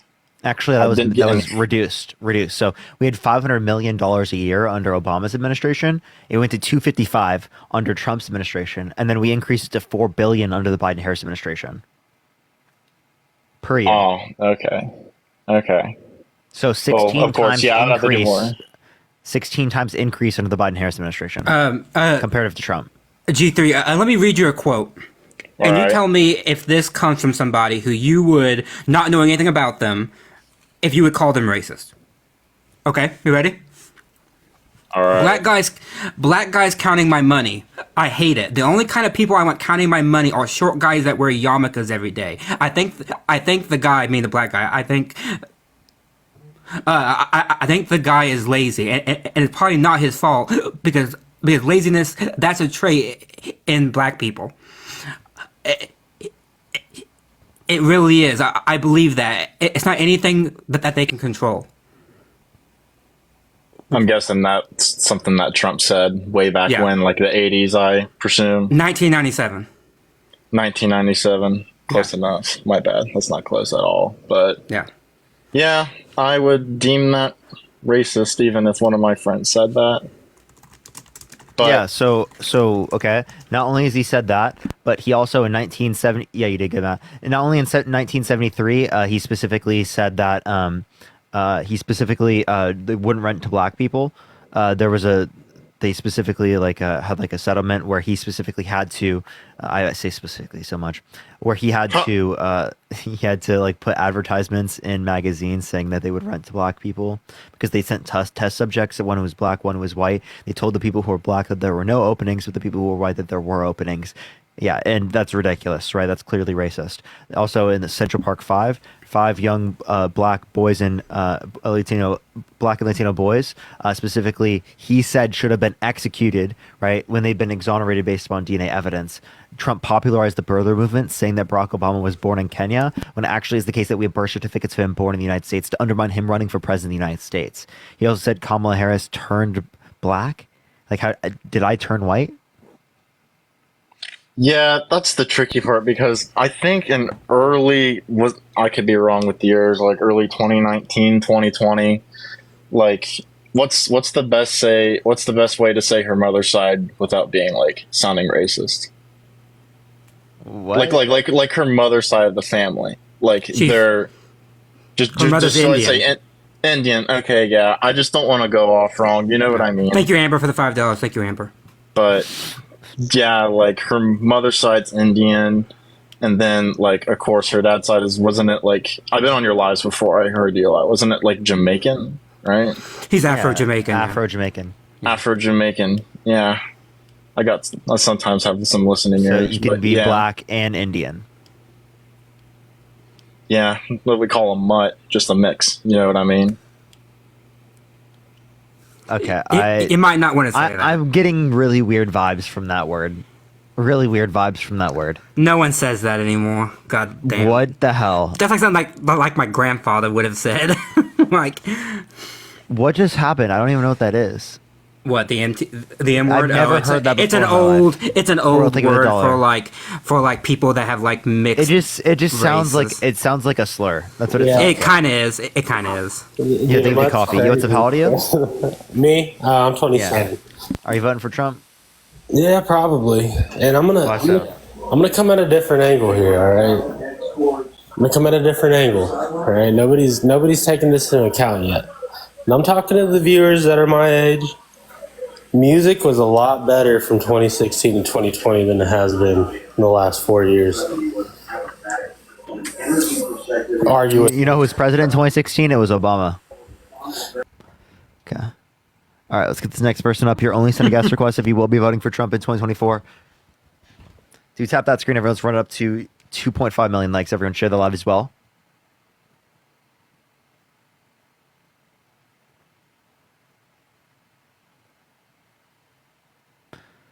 All right, let's go to the next individual. Only send a guest request if you will be voting for Trump in 2024, y'all.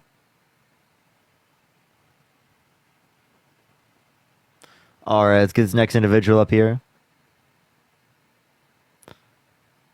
All right, yo, George, thank you so much for the $6.68 for Slave the Magas. Thank you so much. I appreciate it.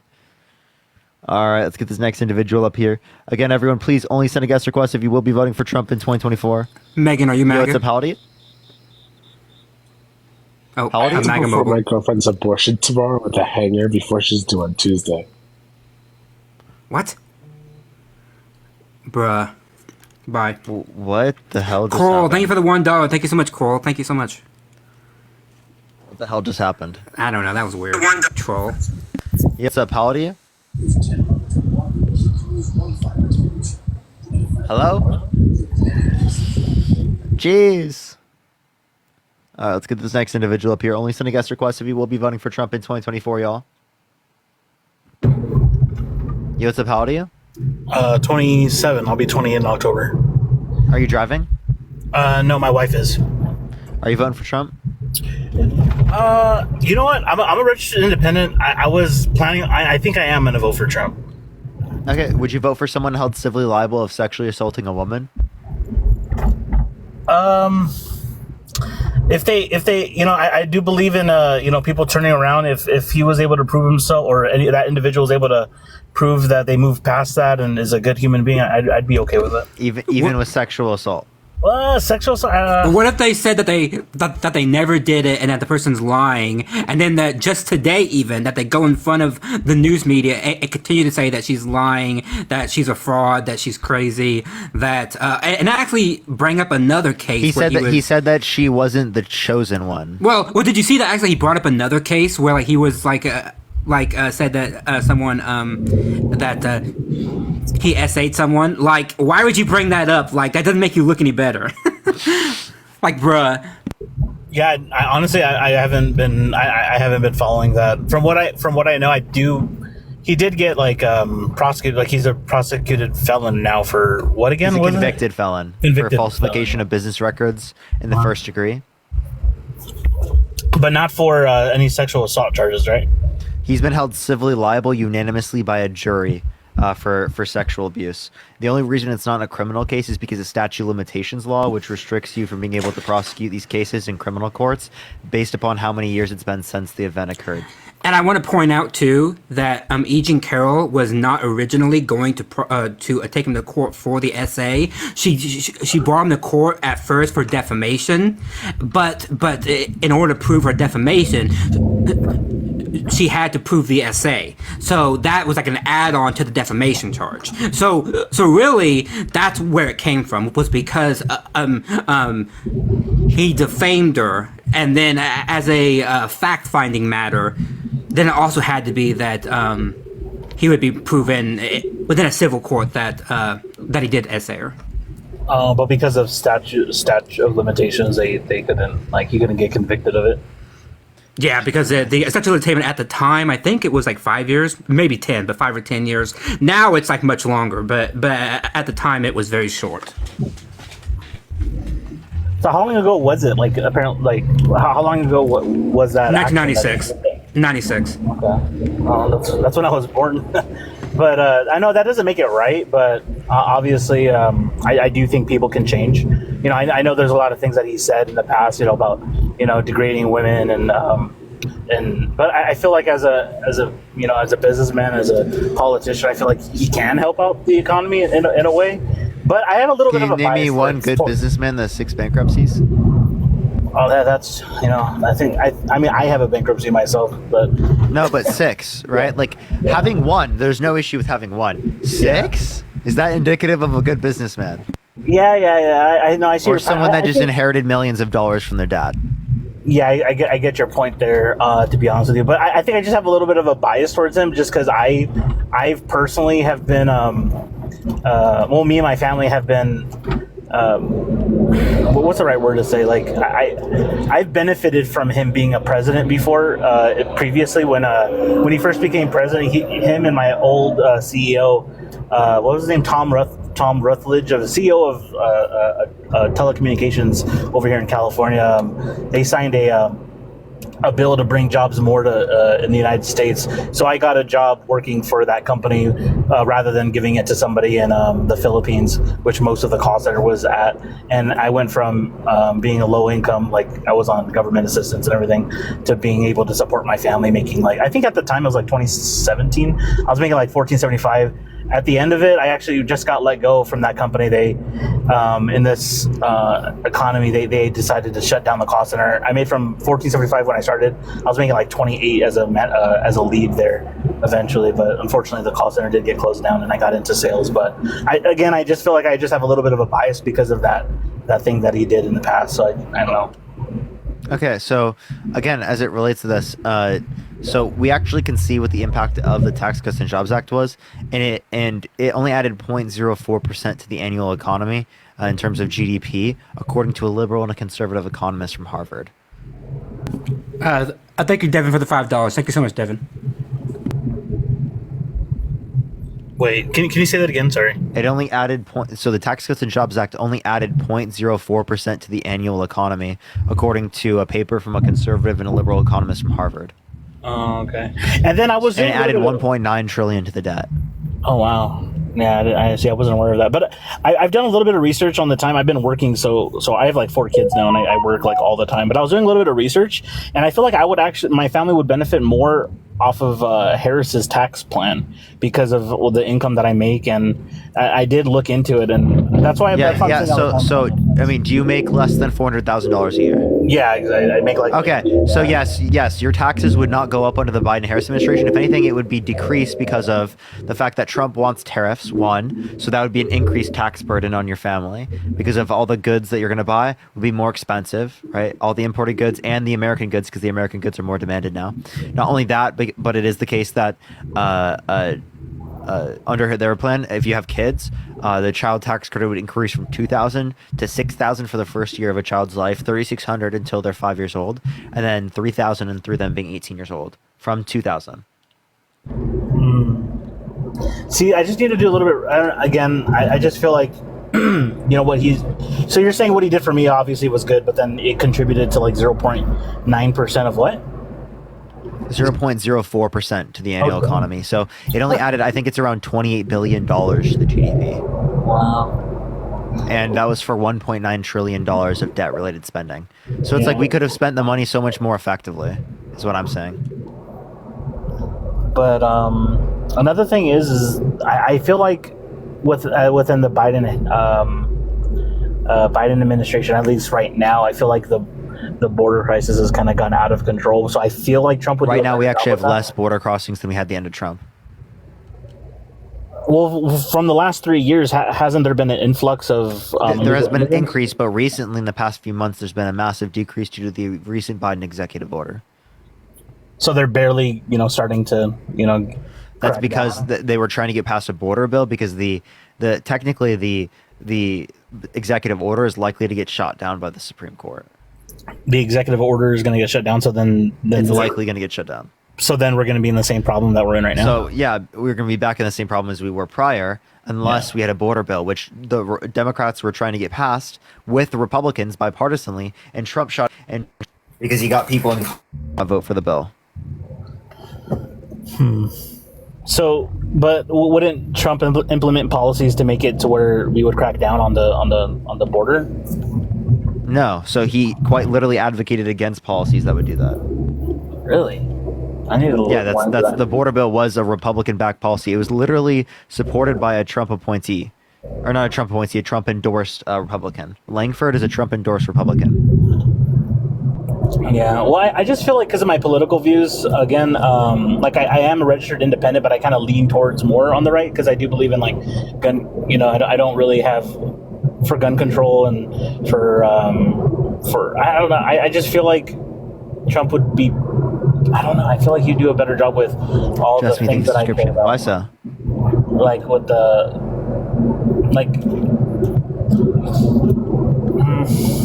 in terms of the border, in terms of the economy, I feel like we would kind of get better on track with that. I know. How do you pronounce your name again? Kamala or Kamala? Kamala. Kamala. Yeah, Kamala. Yeah. So I just want to make sure I pronounce it right. So Kamala's plan to get the economy back on track. I don't like why haven't they implemented that now? Why does she need to become president to do that? So no, it is the case that the legislative branch has to, right? Mm-hmm. And then if she's president, she can sign it into law. Why can't Biden do that now? So again, the reason is because the legislative branch cannot get it passed currently. And then I know Trump definitely wants to get the economy back on track as well, and then he did a good job in terms of when he was president before, didn't he? So if he wants to get the economy back on track for people like you, why would you vote for him if you know that he's actually going to make it worse in terms of like how much it costs for goods? Because again, tariffs will increase the cost of your goods. You think inflation's bad now? It's going to be even worse with tariffs. Didn't he say he was going to do something to import costs for China and like all the importation, import goods? B, thank you so much. He wants to do a 60 to 100% tax on China. Wouldn't that be better for us? No, that'd be worse for us. That would cause massive inflation. It would? Yes. How so? I'm saying the average family would pay thousands of dollars more. Then why every estimate that I've seen, it's above $1,500 for the average family. Yeah, he just gave a speech at the World Economic Forum, or he gave a speech in New York City yesterday, and They added together all the amount of spending or the amount of tax cuts that he wants to add in and everything. He would decrease revenue across his platform by $7 trillion. So the government would lose $7 trillion, and yet he's not willing to cut anything. And so what's going to happen is if you think the debt is bad now, wait until you see the debt after that, because if that all passes, which it won't, but if it did, $7 trillion is a drop in the bucket. Thank you so much for the $35. Thank you so much. I appreciate it. Thank you so much for the $35. That's a drop in the bucket to what he would do to the overall debt and deficit. Like it would go out of control. And tariffs, by the way, would also add to that, because we would not be able to pay for those tariffs. Yeah, I gotta do a little bit more information on it, especially on the tariffs, because I'm not really well educated on that, to be honest. There's a reason why many economists, both conservative and liberal, think that it's a terrible idea. I mean, even those who are deficit hogs and want low taxes think that the idea of a universal tariff is just a bad idea. Because we tried that. I mean, his example, right, was William McKinley. So he's using an example of someone who put tariffs on in the late 1800s as the reason why they would work. He's ignoring the fact that they tried tariffs at the beginning of the a Great Depression, and it just made it worse. He's using a model that doesn't exist anymore. Why he's citing? Thank you so much. Why he's citing the 25th president of the United States? I have no idea. Okay. Yeah. Yeah, again, I just that sounds that definitely does sound like a concern that I would have to look into to kind of understand. So, and then another side of, because again, I was actually going to vote for RFK originally, but then it looked like he endorsed Trump, so that's why I'm kind of leaning towards Trump in a way. Well, so. No. Let's think about this. Okay, I want you, as an RFK supporter, what was your top issue that you were voting for RFK for? What was the issue? Why RFK? One of the things I loved about RFK is that he really wanted to because I really like the fact that he really cared about the children in terms of really cracking down on children's health, and I feel like that's a big, because the children are essentially the future of the country, and I really supported that. Okay. And why are you supporting a party that wants to defund the Department of Education? Well, that, and also, why would you support? Do you honestly believe that Donald Trump, Mr. McDonald's, the man who loves to eat Big Macs every day, is really going to give a shit about a childhood obesity crisis? Like, be honest here. Like, do you honestly think that Donald Trump, who has propped up fast food, that has given money to farmers to produce more corn, more soybeans, the things that are unhealthy, all this kind of stuff, you really think that he is going to put in people or do things that are going to somehow make it easier for people to eat? Because I know how to do that. We need to make it cheaper that people can buy organic foods that are whole foods like vegetables, fruits, nuts, beans, things like that, right? We need to remember what happened. Well, no, you were too young, but in 2010, 11, Michelle Obama had a vegetable garden where she was merely encouraging children to grow their own vegetables and eat healthy, and the Republicans blew their minds. Like, they said, this is her trying to get in with your kids and trying to make them, eat vegetables instead of having a cookie and everything. I mean, it blew. I mean, I'm sorry, but the idea that the people who need to hear this are going to listen to it, it's not going to happen. Because one thing that Americans hate is when you tell them how they should eat. Like they hate that. Yeah, I guess you have a point there. You have a point about the obesity problem, but the reason why we have an obesity problem is because of the way that we finance the big food industries, the meat industries, things like that, and the fact that people do not like to be told how they should eat because we tried that in the past and people were pissed off about it. Just because they're pissed off about it doesn't necessarily mean that doesn't need to happen. It means Trump. Oh yeah, but here's why it's pertinent. Trump bends to popular demand or the public demand. When people don't like something, he caves. He does not. He wants to remain popular. So like, let's say that he puts a policy where he's encouraging people to eat more vegetables. If he gets pushback, he's going to change because he does it all the time.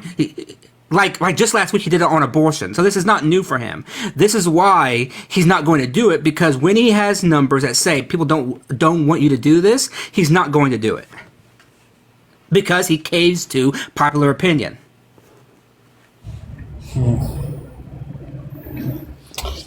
So what's the our main goals, I think, as Americans, is all of the same stuff in terms of getting the economy back on track, making sure our borders are strong, making sure we have a strong government, but limited government. I don't know. I just feel, from what I know now, I feel like Trump would do a better job at doing all those things. Because why? Just because of and I don't even think this is a legit argument per se, because again, I'm like just going off of basis on how I am living with my family. I have 4 kids at home. I'm renting. I'm working 3 jobs right now just to support my family, and I didn't have to do that when Trump was in office. Yeah, that doesn't mean it was caused by the Biden-Harris administration, though. Again, there was global inflation, and that does not specifically relate to the President of the United States. Again, if that was true, I would never be in support of that happening to you. But the point I'm making is that it is the case that these economic policies that the Biden-Harris administration are advocating for did not cause that. Also, do you have kids? If anything, the Trump administration makes it worse. Yeah, I got 4 beautiful children. Nice. You're gonna heavily benefit from a child. Okay. Did you hear what Trump's answer was to how to make child care more affordable? I did not. It was rambling. It wasn't an answer. Like, it was so bad that even business people who are on his side said, "What are you saying?" Like, and the reason why is because he has no policy answer, right? J.D. Vance said, this was his policy answer. J.D. Vance said, have grandma take care of them. That's his solution to it. Is have grandma take care of it. Yeah, that's actually what he said. Yeah. Wait, he said for grandma to take care of the Yes, kids? he said, let's have grandma and grandpa take care of it, or maybe like an aunt and uncle, as if they're not busy already. Let's do that. That's his official child care policy, and I'm not joking. Like I'm not being hyperbolic. I mean literally, that's his policy. Have grandma take care of him. Well, I mean, statistically speaking, when grandparents do take care of kids, they live longer. So I mean, but that's not a policy. That's not a policy, right? People can't afford daycare and childcare, and he was asked point blank, "What policy will you put in place that will lower the cost of childcare?" He gave no answer. He rambled like. It wasn't a word salad, but like it was a word buffet. Like it was everywhere. Like it was bad. So like that's the problem, is that millions and millions of people are not having children precisely because they cannot afford childcare. Like they know it and they don't want to go into debt because of it. And their answer to that is have grandma or grandpa take care of it, or let me just spout about how I'm going to make everything better. That is crazy. Saying grandma should take care of grandma and grandpa. Yeah, it's crazy. That's not a policy. Yeah, I don't necessarily agree with that, to be honest with you. So I mean, again, I'm still like on the fence on it. Right now, I'm like 60% voting for Trump. I'm still looking again because after hearing all that, I'm like 65. I'm like 45 now. Oh, 55 now, I should say. I don't know. I got it, but I don't know. All right. I appreciate you want to talk about Rod? Not vote for Kamala. Vote for Kamala. Yeah. Let's get this next individual up here. Only send a guest request if you will be voting for Trump in 2024. We are just looking for some debates, y'all. Let's get this next individual up here real quick. Do tap that screen. Let's get to 2.5 million likes. Yo, what's up? How old are you? Hello? Hello? All right, let's get this next individual up here. Only send a guest request if you will be voting for Trump in 2024. We are just looking for some debates, y'all. Only send a guest request if you will be voting for Trump in 2024, y'all. All the MAGAs in the chat who are like coping What's up, because Parker? they don't. Yo, what's up? How old are you? Hey, we talked last night. You kicked me off because I said a I'm forbidden sorry. word. Well, if he said a word, then that's not a good thing. Yeah. He probably said like some drug name. Probably. All right. Sign this person up. Social approach. Appreciate the handout. Thank you so much. Let's get this next individual up here. Only send a guest request if you will be voting for Trump in 2024.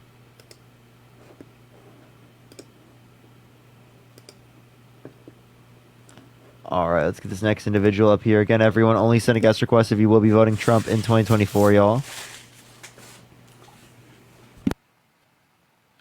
All right, you tap that screen, everyone. Let's get to 2.5 million likes. Yo, what's up? How old are you? I'm 28. Are you voting Trump? I'm actually independent. So, are you voting Trump? I'm not. No, the reason I request... Nice. Paste.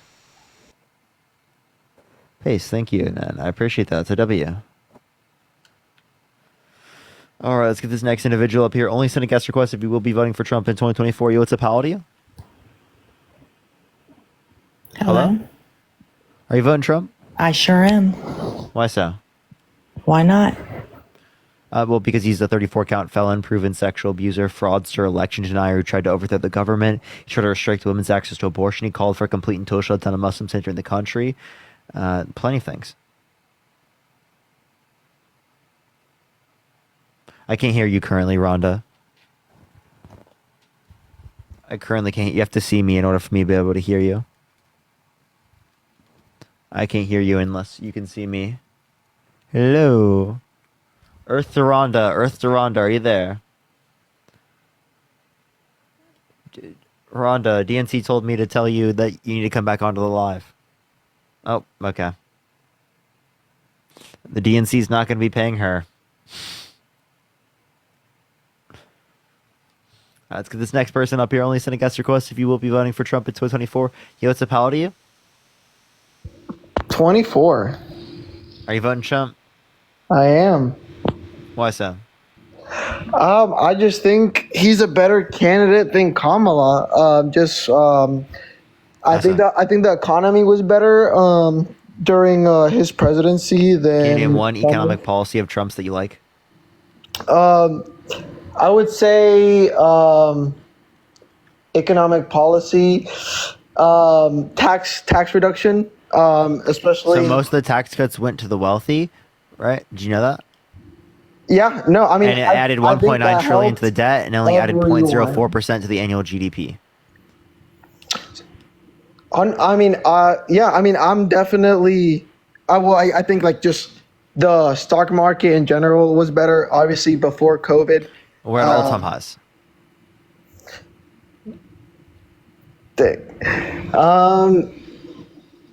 So like they. Yeah, I you know what? I retract my statement. I feel like the economy would there's like so many factors, right? To me, I am pro-Trump more for I am pro-life. So you think it should be illegal for someone to get access to an abortion? Correct, except if the mother's life is in danger. Okay, so what about a 10-year-old girl that gets raped? Terrible situation. I do think that, obviously, such a small number of abortions are that issue. But yes, I do think that is a living human being, and that person should be cared for accordingly. Yeah. So a 10-year-old that gets raped should not be able to get access to an abortion. Correct. Unless it's so they should be forced to go through that pregnancy. Yeah. Oh, yeah. I do think they should go through that pregnancy. That isn't right. So sorry. Go ahead. Sorry, go ahead, Matt. I'll say so. So you're going to pay for it, right? You're going to pay for the birthing costs, the therapy costs, the child care costs. You're going to be there for that child, right? Because because you want it to happen. You want the child to give birth to another child. So I assume, Stephen, you're going to be there and give 100% financial and all your support to that child, correct? So in cases like that, yes, I do believe the government should. No, not the government. You want it to happen. So I assume that you're willing now to donate your paycheck, donate your time, donate. I am definitely okay with my taxpayer money to go to cases like that, 100%. I have a question. Okay, so take it out of your paycheck. Okay. Yeah, no, like 100% cases like that, I definitely think should be money should definitely be given to them. If the person that raped them does not have that money, I definitely think that the government should subsidize special cases Do you like think a that. zygote is a person? Yes, at the moment Is of this a conception. person? So at the moment of conception, I do believe that is life. So is this a person? Yes. So I can't tell you if that's a zygote or not. You don't know? No, I do Can you not share? I know. appreciate the $5. Thank you so much. So you don't know if this is a person? I do not know what that green ball you're showing me. I do believe at the moment of conception, when the sperm meets the egg, that does create the DNA of a human being. What about this? Again, like you're just showing me pictures, but that does look like a sperm eating an egg. Again, at the moment of conception, I do believe that is when life forms. So do you think this is a person? Again, you're just throwing pictures at me. I don't know what all the pictures are that you're showing me. This is actually a zygote, okay? You can't tell the difference between a microorganism and a zygote? I showed you a picture of a microorganism. I just showed you a picture of a zygote. You're just showing me pictures. This is a person. This is a person under his worldview. This is rights under his worldview. Yeah, so right. That's what you're valuing. So I am saying at the moment of conception. Person. So that will be life if you. No. This is person under your view. Yeah. No. So I don't know if that exact picture is. I can't. Daniel, thank you for the $5. Thank picture you so much. Is what it is. That's a person? No, I promise you it's a zygote. I'm actually being serious. I'm not lying to you. Well, But I looked so up what? zygote, you can see. Again, right? So at the moment of conception, when the sperm meets the egg, I think it's a little bit ridiculous to say this is a person, but like, I granted. Let's talk about this even further. Thank you for the elephant. Thank you so much. I have a question. Do you think that if you were in a burning building and you could either save 2 zygotes, right, or one newborn baby from burning to death, which would you rather save? So like, obviously that doesn't make any sense because you can't. I mean, do you mean a mother with a baby inside of her? Zygotes. 2 zygotes that in the future are going to be implanted and are going to become people like me and you. But they already are lives under your worldview. They're already well, I believe they're alive, but like they're cellular life. I don't care about cellular. Well, can I? I don't think a zygote can live. We're assuming that if you save the zygotes, that they will in the future at some point be birthed. Oh wait, that's you're stating a like impossible hypothetical, right? Can you understand what I'm saying? Do you want me to use Thanos instead? Thanos is either going to snap out of existence, right? The 2 zygotes, or snap out of existence the 1 newborn baby. Which would you rather it be? What? So say if Thanos were to zap out a zygote in a mother's stomach, or I like how he engages more with the hypothetical relating to I mean, Thanos. they're both right.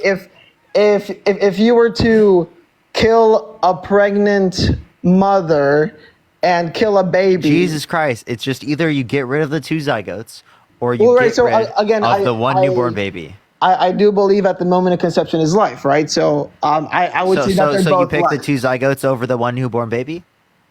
Oh, because are you saying because there's two lives in the 2 zygotes? Yeah. and there's one 2 baby? people is more than 1, so obviously you'd pick the 2 zygotes, right? The 2 single cell organisms over the 1 newborn baby. I mean, that's a hypothetical, but I Of course, believe, it's a hypothetical. Right. I do want to say, even though we probably disagree on like so many things, I just want to say like the crowd and the audience you've made, congratulations on it, because like not many people can do that on TikTok. Yeah, no, I mean, I do believe that life begins at conception. Okay, I don't dispute that. I agree life begins at conception. You agree that? Would you rather save the 2 zygotes or the 1 newborn baby? Well, so I mean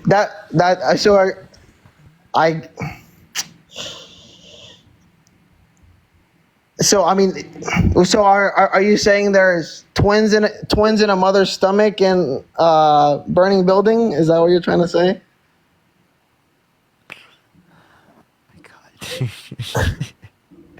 This guy, dude. Because like would you rather save 2 zygotes? Two zygotes on the counter, right? There's obviously zygotes on the counter. Yes, they are. They're on the counter.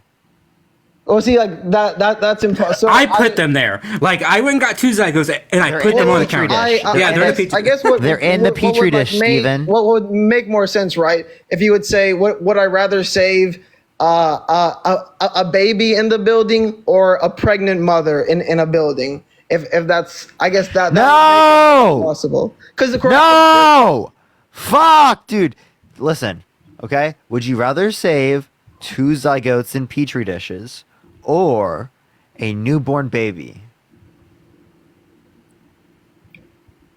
Well, dude, it's not that difficult, dude. It's really not. No, I mean, because those 2 zygotes, are they? Oh my god! They are zygotes. No, okay. Steven, hold on. Steven, my friend, Steven. Able to be Steven, do you know what a zygote is? No. So that's like the first like right after conception, that is. It's the second phase. No, it's the second phase, but it's not viable outside. It's not viable. Yeah, I mean it's Yeah, it can't be viable unless it's in a woman's stomach. Dude, oh my God, Jesus That's Christ, not in the question. stomach. Look, Wait, that's not the question. But see, Can I ask him this if question? it's not viable Steven, in a Steven, human where stomach, in the human body does conception occur? in the uterus. In the Steven, my man, Steven, my man. It doesn't, my man. It's the fallopian tubes. It's the fallopian tubes. Right, okay. But so Is Harry raiding right now? Harry, thank you so much for the raid. I appreciate it. Harry. A zygote on a table is impossible, right? Like it won't live on a table. No, we're saying that it's on a petri dish, and then in the future, it's going to be implanted into the uterine wall of an individual. So in the future, it will be birthed like me and you. But I'm just asking you, again, would you rather save the 2 zygotes or the 1 newborn baby? So I'll ask you this because I honestly don't know. Is a zygote alive in a petri dish? Like it can? Is that possible? Yes, a zygote is living. Right. But so can it live in a petri dish? Yes. Up to a certain point, yes. Yeah. Well, so. Okay, Steven, Steven, my man, what are you confused about? This is a moral question, not a scientific question. This is a question about morality. You're more talking about, I guess, if a petri dish had a sperm and an egg, which is, I guess you would call IVF, which... Steven, no, it's a moral question. You value all forms of life, no matter what the stage is, right? So we're asking you, if you had 2 zygotes, Leah, thank you for the $5. Allison, which you believe are people, and you had 1 newborn baby, and all 3 are stuck in a burning building, which would you save? Because under your view, they're all 3 are people, all 3 have the same rights. So who would you save? I mean, it's a tough question, but I would say saving 2 lives. You understood. Wow. Okay. There we go. Finally. Okay. Thank God. So he picks the 2 single cell organisms over the newborn baby. I guess so you let the newborn baby burn alive. So you let the newborn baby burn alive. Would I rather there be two abortions or kill 1 baby? Then you would pick. I'd rather. Okay, hold on. Zygotes dying in a fire. That's not an abortion. Yeah. Not only is that not an listen. Hypothetical. Not only is that not an abortion, but it is the case that you'd rather a newborn baby burn alive than 2 zygotes. Well, so again, I believe life begins at conception. Okay, so that's just the craziest worldview I've ever seen. I would let 1 trillion zygotes die for 1 newborn baby. Yeah, I mean, I would let 1 trillion zygotes die. So the fact that you'd pick 2 over that is insane. Dude, an ant has more complex of life. It does. I mean, I save the ants. Believe it being seriously, life begins at conception. Wow, dude, I never knew that, man. Thank you for telling me that. How can we guess? I'm kind of curious, just like what other policies do you like that Kamala Harris has proposed or has done in, or has Joe Biden and Kamala made in the past 4 years that Thank you, Sarah, for the $5. So do you want policy that they've done, or do you want policy that they propose? That they've done. Okay, so the bipartisan infrastructure bill, the Chips and Science Act, the PACT Act, the Inflation Reduction Act. Okay, so let's start with the first one. What was it that you said? The bipartisan infrastructure bill. Okay, yeah. Tell me a little about it. So that's expansions in funding for roads and bridges, right? For Amtrak infrastructure, right?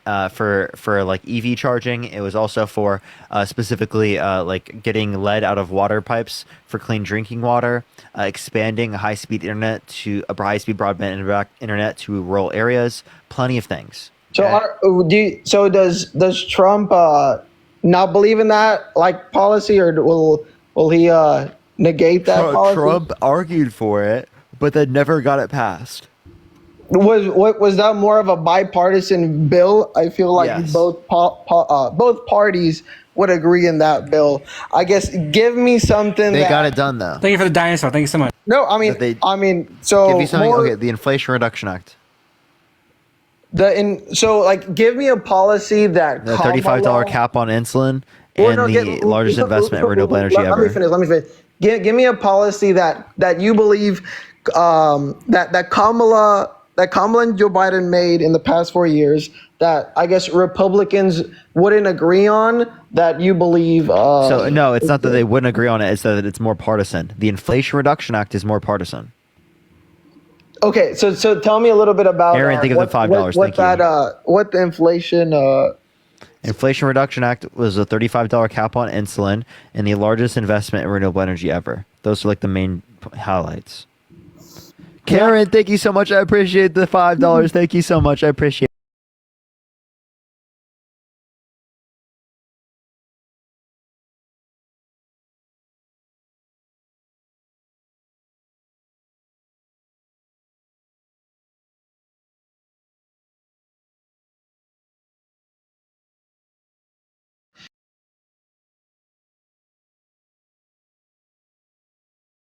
First, it was the insulin, like capping insulin at 35, and then what was the other part of it? Largest investment in renewable energy ever. Renewable energy ever. It's so different. Like, it's interesting how one policy can have two different things that are so different in it. They're both working on affordability. So talk to me a little bit more about the renewable. So I'm assuming they put a bunch of money into renewable energy. That's what you said? Mm-hmm. He left. Bruh. Bruh. Okay. That's a big. All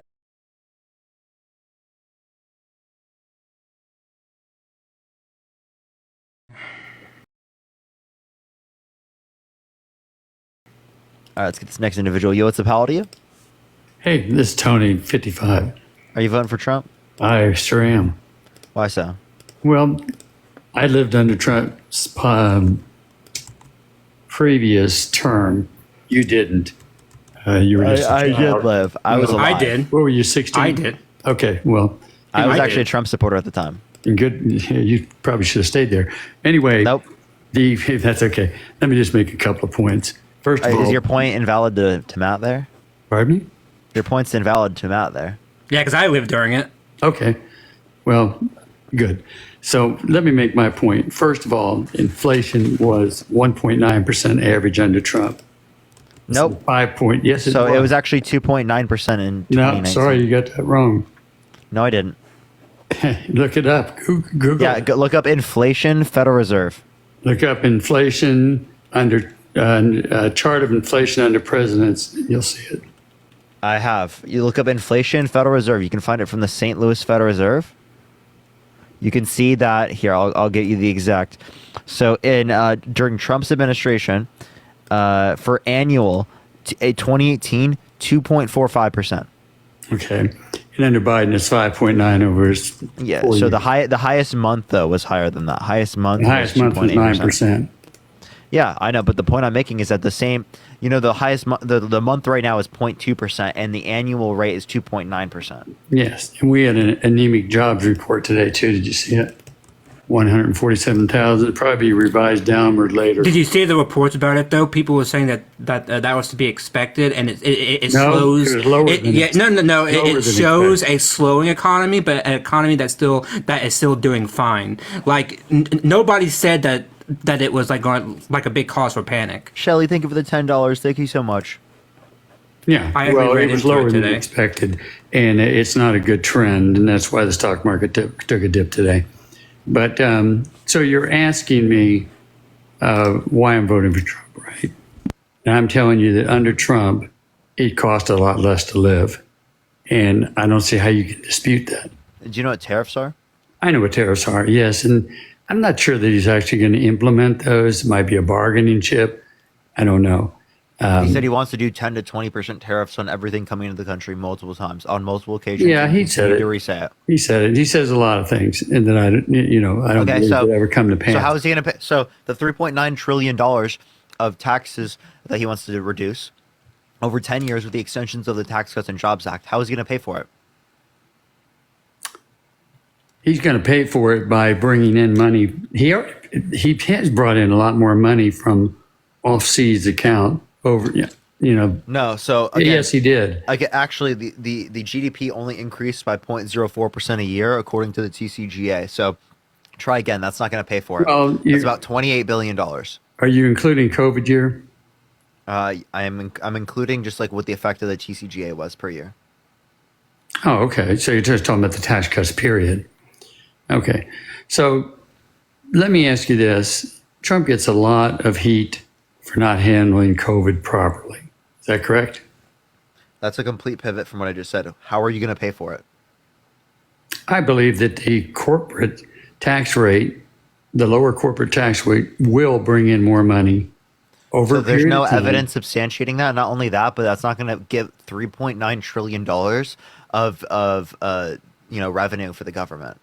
So I'm asking, what is going to bring in $3.9 trillion of revenue from the government insofar as that you're going to be able to pay for your extension of your tax cuts? I believe that the corporations that had money in offshore's account will bring them back. Nikki, thank you for the $20 on Venmo. Thank you so much, Nikki. I really appreciate And I it. think Thank you you could so much. probably look at that. So again, you have no evidence that that's going to be able to pay for the $3.9 trillion. Do you think And that's you have gonna, no evidence that you think it that's won't. going to be $3.9 trillion? Yes, I do. I just gave you evidence and gave you literally a paper that indicated you would not be even being able to be even close. And you gave me also a false report on the inflation is 1.9%. No. Yeah. Mm-mm. Yeah. The Federal Reserve, the St. Louis Federal Reserve, indicates that the annual rate of inflation, specifically under the Trump administration in 2018, was 2.45%. Okay. Let's talk about this. Why I'm voting for Trump over Kamala. You talked earlier to the other guest. You like to talk over him. You like to be sarcastic, and that's not cool. But the point is, Oh, you said want a Trump. Kleenex? One of you said Trump. I think it was Rocket, whatever, said that Trump changes his policies based on polls, things like that. What about Kamala? What? Absolutely no fracking. Now she needs Pennsylvania, which she missed a golden opportunity to get by picking Josh Shapiro. Instead, she picked Walz. Bad move. But now she's for fracking. She was for Medicare. She's not for fracking. She's not in support of fracking. She's willing to compromise on it because she has been. No. She said she is for.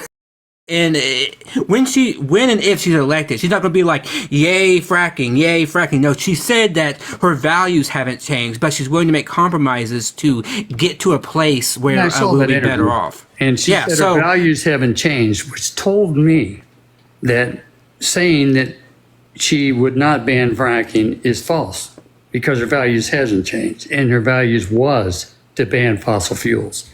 So now she's trying to come to the... No, that's not a value. That's not a value. That's a policy election goal. year. It's why Biden said, I can't do anything on my own against the border. So that's a policy goal, not a value. Yeah, that's not a value. But don't your values drive your policies? Yes, but like that was a policy, not a value. And her values hasn't changed.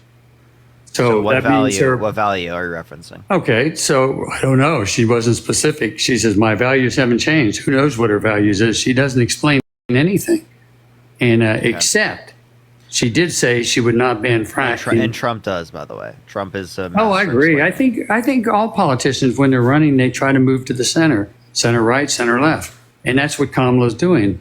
Although Trump's going to pay for IVF? I think he is. I think that they'll try. You got to remember, you can make, but the legislature has to ultimately approve that, and we know how that is. Obviously. And like you're big on the bipartisan bill that Trump wanted the Republicans to kill.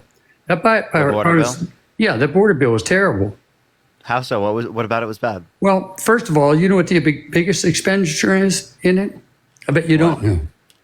Tell me. I'll educate you. $60 billion to Ukraine. That was a big. So what you're talking about is the appropriations. They No, split the the appropriations. bipartisan. Listen, hey Tony, they split the appropriations with the border bill. The solo border bill didn't get passed, and the appropriations did. Right, and it didn't get passed in the Senate. And so they tried to. Funny how that works. Why did the appropriations pass, but the bipartisan border bill didn't? That was solo. I think because they tried to put everything together, funding for Ukraine, funding for Israel, and that sort of thing. That was the appropriations, genius. No, don't be sarcastic. Do you want a Kleenex? No, I don't need one. You may. Somebody wipe your nose. But anyway, they did put funding to Israel. I mean, Israel, yes. But the biggest expenditure was $60 billion for Ukraine. It has nothing to do with the border. Okay, so that's number one. So you always bring that up, but it was a terrible bill. And it didn't even kick in as far as the encounters until it reached a 5,000 rolling average over a week. So that's 5,000. No. Yes, Border bill was 2,500. 5,000. Look it up and show me. Nope, it's 2,500. Well, look it up and show me. You're good at that. I have, right? You can literally Well, let's see the it. border Hold bill, up your little phone 2,500. like you like to do. I don't think you'll find it. You don't think I'll find it? Clarice, thank you so much. I appreciate the $5. Thank you so much. Summer, thank you for the $5 as well. Thank you so much. So anyway, I think the border bill was ineffective. And Trump is... You still can't find me what specifically as a part of the bill was bad. $60 billion to Ukraine, the biggest expenditure in the bill. Again, that was the appropriations bill. I'm talking about the split, the one that was solo, the solo border bill. The solo border bill didn't pass the House, and it didn't pass the Senate. So they put it together. Don't you know that? Wait, say that one more time, sorry? I said the bipartisan border bill, they tried to pass them as standalone bills, didn't work. So they can go... Yeah, the standalone was without the context of the appropriation funding, and it didn't work because Trump undermined it. No, didn't pass the Senate appropriation either. Why? It didn't get the votes. As they say, it's all about the math. Why didn't it get the votes? In the Senate? Did you know there were Democrats that voted against that? Can you tell me why didn't it? It didn't get the votes. If it doesn't get the votes, I mean, it's not all Republicans. There were Democrats too. So anyway, the bipartisan bill that you cite is the panacea for this border disaster, which it clearly is bogus. And your guests, they don't realize it because they've never looked at the bill. Actually, wait, I might be the 2,500 number I was remembering might be the recent executive order. That's right. It's 5,000 for the other one. No, can you give me where it says 5,000? Oh, I guess I could look it up. I guess I could Google it. Yeah, because I do see. I might have It was a rolling average, I think, of 7 days a week, or 7 days. So the 2,500 number. And then I didn't quite understand what would happen. So let's say it exceeded 5,000, and they were going to deport them. I don't get that.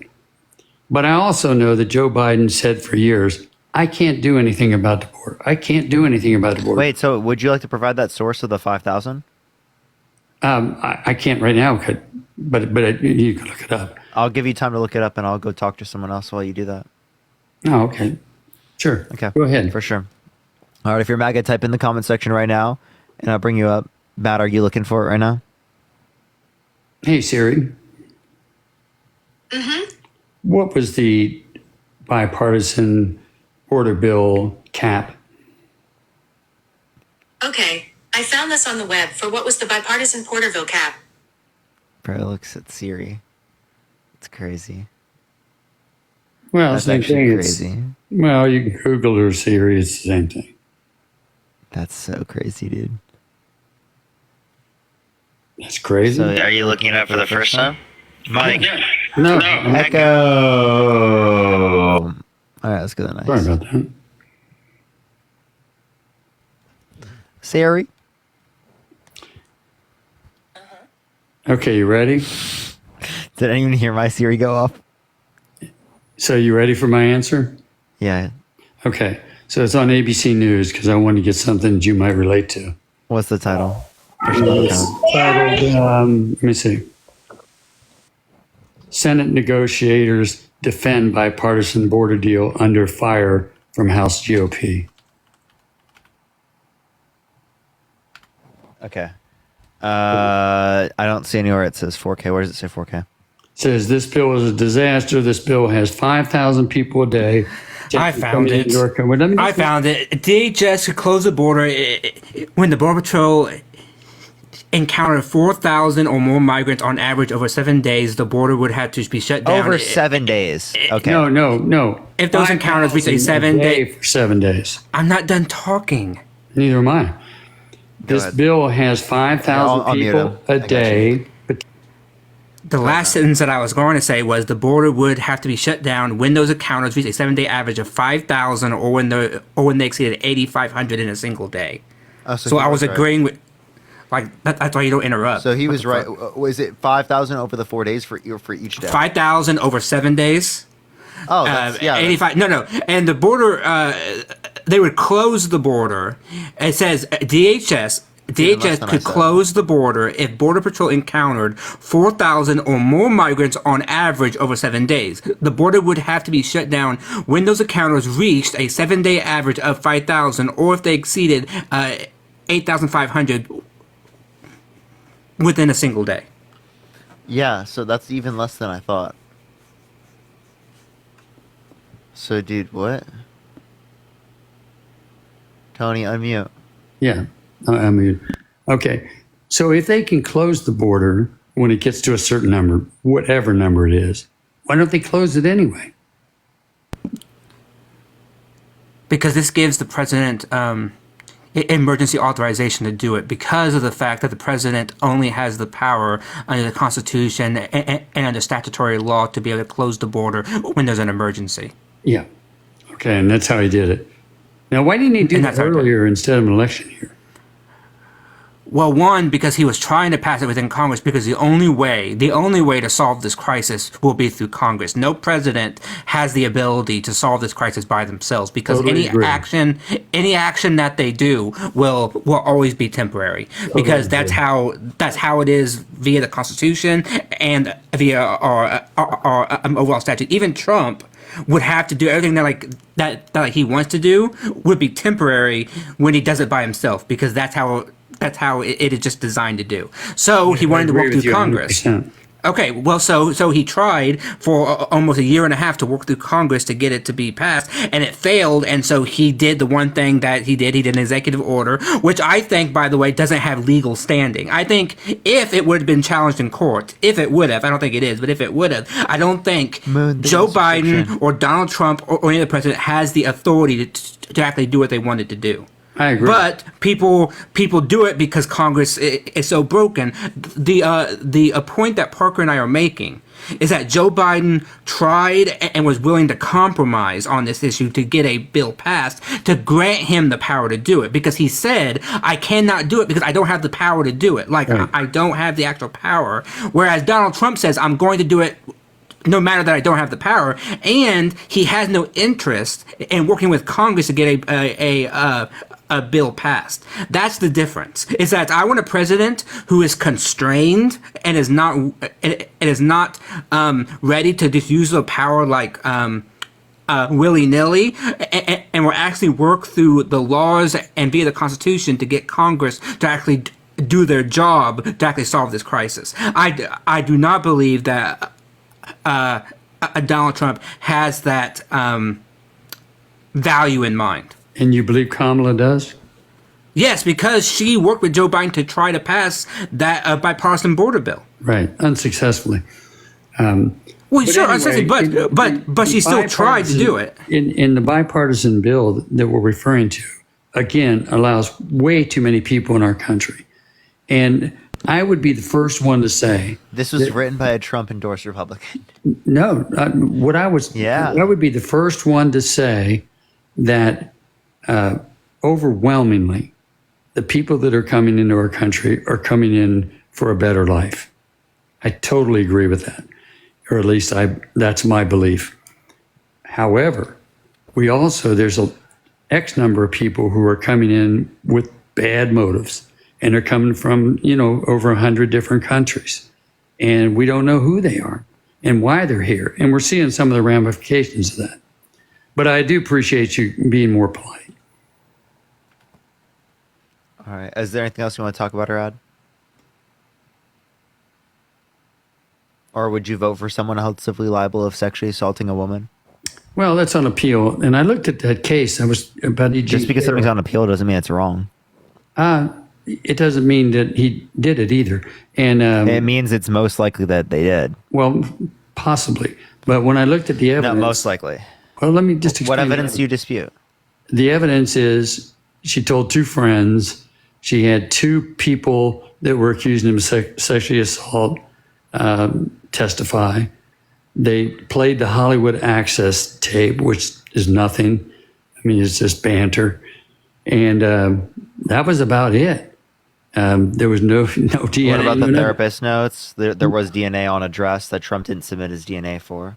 Okay. And what did they find on the dress? Calling the Hollywood Access tape banter is beyond me. I'm sorry, but I've never said that I want to grope women without their consent. Yeah. That's not banter to me. Yeah. Okay. Well, let me put it this way. The evidence is thin. She didn't even remember if it was 95 or 96.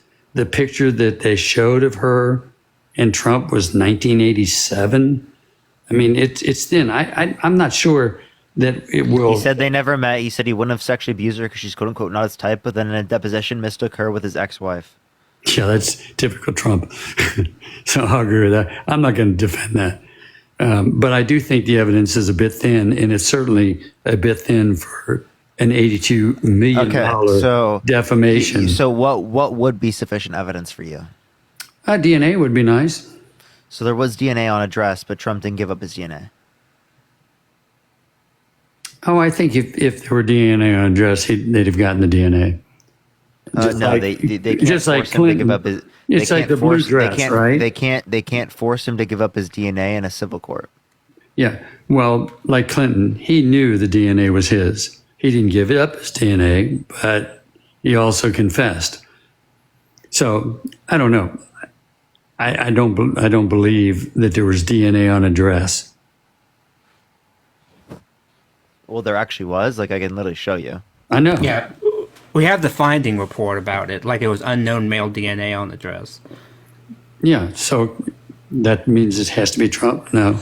No, it means that Trump can provide his DNA, and if it's not his DNA, then he's exonerated. If I were he, it blows a major hole within the case. Yeah, yeah. If I were he, I'd do that. Well, he didn't. Yeah. Okay. So, and then I noticed, when you were talking about the abortion, you go to these ridiculous extremes. Like a 10-year-old child being raped, of course, she shouldn't carry that baby to term. Well, we had somebody on here who thought. Hold on, but we had somebody on here who said that a 10-year-old child should carry. So it's not like that far, because I know people who do believe that. Yeah, and there are some people, I guess. But in that ridiculous comparison, Parker, about would you save the baby or 2 zygotes? I mean, that was childish. That's a common. How is it childish? That's a common. Because it's a false choice. First of all, it's not going to happen. But I do believe. Do you know what a trolley problem is? Aubrey, think of the $10. Thank you so much.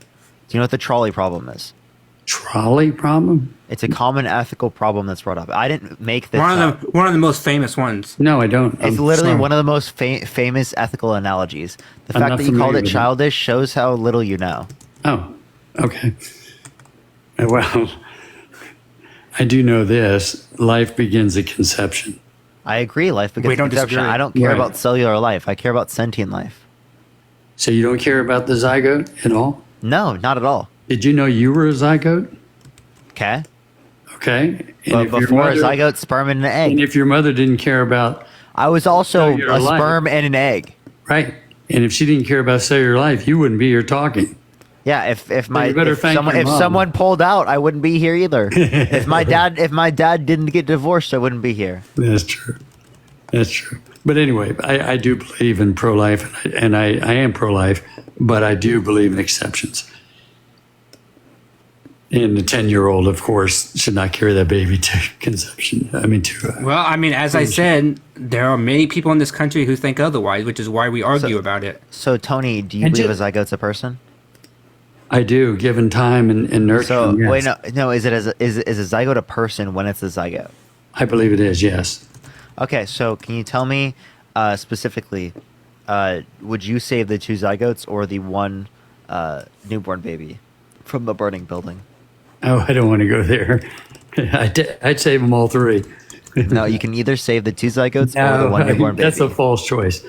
And, no, right? it's called the trolley problem. It's called the trolley problem. Let me say just it's, one it's word. It's a trolley. It's the ethical trolley problem. Honestly, I'm not willing to engage in a further conversation with you if you're not willing to engage at this point, because I know it's a legitimate point. Let me say one thing about Roe. Oh, no, if you don't respond to my point, I'll just kick you. Really? Yeah. That's how it works?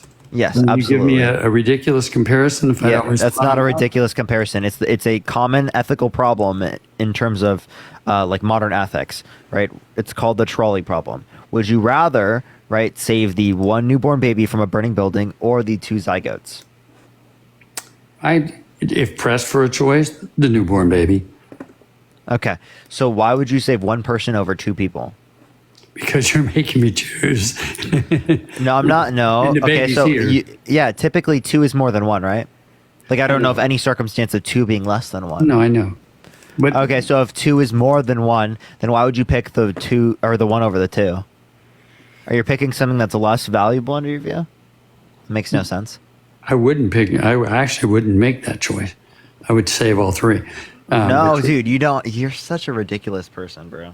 No, you can't ask a direct. You can't answer a direct question. But I just want to say one thing about Roe, if you just let me say it. Roe was decided on the privacy clause.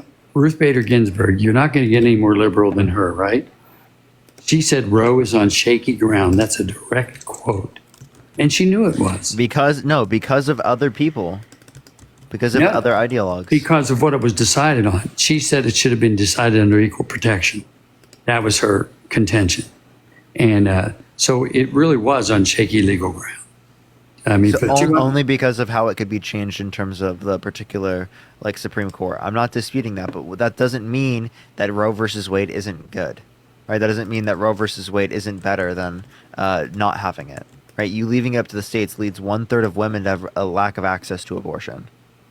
Well, it is a state's right. I mean, in the Constitution, you know the Constitution as well as I, and they give certain powers. The founders were very afraid. Wait. So why should abortion be left? What do you think? Murder should be left up to the states? Murder left to the states. It is left to the states in terms of penalties. But you think murder? So you think murder should be left up to the states? No, penalties. Okay, so if murder shouldn't be left up to the states, and you think abortion is murder, well, then why do you think abortion should be left up to the states? Because it's a state's right. I mean, I can't control it. So you just said murder shouldn't be left up to the states, but then just said abortion is a state's right. So what you didn't understand, right, is that you just contradicted yourself because you consider abortion murder. So you said murder should be up to the state and also shouldn't be left up to the states. Kind of twisting it.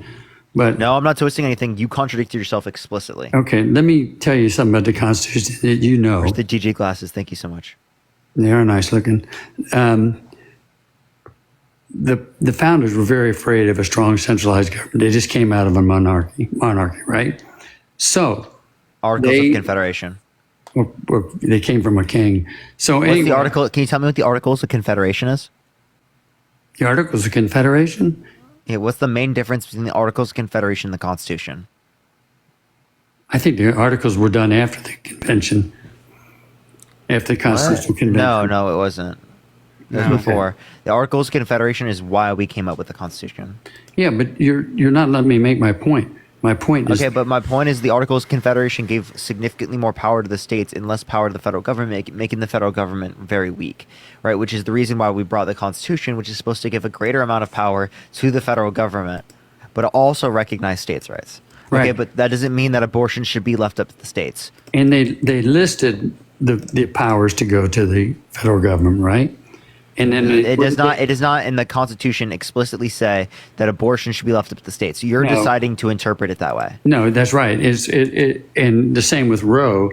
being decided on the privacy right. They're not going to find it in there. Yeah. I'm not disputing that, but like you're just saying your interpretation is better than mine. And there's no reason. All you have to argue is the ethical stance. If you want to argue something, argue the ethical stance. Don't argue like the interpretation. Okay. Well, what I'm saying is this: you can just say you have any interpretation. It's like the Constitution is like I think that we need to like heavily reform the Constitution. I would like a better document. That would be great. But like we got this right now. That's right.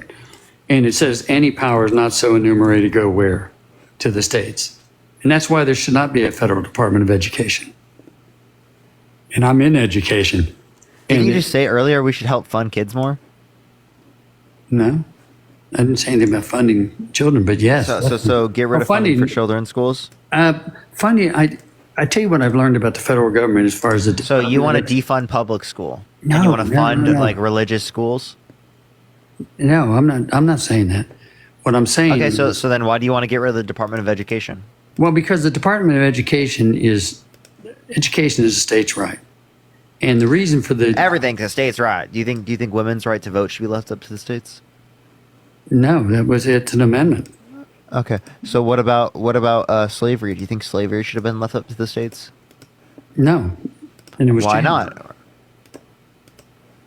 I thought you were saying everything's a state's right. You think murder should be a state's right? All powers not so enumerated in the Constitution, given the federal government, taxation, war, etc., is a state's right. It says it in the Constitution. You know that.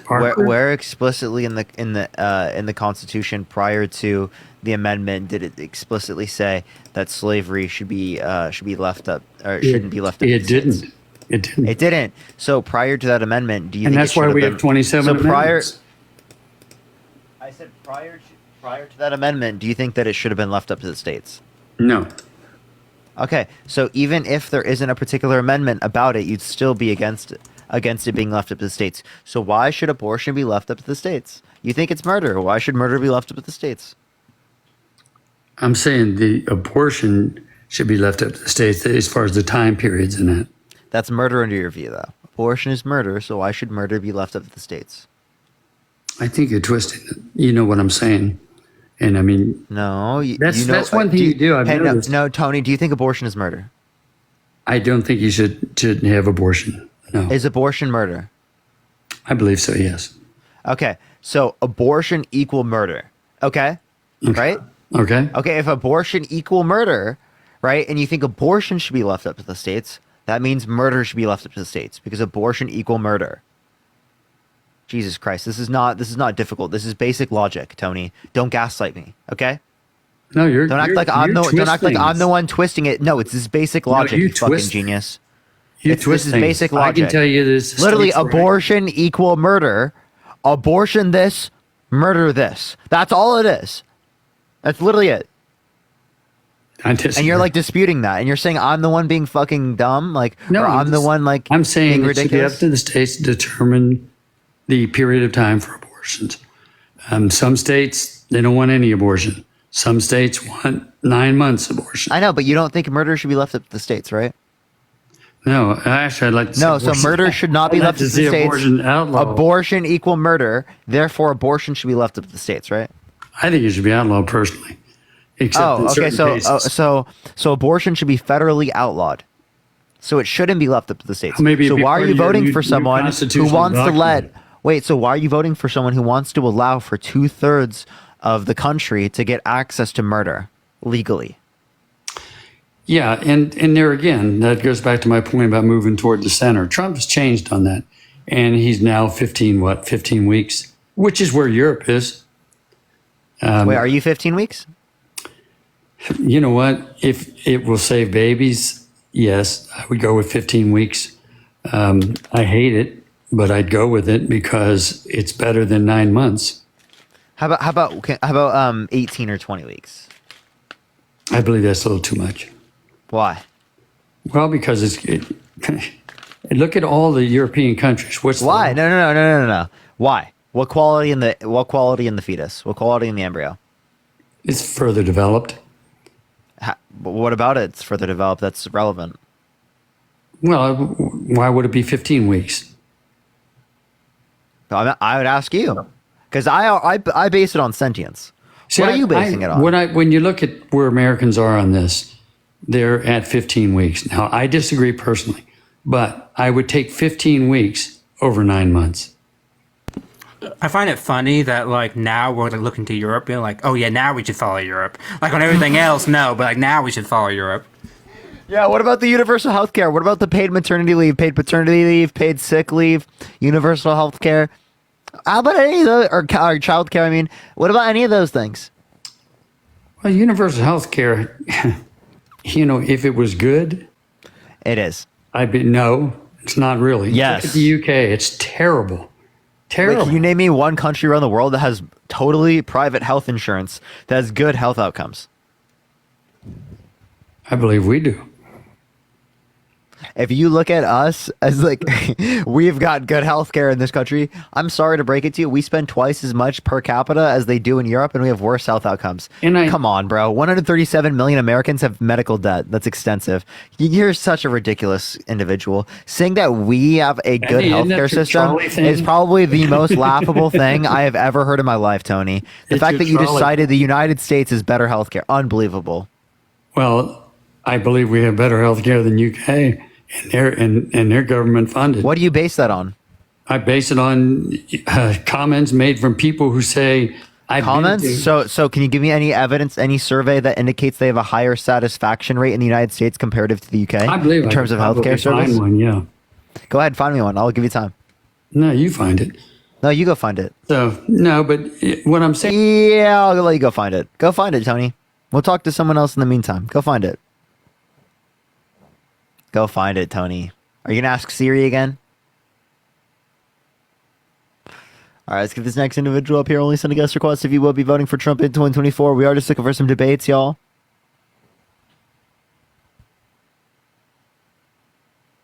Should I just start asking ChatGPT, like the voice ChatGPT, questions on the live?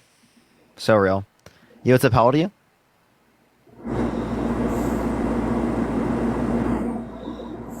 Let's go to the next individual. Only send a guest request if you will be voting for Trump in 2024. We are just looking for some debates, y'all.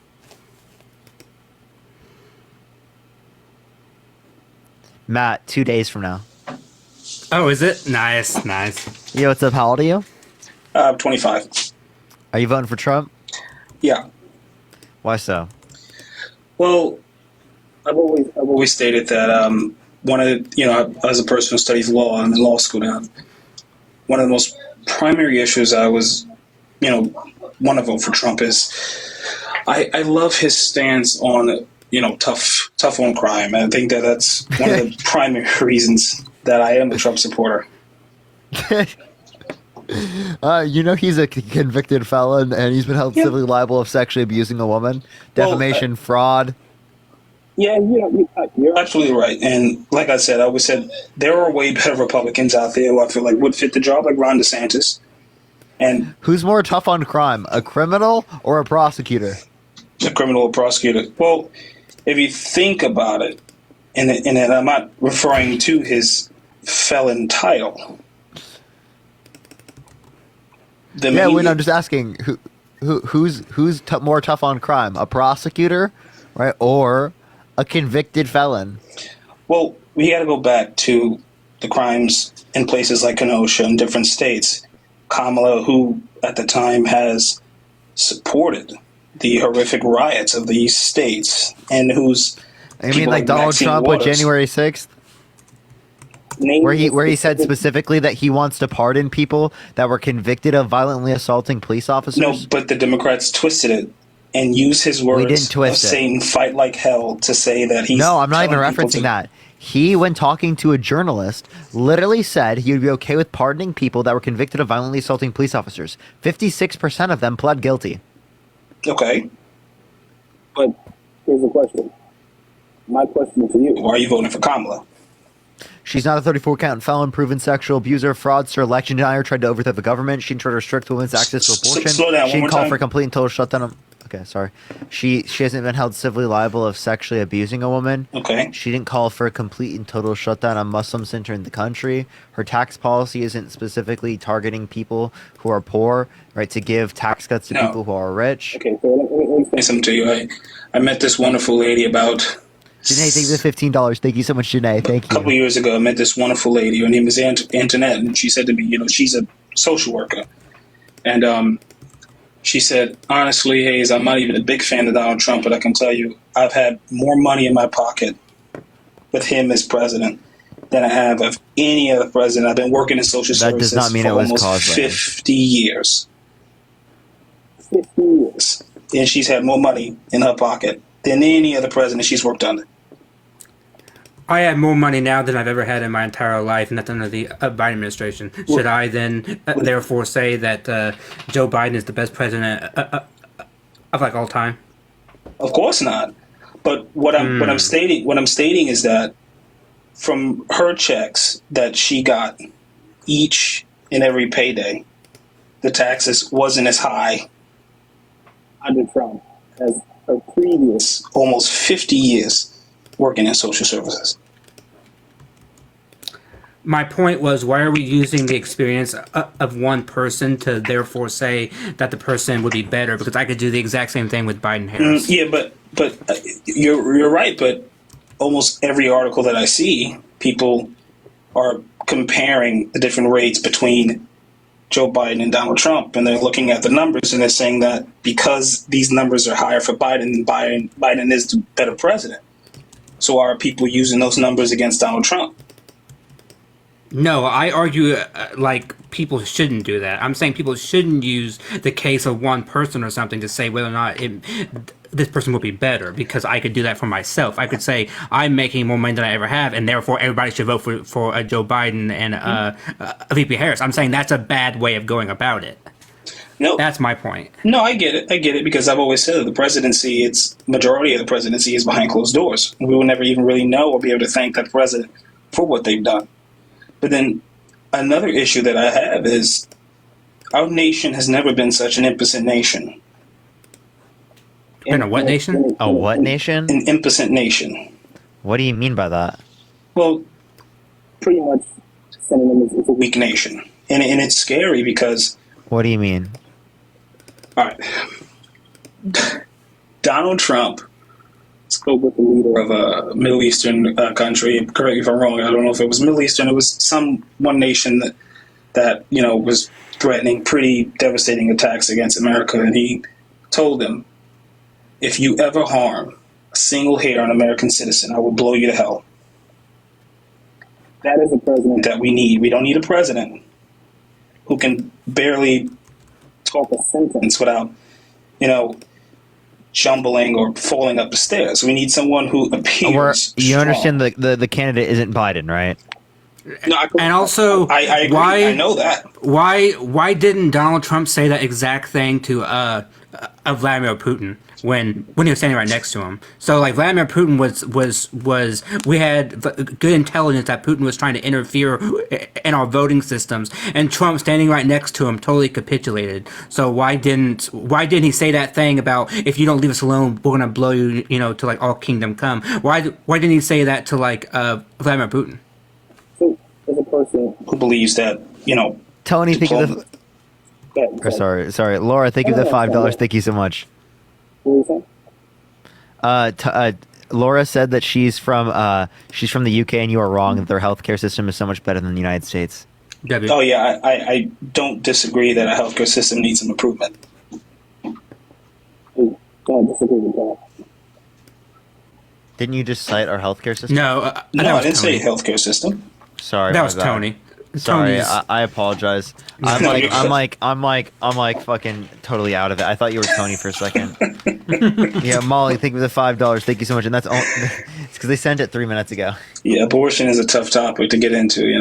It's a tough topic to get into. I try to stay clear of it. Wait, bro, I just lost the last few minutes, bro. Snarky, thank you for the subscription. Thank you so much. I swear, chat, give me a second, dude. Fuck. Jesus Christ, I just lost multiple minutes. I swear to God, I thought I was talking to Tony. Dude, dude, it's been a long night. Jesus Christ. That's funny to me. Yeah, like I said, okay, we're back. We're back. Abortion's a tough topic, and I've always tried to stay clear of that topic with many people. But yeah, like I was saying, I feel like the idea of Kamala for most people is nice. And, you know, her being, because I'm black as well, and, you know, her being a African American woman, you know, I feel like it is a strong message to the country that, you know, women deserve more rights and all these things. But I just fear that American people would want to vote for her because of her sex and because of her race, as opposed to her actual. No, I've given you multiple things to indicate that. Chris, thank you so much for the $20. Thank you so much for Get Some Sleep. I will later, I promise. Molly, thank you for the $5. Thank you so much. Okay, so here's my thing. I didn't really catch the whole message with Tony and abortions. Where do you stand on abortion? I think that people should be able to get access to abortion up to sentience, elective abortion. Why is that? Because sentience is what I value within humans. I don't value cellular life. Long night. Are you a Christian by any chance? No. Okay. My thing, abortions are tough. And I've always said that, you know, Are you Christian? I am. I'm Catholic. Okay. Well, then obviously you'd probably care about biological life. I could just ask you, why do you care about it prior to this? Like, why do you care about the body and not the soul? My thing is, I've always felt that children are a sacred gift from God. And additionally, I've always said that having an abortion, because, you know, I'm not sure. I don't really know the whole process of going to an abortion. I go into a clinic, but I'm partially certain that they don't ask a reason for the abortion. Am I correct on that? Or I'm not quite sure. I don't think so. It depends on the state. Depends on the laws. But wait, can I ask you a question? Yeah, Why sure. should it be illegal to get access to an abortion, but it shouldn't be illegal to pull out? Because under the Catholic view, it's wrong to pull out. Who's in the back? Okay, but in that sense, Why should one be illegal but not the other one? Oh, they left. Okay. Much too adult for that. All right, let's go to the next individual. Only send a guest request if you will be voting for Trump in 2024, y'all. All right, what's up, Palladia? Hello? All right, let's get this next individual up here. Only send a guest request if you will be voting for Trump in 2024, y'all. We are just looking for some debates, everyone. So you tap that screen. Let's get to 3 million likes, everyone. Tap, tap, tap. 3 million likes. Also, I think Dean's going to be getting on in a bit. For what? I think he's going to do a bit of live, and then he wants to do battles. Nice. I think he wants payback for last night. Oh.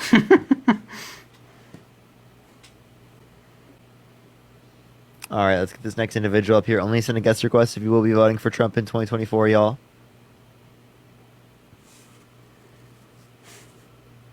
All right, let's get this next individual up here. Yo, someone said, sorry, Parker, but Dean will win tonight? No. That is so ridiculous for you to say that. You should be on my team, okay? The battles were funny. Yeah, no, they kind of are. It's been a long time since we've done that. Like, it has been a long time. It has been a really long time, right? All right, let's get this next individual up here.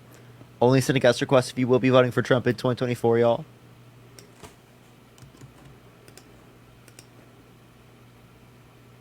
Love Dean, but I'm Team Parker. Let's go. Let's go. Team Parker. All right, let's get this next individual up here. Only send a guest request if you will be voting for Trump in 2024.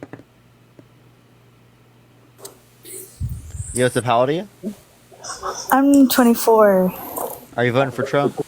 Heck no, but I love you, Parker, and I watch you guys when Thank you so work. much. I love you guys so much. I appreciate it. Thank you. Yo, W for them. W for them. W. By the way, some people do ask, if you ever do see me in person, you can come say hi. Don't be scared. Yo, what's up? How old are you? 27. Are you voting for Trump? I am. Oh, I see. More so on economy. Okay, so like, what about the economy? All right, so I moved out of my parents' house when I was 21. Hello, you're cutting your mic. What about the economy? I moved out of my parents' house when I was 21. Obama was president. Rent wasn't too fucking crazy. Not a few years later, Trump got in office. I think I was 23. And then rent wasn't bad. Now, Okay, so that has nothing to do with the president, right? You know, the economy outside of that context, like you'd have to give like a policy that they influenced to get passed that would have caused that. so rent wasn't bad. And then Biden got in office, rent fucking skyrocketed. How was that caused by Biden? Rent skyrocketed, gas skyrocketed, groceries skyrocketed. Okay. How was that not caused by political elections? It's obvious that every time because a inflation happened political globally? election that comes, it's obvious that every time a political election comes up, gas prices go down for the election. So that much is No, that just happens to occur. Yeah. Okay. So that's happenstance. Yeah, you understand that's how the market works? That when a political election is coming up, gas prices go down. No, just supply and demand. Like there just happened to be, say, a higher amount of supply coming into the market, or demand happened to go down. It depends on the circumstance. So more supply comes in the market when an election comes up. Yeah, sometimes that can happen. Every time. It's not every time, but like you're being a little bit over dramatic. Every 4 years, I feel like I'm pretty calm and not dramatic, but every 4 years. I said you're being dramatic in terms of how you're referencing it. You said I'm being over dramatic. Yeah. And I'm not. Every you 4 years that a political election comes up, it doesn't happen every 4 years. Drop. It does, but no, it doesn't. But either way, explain how our economy was because of an argument that is made. I've been watching you and Dean a little bit, and I don't like to comment a lot because I just like to listen to what you say, but I've been watching y'all for a little bit. Explain how you can say that Trump's economy was good as far as groceries were cheaper and gas was cheaper because of Obama's last 4 years, but he had 8 years and it wasn't cheaper in his first or last, but when Trump got in, it was cheaper for his entirety of his term, but as soon as Biden got in... True. Did you know that under the Obama administration there was lower gas prices than under the Trump administration? That's not true at all. Yes, there was. There was a lower point in 2016 under Obama comparative to the lowest point under Trump. Mr. Meerkat, thank you so much. Look up U.S. gasoline prices. You can find it from the Energy Information Administration.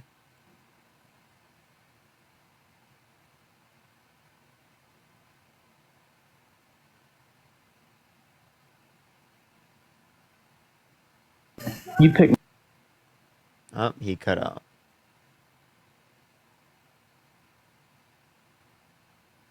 All right, everyone, tap that screen. Let's get to 3 million likes. Share the love as well, everyone. I don't want to go through the things at all, but I was It's on the Energy Information Administration. I promise you. I'll look it up afterwards because I don't want to spend whatever little bit of time I got talking to you, talking about gas. I don't like that. I don't know. To me, it blows my mind that I'm not all right. So I understand people's argument that they don't like how Trump talks because in their mind, a world leader should be more considerate of everybody. At the same time, and don't get me wrong, I'm a blue collar worker, so I get brutal honesty all day long. So at the same time, I love the fact that he says what's on his mind, so you get what he's thinking. Now, I don't agree with everything that he's thinking, but at least you know what he's thinking. He's spitting out what he's thinking. You don't get people putting up He lies a consistently. teleprompter. He literally has 30,000 counted lies under his administration. 30,000 recorded, counted lies. How many does the Democratic Party have? Are you willing Not to tell me that? 30,000. Can you name me one of Kamala Harris? Just give me one. I don't need to. Give me one lie Kamala Harris All has she ever does engaged is in. giggle. Give me one time that Kamala Harris has lied. I don't need to. You can't? I can give you plenty of times where Not Trump that, has. it's not that I can't. It's that I don't feel the need to. It's that you can't. No, it's not that I can't. I don't feel Yes, the it need is. to. Okay. So why don't you feel the need to? Because it's obvious to me. What's obvious? 90%, I think, of the voters that we're going to get they're going to vote red or they're going to vote blue because they feel that way. You probably got 10% that That's are you. red. You probably. Yeah, I don't think it's 90%. I think that's just called projection. Either way, you probably got about 10% that are going to swing that you can persuade. And I could persuade you if you had an open mind. I do. Would you vote for someone held civilly liable of sexually assaulting a woman? I was actually a Democrat for a long time until I started paying attention to politics when Hillary Clinton and Trump were going into the election process. And Well, that was literally 8 years ago. So you changed your mind 8 years ago? Good for you. Do you want a cookie? Do I want a cookie? Ginger, thank you for the $20. Thank you so much. I appreciate it. Check your voter registration, vote.org. Are you asking me if I want a cookie? Yeah. Why? I got you. Do you want a cookie? Why would I want a fucking cookie? Because I changed my mind and started paying attention. So here's why I changed my mind.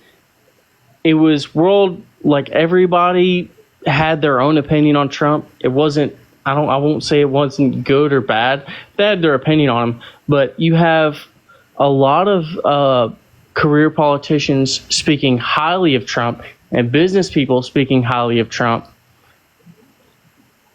until he throws his nomination in for presidency. So as soon as that's not true. That's not true. That is true. No, it's not. People didn't like him when he literally claimed that Obama wasn't burning this country. So I remember that time. I remember what it was like 2009 and 10 when Trump was claiming Barack Obama and people hated him for that. Okay, that fucked me up. I thought I was talking to Parker. That fucked me up. Okay. Do what? Bruh, okay. I said that's not true. He was hated for a long time. If you know anything about Donald Trump, going back to the 80s, people didn't like him. Like, he's not like this person that people liked. But he fell off on the left because he was a person on the left, but he fell off on the left when he claimed that Barack Obama wasn't born in this country. I remember those days. I remember watching him on TV when he was in Hawaii claiming, I have investigators that are going to prove that Obama... Calm down. We're okay. I'm calm. What the fuck? Don't gaslight me. You're... Calm down, brother. Don't freak out. Okay, one, that's a stutter. If you don't know what a stutter is, then go look it up. I'm breathing totally fine, so everything's fine. I remember what it was like when he was in Hawaii claiming that Obama wasn't born and that he'd had great investigators going to prove it. He was not liked for a very long time. This is not like new. And so Trump has been disliked going back to the 1980s. So you're just too young to know that. And I don't use that like often, but I'm sorry, but like you just don't know what you're talking about.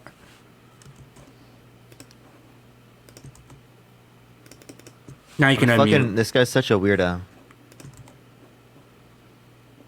Trevor, do you not know how to unmute? You can't figure it out? Trevor can't unmute? He can't figure it out. Trevor, I send you an invite. All you have to do is click the profile picture at the bottom right and click the microphone. Push the corgi. So, for a party that's so accepting. So why do you think it was okay to do what you just said? Fucking weirdo. So for a party that's so accepting of everybody, weirdo. So willing. Why do you think it was okay to do that? I'm asking you a question. I'm asking you, why do you think it was okay to do that? I'm asking you for a party that's so accepting. Yeah, answer my question or I'm going to kick you from my stream. Well, I don't give a fuck. You're a kid. Okay, later, buddy. Fuck you, bitch.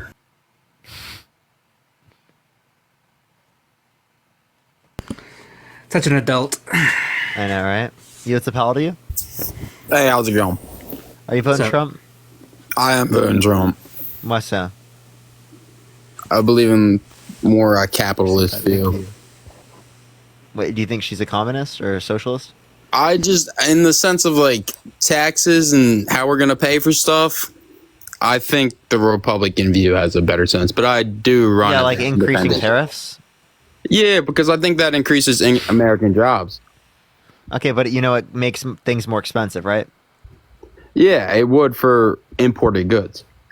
Yeah, so you're totally okay with not just imported goods, but it would also make every good more expensive. Like how so? Yeah, because there would be a lower supply of imported goods, which would increase the price for those goods, therefore decrease the demand for those goods, and there would be an increased demand for goods from the United States, which would cause an increase in price of goods in the United States. Which would also increase jobs. Okay, so what you're not understanding is that it would hurt American business, so it would actually decrease jobs because it would decrease exports globally because it would lead to other countries around the world increasing tariffs on our country. Okay. Which would decrease our exports. That's so it would hurt American yeah. business by decreasing exports, and it would hurt American consumers by increasing the taxes and the prices. Okay. So all you're doing is shifting the tax policy from mainly impacting people who are rich to mainly impacting people who are poor. Okay. Bunny, thank you for the rabbit. Thank you so much. I appreciate it, Bunny. Thank you. So it'd be like more or less like you go into a store, you're spending more money while rich people are still making money. Yeah. So they're going to get more money inevitably in the long run because people who are in the middle class spend more of their income proportionally on goods. Okay. Which means that there's going to be a higher increase in the price for their goods that they're buying comparative to to what would be the increase in taxes on people who are rich. Okay. But like percentage wise. In terms but of like their unemployment, that would be bad though, because we don't want to pay unemployment either. So how would we balance those two? With what? Not having tariffs? Well, yeah, because like you figure if we do tariff some things, we're still going to get more American jobs. That's just a fact, right? Like we want American jobs at the end of the day. We want more employment. We want. Why do you think American jobs can only come through tariffs? I don't. That's not necessarily true, but I think there's a lot of. This isn't really like a conservative view. Why are you relying on the government to fix America's problems? Shouldn't we just pull ourselves up by our bootstraps? I think we should be more like self-efficient. Okay, so do you want to rely on the government? So you want to rely on the government to make it more efficient? I honestly probably not. I really don't. Okay, that's what you're doing. Really that's what a tariff is. Fan of the government, if we're being like honest. That's what the tariff is. A tariff is relying on the government, saying that American business isn't good enough itself. It relies on tariffs. Yeah, it's kind of shitty. No bullshit. What the fuck? Yeah. So why does Trump think that we can't compete? He thinks we're so great, but we're not great enough to compete. Damn. Yeah, I mean, I don't know. Kamala, I think we both have like pretty shitty people to vote for. If we're being honest, but like if we both put it to the table, we have two shitty people like next to each other. And it's just who's less shitty. Okay, so yeah, but how is Donald Trump less shitty than Kamala Harris?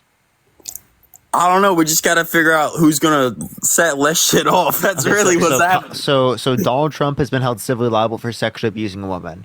Defamation, fraud. He has 34 felonies. He tried to overthrow the government by getting Mike Pence to not certify the election results and sent fake electors to electoral college to cast Trump votes when he didn't win. Not only that, but specifically, he called for a complete and total shutdown of Muslims entering the country. He says he grabs women by the vagina. He doesn't have to ask. He says he has sex in common with his daughter when she says real estate and golf. He says, yeah, to Howard Stern, calling his daughter a piece of ass, calls his daughter voluptuous. He specifically says he walks into changing rooms of naked teenage girls because he quote unquote owns the place. Yeah, like that's the type of guy you want to vote for. So why would RFK endorse him? Because I was more down to vote for You want to hear a RFK. clip of RFK saying, not even disputing the fact that he raped someone when someone brings up like an allegation? Oh, that's bad. Is there really clip too? Yeah, I'll show you. Listen. Yeah, Oh, like that's it's worse bad. than what Trump says. Like Trump at least denies it. RFK didn't even deny it. He just said like, I have skeletons in my closet. I'm like, bruh. He's like, I'm not a church boy. What? Like what is that supposed to mean? Not to even mention the fact that he like fucking like has done some of the most I weird feel like shit. there's just a lot of like fake shit happening in this election. I mean, Fake shit. I mean, this is from It's his just, mouth. I feel not even like I'm very independent. Like I have very independent views. So when I like see people talk and like what they say, like Trump, how he proposed the wall, whatever, I don't think they're necessarily all serious when they propose all these things. I think they're just trying to get all these votes. So at the end of the day, you got to see what they actually care about, which half the time they don't care about shit. Okay. Okay, so what was your point there? My point is, I think we have like a better understanding of what Trump cares about. Yeah, and it's not good. Well, yeah, I mean, he cares about himself. Policies are fair though. I mean, in the like economic sense, if we were to increase tariffs, it would make sense. It would. No, it wouldn't make sense. It wouldn't. It would and wouldn't, but like. It would. That's a contradiction. I don't know if it would like equal out or what, but you still need American jobs. Like it's just no one disputes that. Jobs and money doesn't. So matter. why are you relying on the government? Why not pull yourself up by your bootstraps? Because you're gonna rely on the government if you have unemployment. Unemployment still comes from tax dollars. Yeah. Okay. So are you okay with that, or? I don't want any of those. I want people to afford their shit, have a lot of jobs. And if you don't have a job and there's a job available, then there's a problem. The government should offer you that job, if anything. Be like, yo, there's this government job right here. It's some easy, like moving something here to here. That's unemployment solved. Done. Oh, so you want to do a jobs guarantee? Yeah, that would be way better than unemployment. Why the fuck are we paying for people to have free money? That is so stupid. Okay, so you want a federal jobs guarantee? That's not really supported by Republicans. I am very independent. I have Republican tendencies. So government assigned jobs. That's not really leaving it up to the free market. I mean, you should have a free market, but if you're at the point where you're about to file like unemployment, file for a federal. So you don't really care about full free markets. You just want free market in some scenarios. I want a free market, but then I want the what do you call it? Like a worker and a worker aspect. If you're not gonna like own a business, you don't want to own a business, then if the government can help you get a job in the sense of a business that as a worker, then yeah, I think that could be easily assessed. Okay. All right. So yeah, is there anything else you want to talk about, Arad? Nah, that's pretty much it. All right, for sure. Appreciate you coming up. No problem. Let's go to the next individual. Only send a guest request if you will be voting for Trump in 2024. We are just looking for some debates. Y'all do tap that screen to get to 3 million likes, everyone. Share the live as well. Yo, what's up? How old are you? Hello? All right, let's go to this next individual. Only send a guest request if you will be voting for Trump in 2024. We are just looking for some debates. All right. Yo, what's up? How old are you? Hello? Are you voting Trump?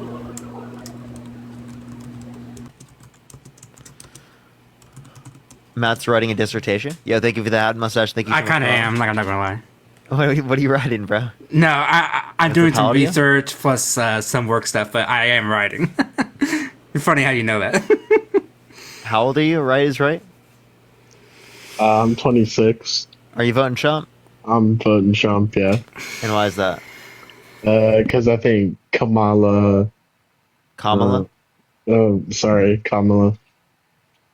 I think Kamala doesn't really have the good of the people in mind. I think her and a lot of her party really cares for their own personal gain, and they don't really care about the Americans as a whole.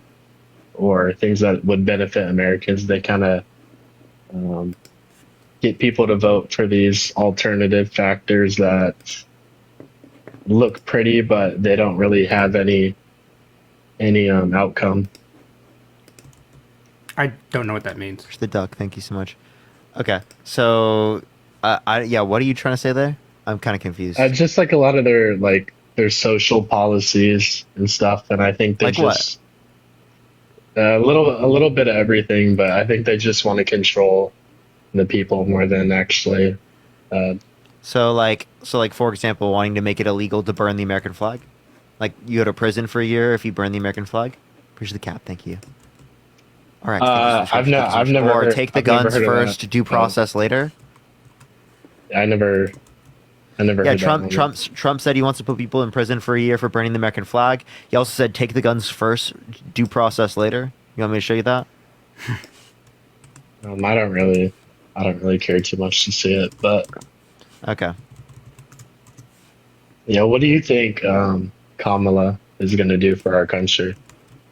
$6,000 child tax credit for the first year of a child's life, $3,600 through them being 5 years old, $3,000 through them being 18. Noel, appreciate the subscription. Thank you so much. $50,000 tax credit specifically for startups and like new businesses, small businesses starting. She specifically wants to give a $25,000 subsidy specifically or tax credit for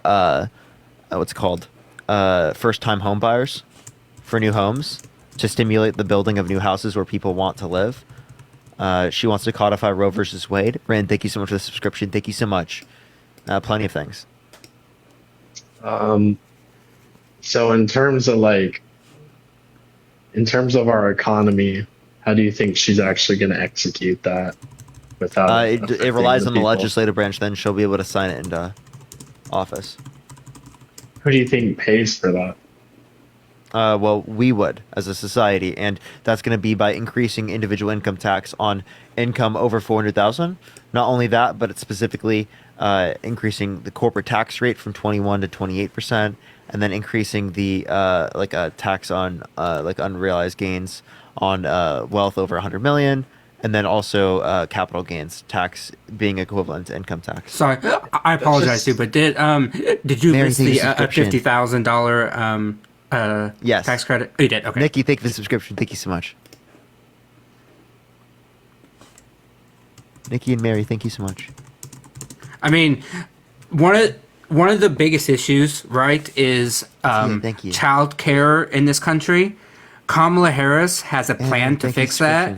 Donald Trump and J.D. Vance have nothing.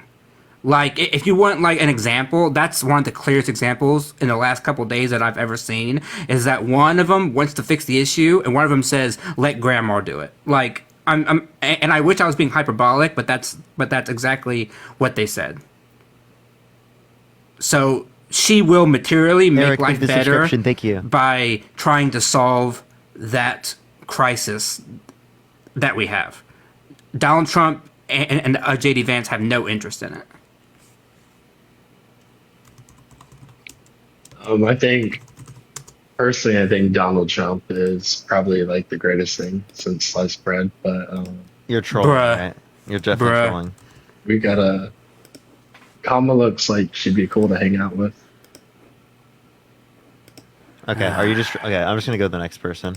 Only send a guest request if you will be voting for Trump in 2024. We are just looking for some debates, y'all. Let's get this next person up here.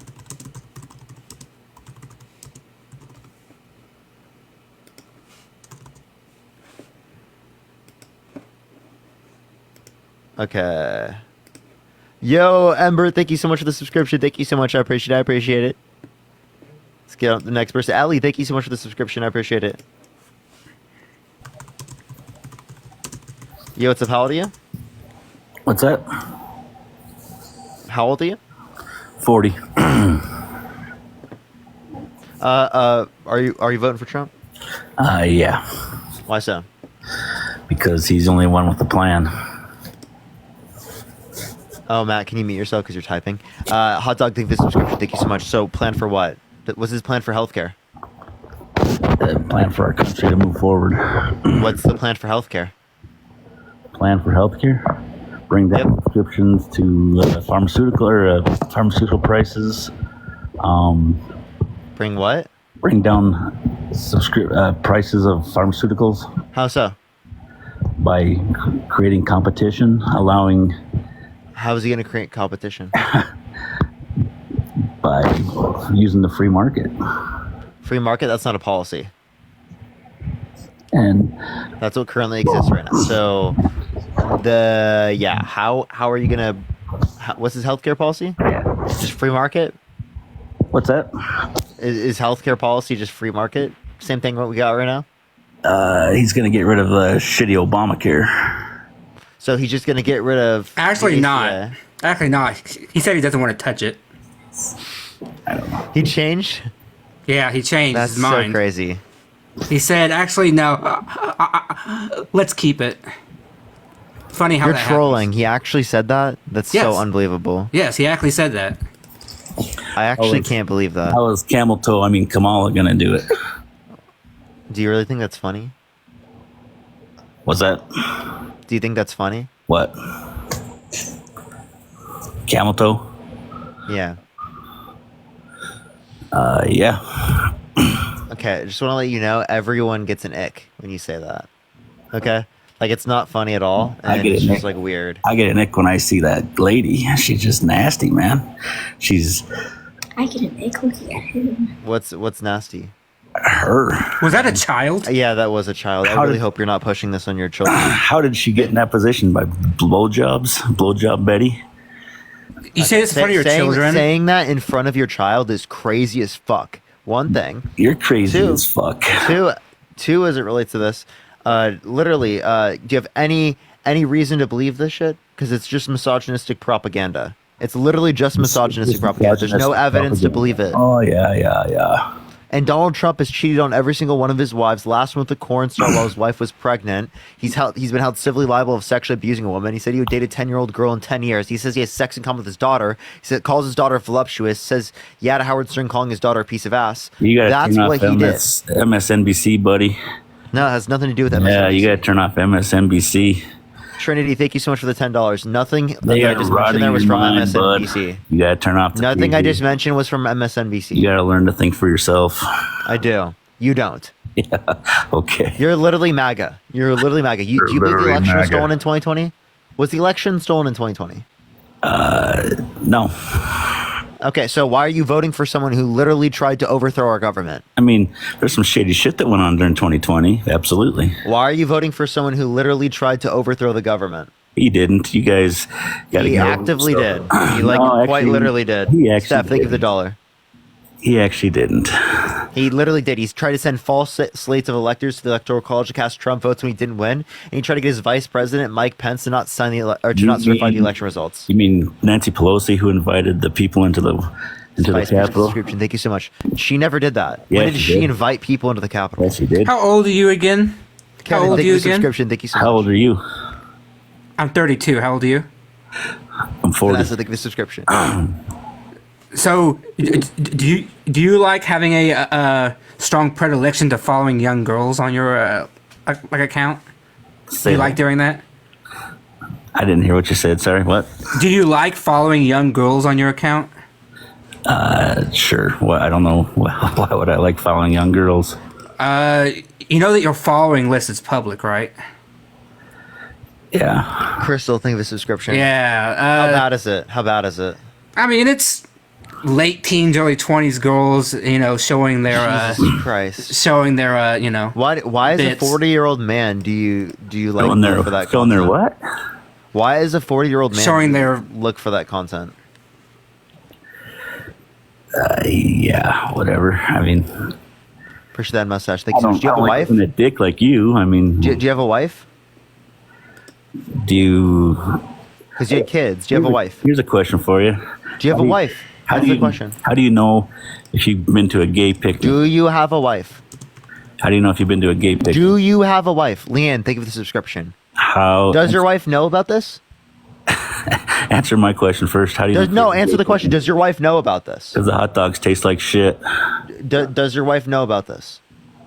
Does my wife know about what? Does your wife know that you follow all these young women? Yeah. Really? Yeah. So there would be no surprise at all that you're following women on the internet, young women on the internet who are explicitly like showing aspects of themselves that people typically wouldn't be okay with in the context of a monogamous relationship. That's bullshit anyways, but whatever. I follow all sorts of people, man. We can see your following list, genius. I could give a shit. So if I were to look at your following, I don't know what your point of lying is. Faggots, so whatever. Oh, there you go. There's the slur. Look at that. I was waiting. I knew. Weirdo. I had a feeling that it was coming. Fucking weirdo. Yo, Paris, thank you for the subscription. Thank you so much. Yo, what's up? How old are you? All right, let's go to the next individual. Only send a guest request if you will be voting for Trump in 2024. Extra, extra, read all about it. Extra, extra, read all about it. Mapped out a path forward for my country to get out of the situation that we're in on a macro scale. And the African Charter is that first step. And one of the things that I talked about with my Taste of Congo group is the creation of African charter zones, which would be like humanitarian zones, with our own, like creating a African charter zone or a jurisdiction where people who want to rebuild their lives can do so in peace and have opportunities and have all the supports that they need, and it becomes the nucleus that grows to rebuild our country. So just finding those paths forwards, and I think the African Charter, it at least provides the basic necessity, and everybody on the continent can use it. And even people outside the African continent, especially people on the outside of the continent, if they want to talk to Africans or Congolese or anybody about human rights, please, you look to our African Charter on Human and People's Rights and not impose these very chauvinistic language that they use with our people.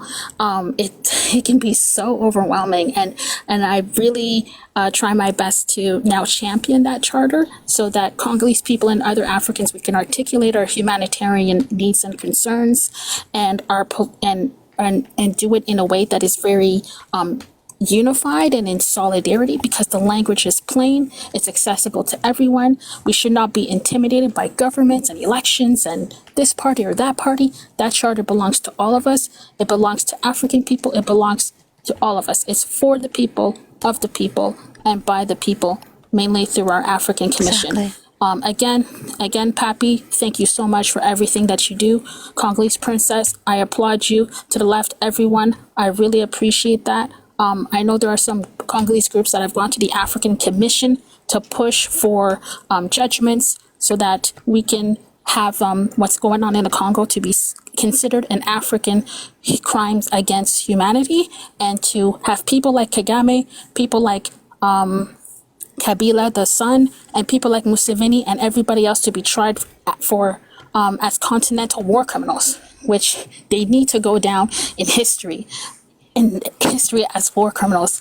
We have to name them, we have to shame them, and we have to condemn them. They get away with so much, and I think that the African Charter is just one way to really empower our people politically, empower people's imagination and innovation for peace building. And my peace building contribution is to create this African kind of charter jurisdiction so that we can rebuild our country one village at a time. Thank you. Thank you. Thank you so much, Kafri. Before we go to the left and Miss Bayans, I just wanted to say there were some questions in the comments. Number one, the GoFundMe is in German because the containers are stuck in Germany. That's why the GoFundMe is in German. The containers are actively, the 2 shipping containers are stuck in Germany, and the money would need to be paid there for the shipment as well. If I'm not mistaken, Papi? Yeah, no, they're not. They're not stuck in Germany. I think Papi can explain. Oh, my bad. Yeah. Yes, please explain, Papi. Thank you. So, Focus Congo as an organization, we are registered in Congo first, and officially we registered in Germany. And most of our team working underground on these projects are in Germany. And so the containers are not necessarily stuck. So we have collected already. We went to companies in Germany and talked to them and asked them, would you give us this equipment? Because we also try not to trash Africa, but get new equipment that we bring to the clinics here to help our people here. And the second container, which we are still collecting shoes for the children, because children are working on lava rocks. I don't know, some of you know that Goma is under a volcano, which is called Nyiragongo. And in 2001, this volcano erupted. And so you have lava rocks all over these camps. Displacement camps are built on top of these rocks, and children are every day getting injured. And so that's why we bring shoes, we bring clothes, we bring different basic needs for the displacement people. So the reason why the containers are still in Germany, one is because we are most of the team is living in Germany, and we are registered in Germany as an organization. And second is because we don't have yet the full funds to be able to ship these containers to Congo. Is that clear? Yes, thank you so much for correcting me on that. I appreciate you. So I hope that answers the question that people had in the comments with regards to why some of the text was in German. Another thing that people asked is, why hasn't the media been talking about this? 10 million lives being snuffed since 1998. And Papi said that he was at a burial of 200 bodies on Monday. 200 bodies, 200 lives, 200 individual people who had families and parents and loved ones and friends who appreciated them. 200 people are going to leave a void behind. And the reason as to why, personally for me, the reason as to why nobody has been paying attention is because it has been happening to black bodies. And this is what makes it so disheartening. It has been happening to black bodies. And that is precisely why the media doesn't care. That is precisely why. Can I add to that? I'm sorry. Yes, that is precisely why people don't care. Because it is happening to black bodies. Miss Bayens, please continue. I'm a bit emotional. I'm sorry, y'all. No, I understand. My heart has been beating for like the last 15 minutes. So I wanted just to add, it also does not benefit the media to talk about it, because if they do talk about it, people will be aware about what the things that are happening in Congo, and people will start asking questions. And it's better for them if people do not know it, because it's more than, I saw a few people in the chat saying they used to think it was just a civil war, because that's how the media frames it. Because it's better for you people to not know what's happening in Congo. Because if you know, you're gonna start asking questions about the minerals, about everything, and they're gonna have to reveal everything, and they don't want it, because this way they can keep getting everything very cheap, keep getting their money, because that's all that matters to them, capitalism, getting the money, and they do not care about us because we're black and we're Africans. So that's that. And also to answer the question to how do we move on, me, I'm gonna try not to cry. But me, most of the time, I feel guilty, because I was born in Congo, but I grew up in the west side of Congo. I had a great life. Then I moved to Belgium. And growing up in Belgium, that's when I started to realize and waking up and being like, wait, there's things happening in my country. Because I used to go out to protest with my dad and my uncles. But I was so young, I never understood what was happening. And I was not someone who asks a lot of questions as a child, so I did not ask. But growing up, you're hearing everybody, like, when you're like with the family, everybody's talking about Congo. You're starting to hearing things, so you're starting to realize. So for me to hear Papi's story and Patricia's, the things that they went through, is just sad for me because these are my people. And it took me so long to know that and to realize that. So how long does it gonna take the world to realize that? So that's a question that I have been asking myself as a child. And also, like Afrique, I've always been thinking, like, what can I do to make Congo better? And also, I went back 3 months ago in June, and I just felt sad for the people. And my dad, he just kept saying, yeah, the situation in Congo is really bad because we have a lot of money here in the country. If Congo is great, the whole Africa doesn't need anyone else. We can do it. And I'm just like, at least I'm seeing people are waking up. There's hope.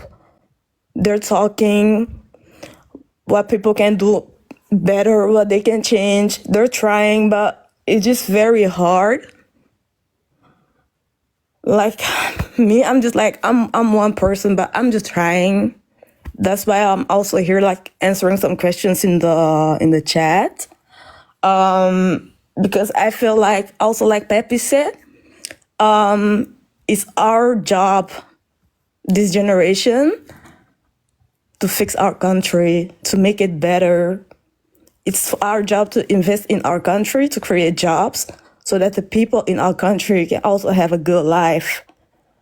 We had the chance, the opportunity to grow up in the West, to benefit of the systems in the West, the studies, everything. And now I just feel like we have to give back to our country, because if we do not do it, nobody else gonna do it for us. So that's just all I wanted to say. Thank you. Can I just say it was not your fault, Miss Byans. When you were talking, I heard you trying to hold back your tears. You were a child, so it's not your fault.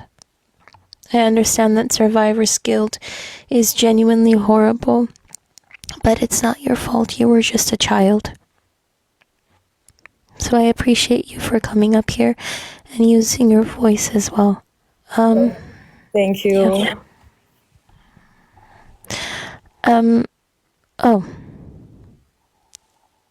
To the left, I wanted to it's your turn now.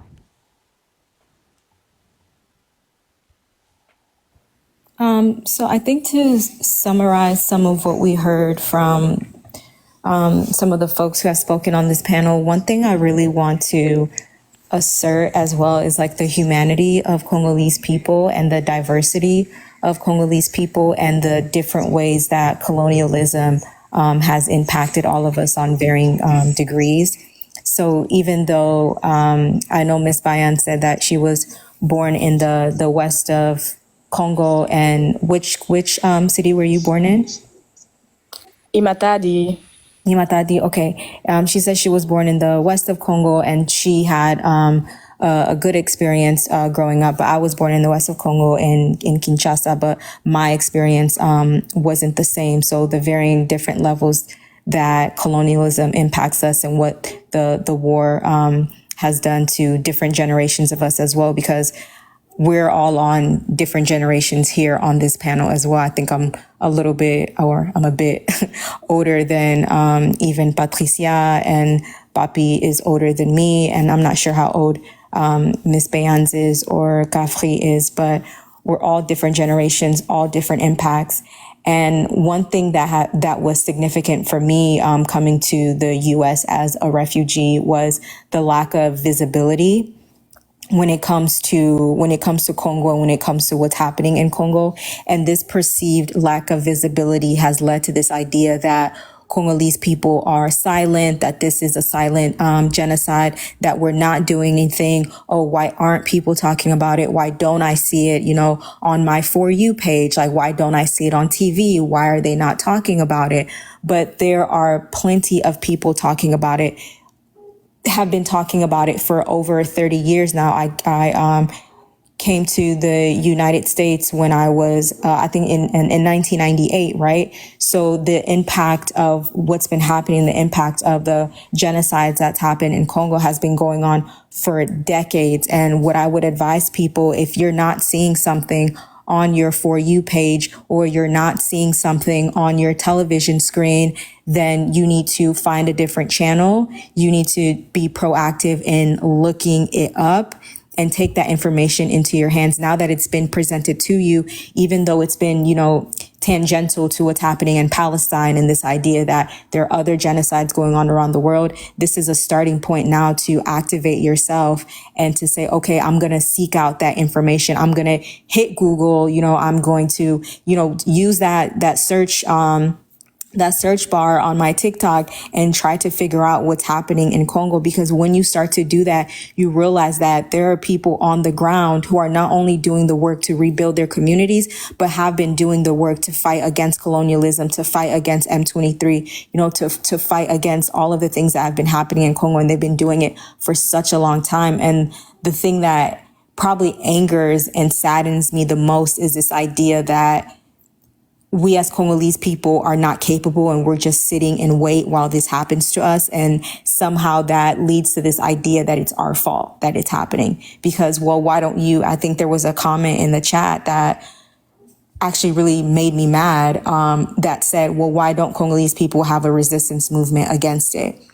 And rather than asking that question with the assumption that they don't, why don't you do the research to figure that out? Why don't you be proactive in yourself in understanding what Congolese people have been going through and how they fought against it and how they've resisted since the beginning of colonialism?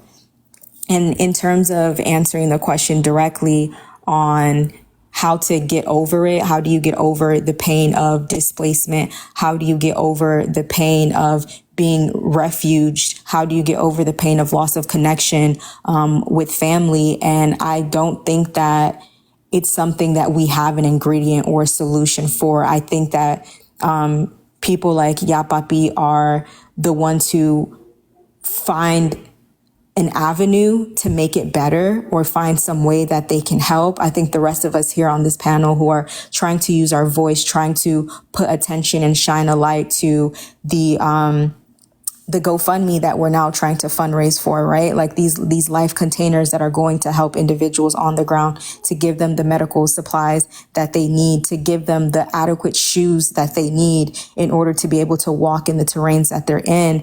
I think that, for me personally, is all I feel I can do, is to know what my place is, know what I deal with and what I understand, and where I sit in the West, where I sit in the United States of America.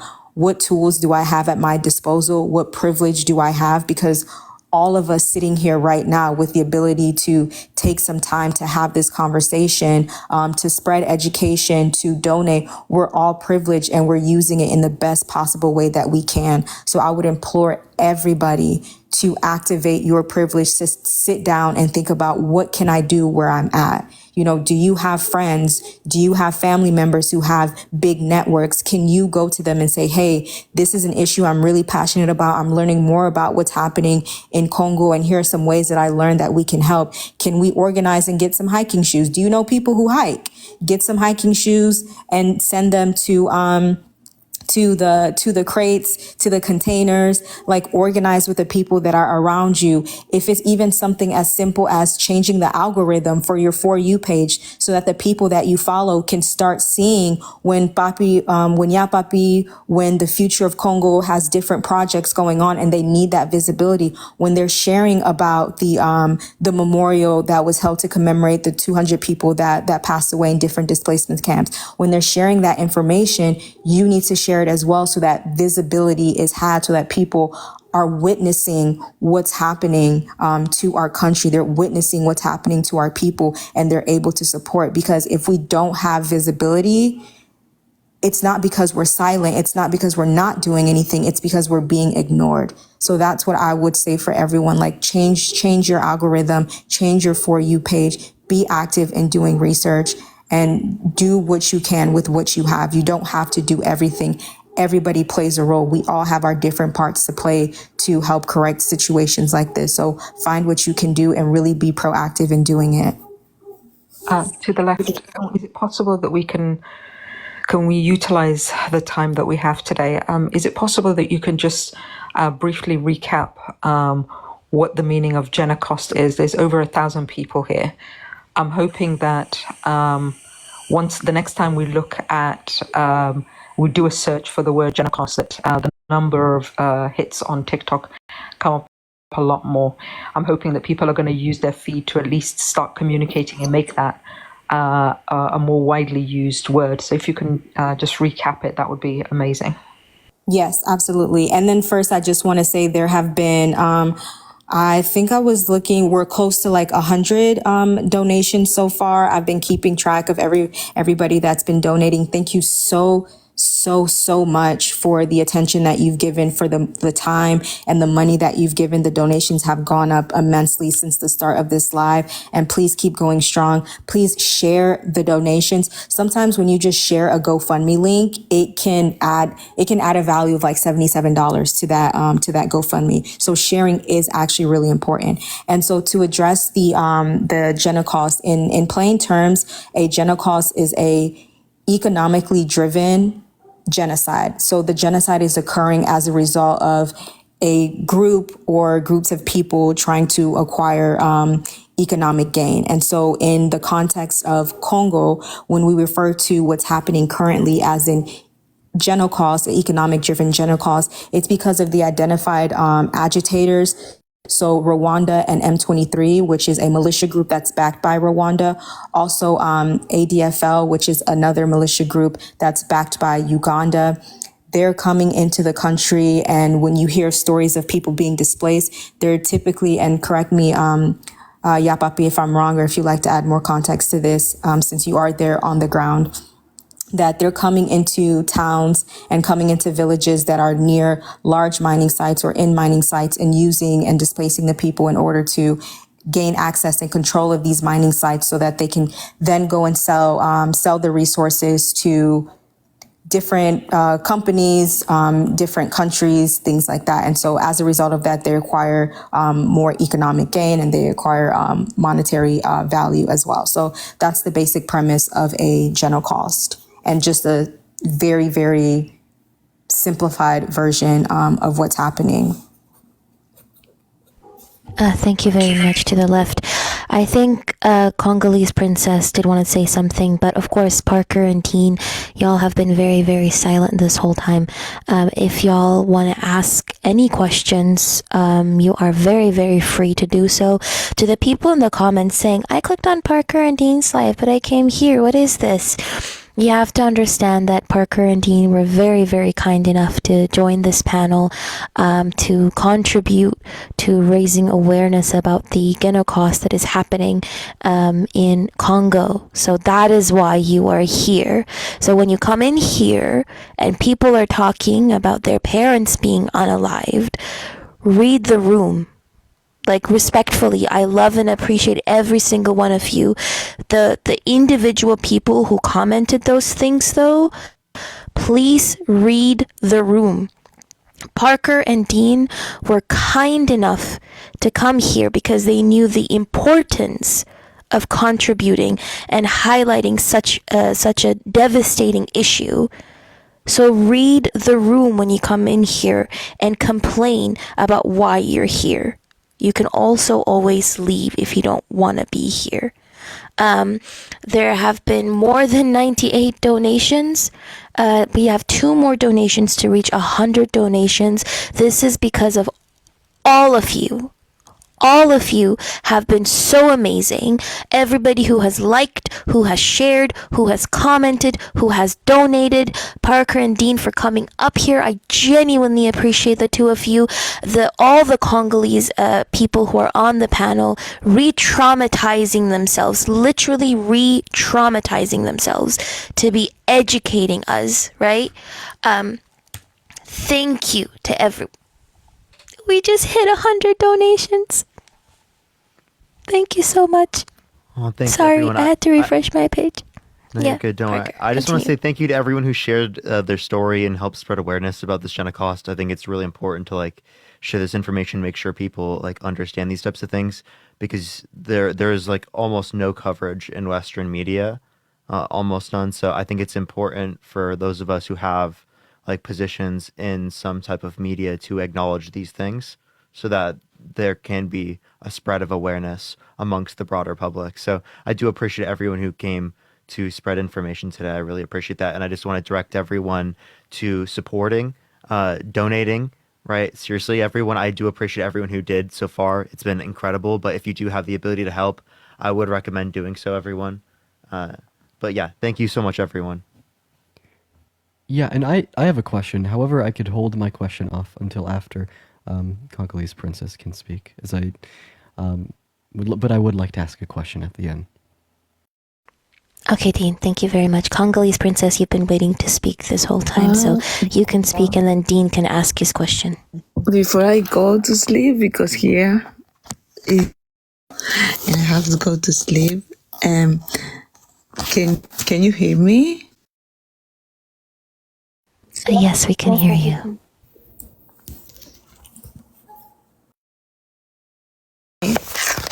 I don't know if you can hear me. Can you hear me now? Yeah, Patricia, we can hear you. Yeah. Yes, we can hear. But before we go, the link to the donation, like to the GoFundMe, is in my bio. You click on the link tree in my bio. The first link in the bio is literally the GoFundMe where you can donate. Patricia, please continue. Thank you. I just want to speak to another agency, a young person to another young person. I know there is a lot of young people on here. I just want to speak to all of young people. Doesn't matter where you came from, what your color of skin it is. I just want to say, thank you guys for being here and listening. And I want to say to the same thing that happened to me. Losing my parents can happen to another young person. And I just want to most of the people have a little bit of empathy, because I'm like how I said, I'm young and I was very young when this happened to me, and I deal with that. I work in life dealing with that was not easy for me. And I know a lot of people think, no, the Congolese genocide has been happening for a long time. The people who suffered that is older, whatever. I'm not older and I suffered that. So I just want to say, to have more empathy. And as a young person who was dealing with that through a very young age, and who is going to die with that, because it's something that you keep all your whole life, this trauma all your whole life, to a young person, to another young person, to all of us to have more empathy, not because I know we talk about a lot of minerals, resources, and all these things, but sometimes we forget about our lives, the people, the human beings' life. So sometimes we have to talk about a little bit about that, because losing a very young age, your parents, is something very traumatic. So I just want to tell to other young people to fight for not more children to lose their parents just because of minerals, just because of resources. This is a very silly way to someone lose their parents for, is this crazy way to lose their parents for? So I just want to say to you guys, we have to fight this generation, the Gen Z generation.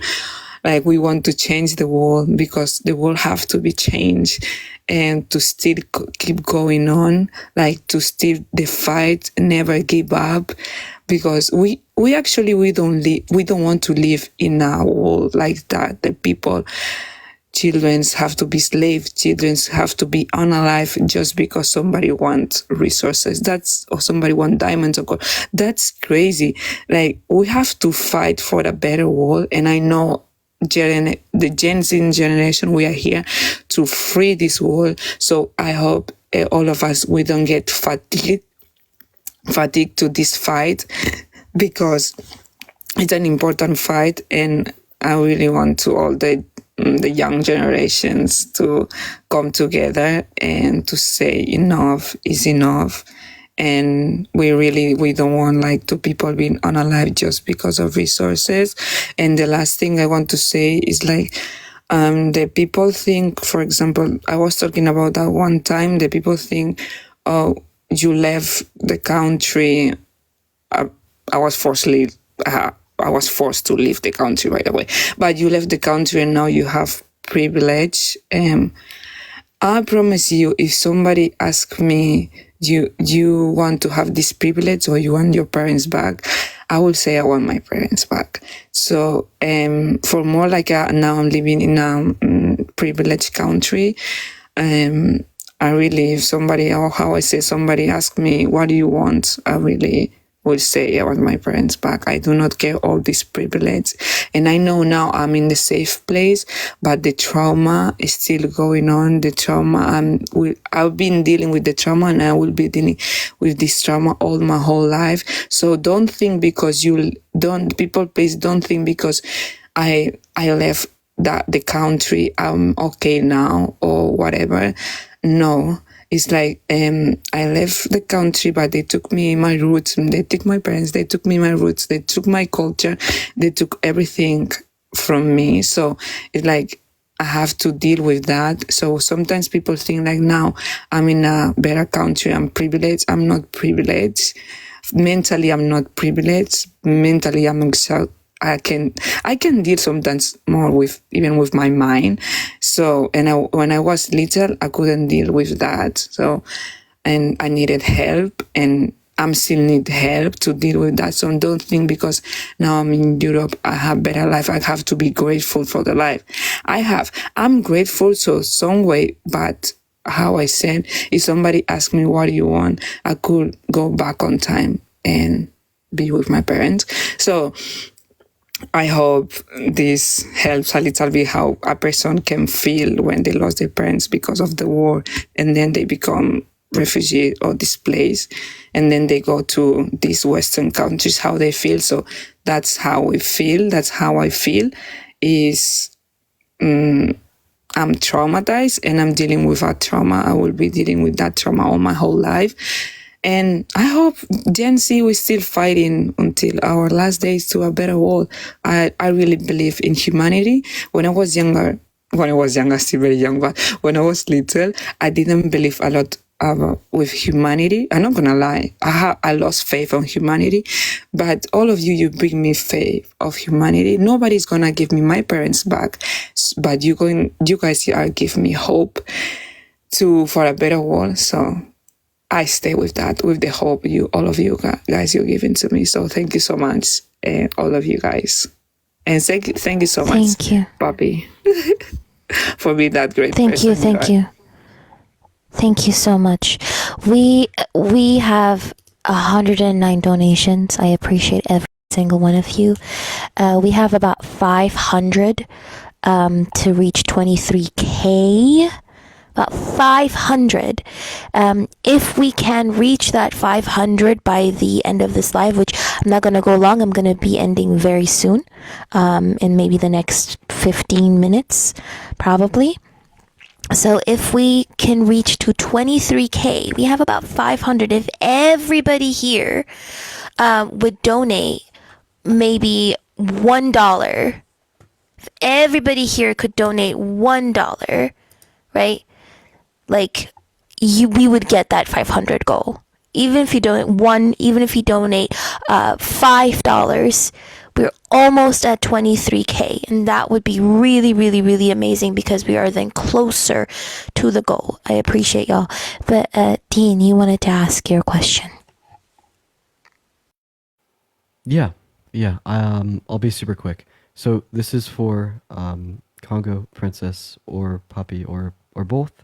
I think that something Parker had brought up, how this just simply is not, in the public eye, in the media, being talked about, being advocated for, in the Western world, nearly as much as it should be, is astounding.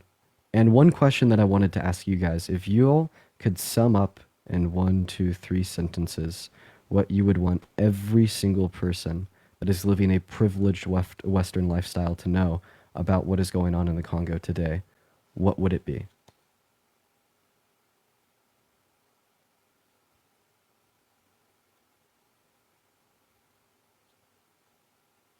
Okay, I was waiting for Papi to answer first, but one thing if I wanted to say to the ones are living in the privileged world, the people is please, I will say that never forget about humanity.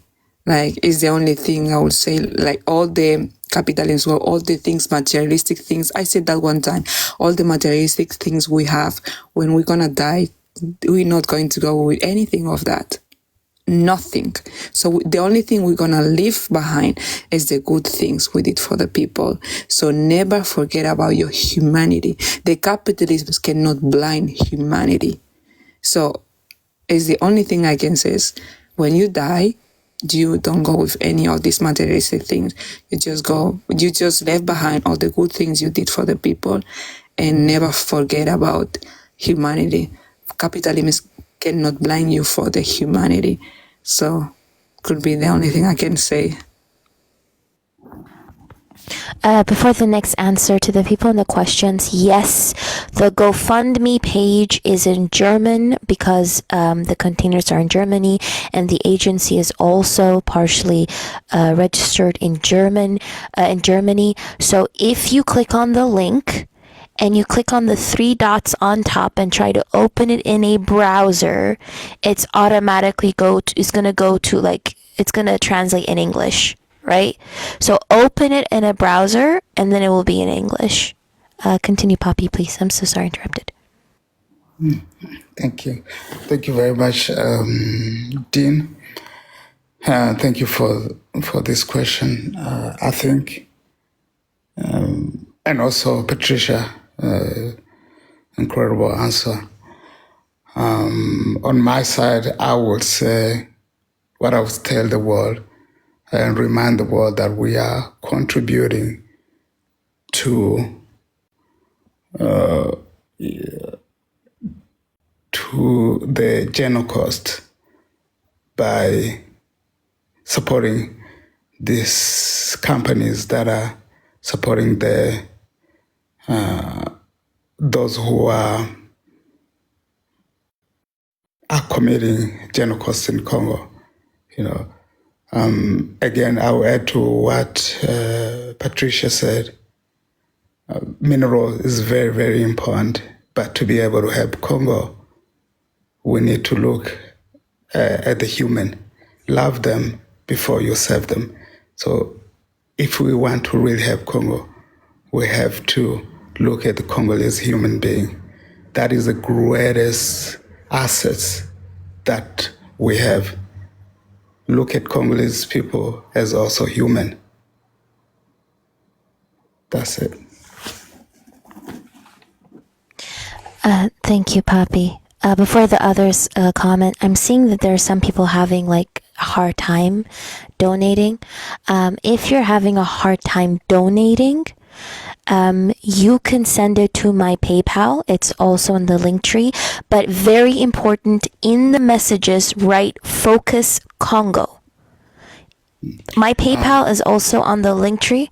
Write Focus Congo, and I will donate it to the charity if you're having a hard time. But it should not be a hard time. You should be able to donate the money because so many people have been donating the money. Just continue trying again. We will try to find other alternatives, but don't forget to write Focus Congo so I know that this is towards that. Yes, Papi. Sorry, Papi. If I can just say, I'm going to put it again in the chat. All you need to do is type the title of the GoFundMe into Google, and it will take you to the GoFundMe as well. If you really are struggling, just tag me. I will actually DM you the link. If you tag me in the chat, I will DM you the link. But we'll make it happen. Sorry, Papi. Yeah, no problem. But also, I think if people need to know how to generally donate to Focus Congo, is to go to my link tree also. All the links are there. There is PayPal, donate at Focus Congo. There's a lot of different links. You can go directly to the website and mention for the containers, the container of life. So, yeah.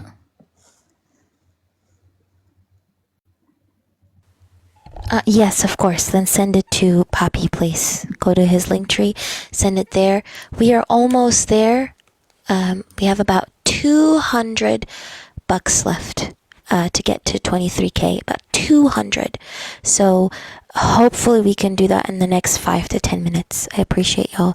To the rest, please, you can answer Dean's question.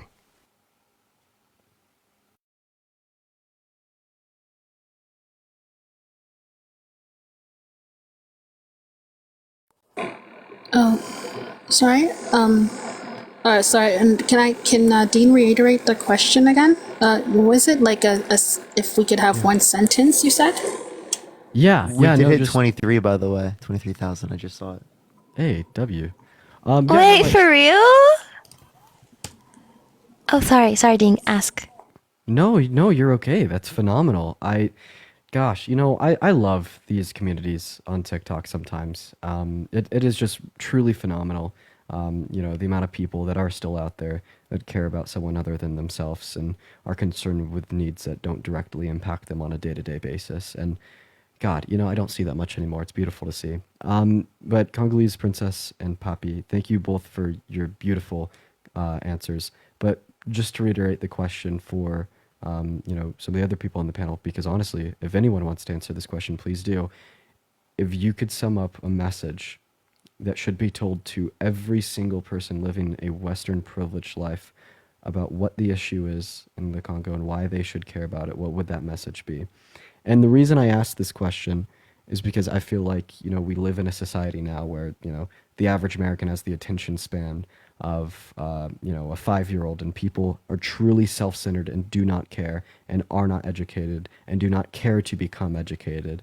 And I feel like if we can get this and communicate it to as many people as possible through as little words as possible, to open that door to get more people interested to hearing these longer conversations and truly investing their time and their money into making humanity better for all, that would be a world that I would view as worth living in. So if anyone else wants to answer that question, please take it away.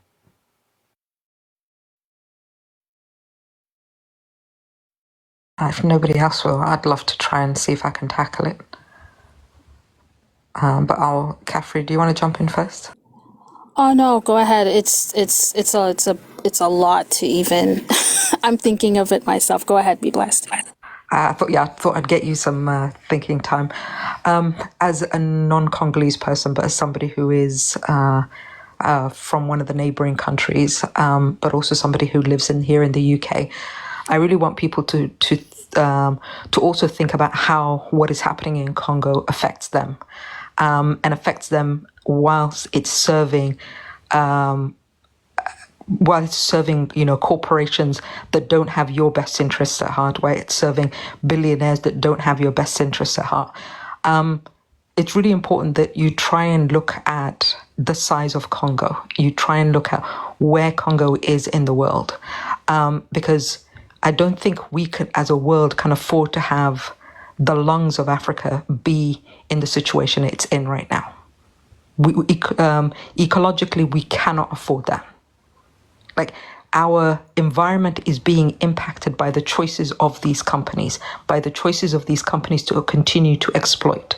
Whilst we're not being affected at the same rate, we're nowhere near the levels that Congolese people are being affected. We are also being affected. The air that you breathe is being affected because of the choices that these people are making. The Congolese people are having to pay with their lives because they're on the front line. But you're not that far away from the situation that they're in. So I really hope that people will take this in their everyday life and start to see this as, things that that there is a connection with them as individuals, as citizens of the world. I also want people to try and understand that we cannot continue in a world that is not equitable. We cannot be in a world where a few people have excess while other people who have naturally their rights of their land. Congo is one of the most resource-rich places in the world. It's one of the most diverse kind of environments in the world. It has absolutely no reason to be in the situation it is in, except for the collusions of very powerful individuals. And most of those individuals are not even Congolese. I want people to stop thinking of this as, this is something that happens in Africa. I want people to stop thinking of this as this is something that is just normal or is just to be expected. These things are engineered by powerful people in order to make this horrific situation happen. It is in our hands to try and change that. And even you being here today and trying to inform yourself is a step in in that direction. It's important that you continue in that direction and making sure that you try and push against what we have been seeing. Please continue to educate yourself. I'm going to try and see if I can ask some of the panel to see if they can make some book recommendations, because I saw that some of you in the comments were asking for those. But it's important you try and understand exactly what you're looking at and how you can have a hand. If you look at most of the donations, it's $5. That $5 that so many of you have made is making a significant change. And it's making a change that is going to actually have an impact immediately. The simple choices you're making have that ability to make a huge difference. And I'm appreciative of the people that are here. I'm appreciative of Athena for opening this live, for making sure that she tackles this. I'm appreciative for all of the Congolese people who are willing to spend their time in educating us. I'm appreciative of the fact that Papi Orion has even opened this organization to make a difference. But I'm also appreciative of you guys taking the time to actually spend to try and learn.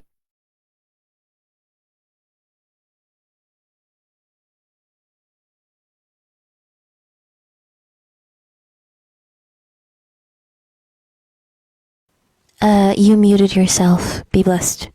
I don't know if you noticed that. For me.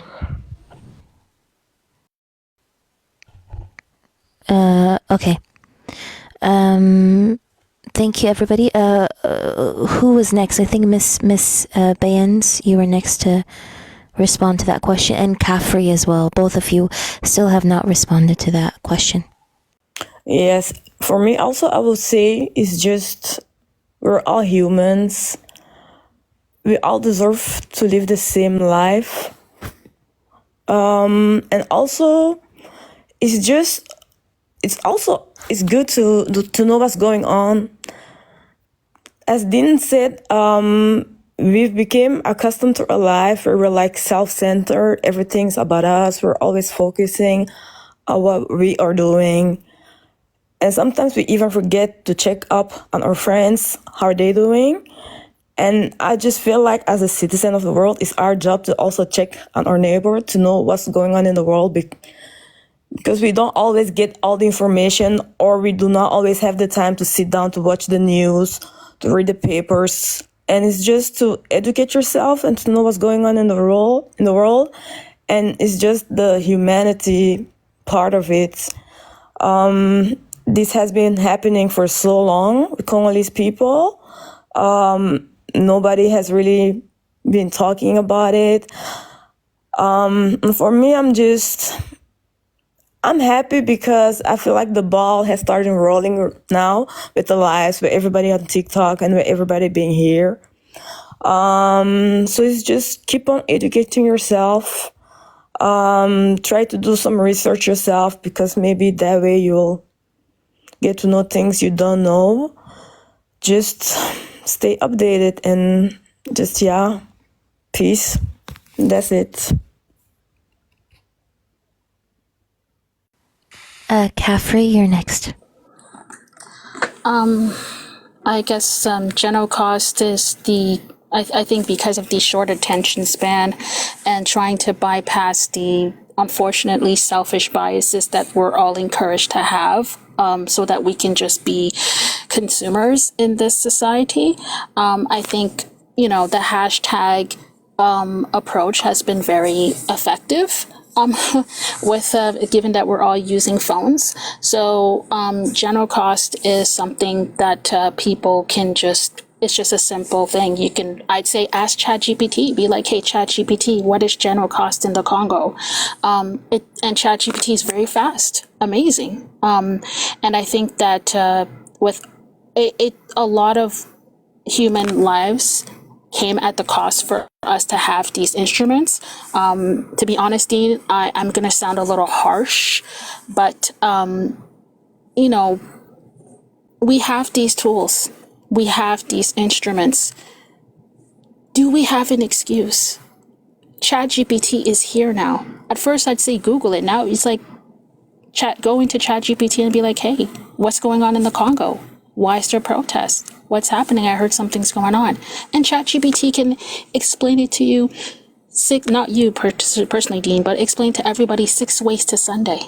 And it's as simple as that.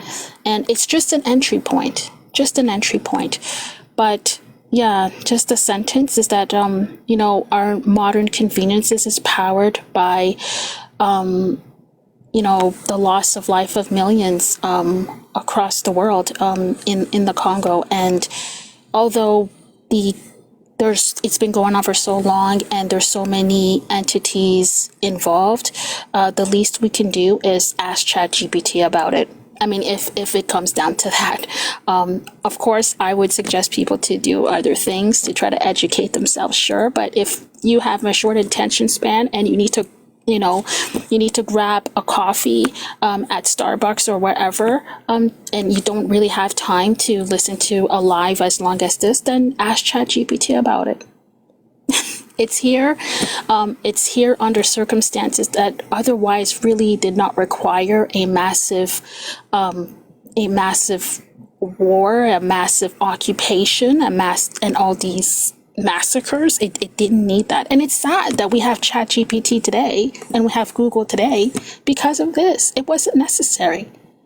But at the end of the day, a second point quickly is that there's enough resources on the planet for everyone. This planet is so rich.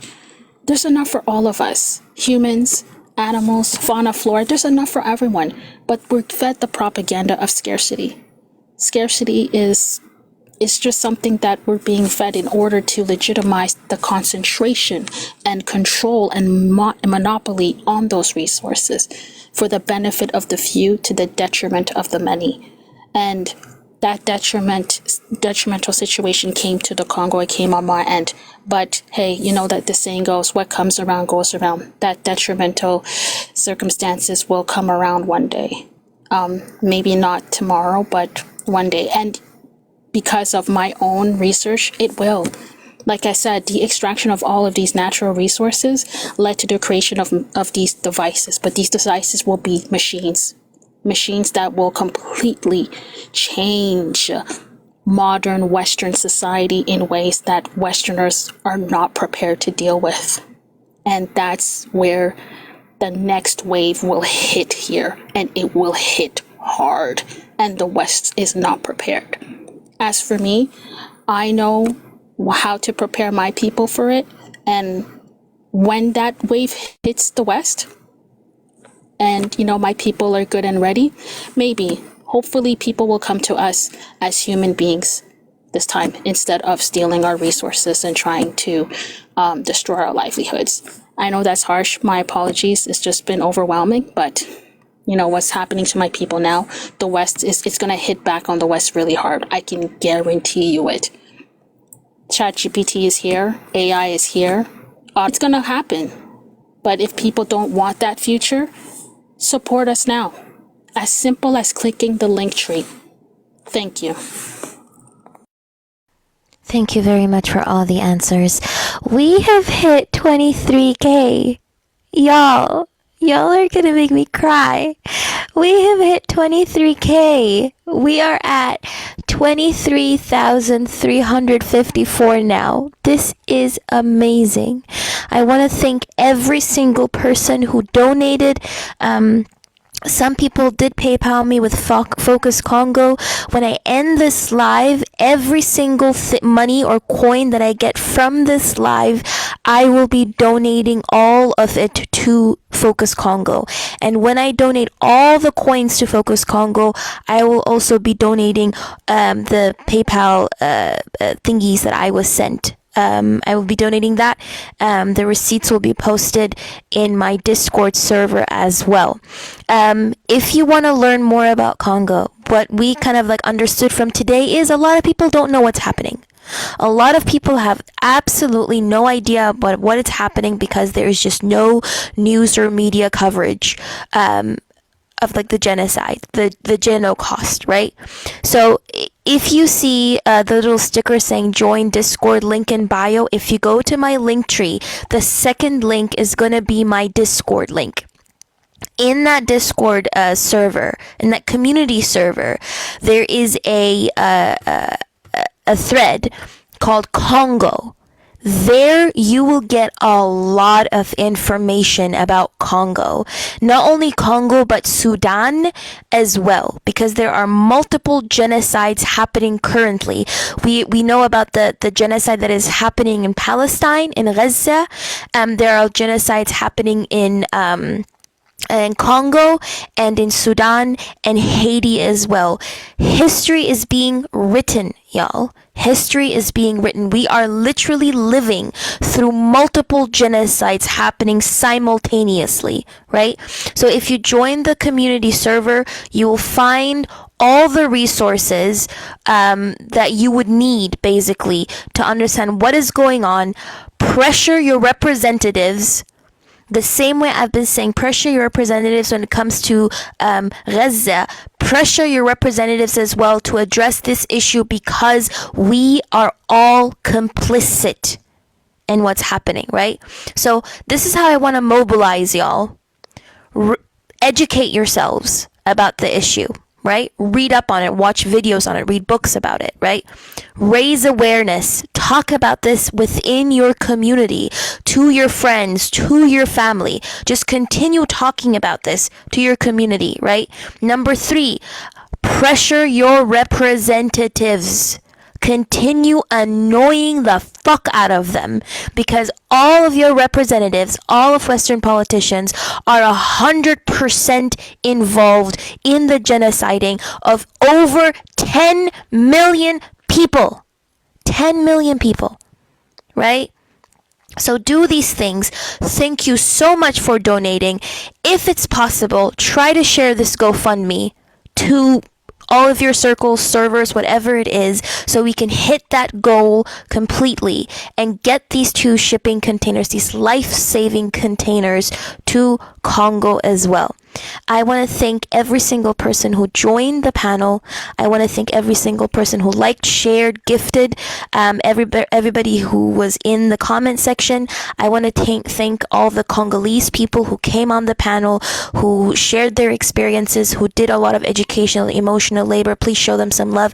I want to thank Parker and Dean for coming up here and supporting this cause and just... Oh, hello. Yeah, I appreciate y'all so much.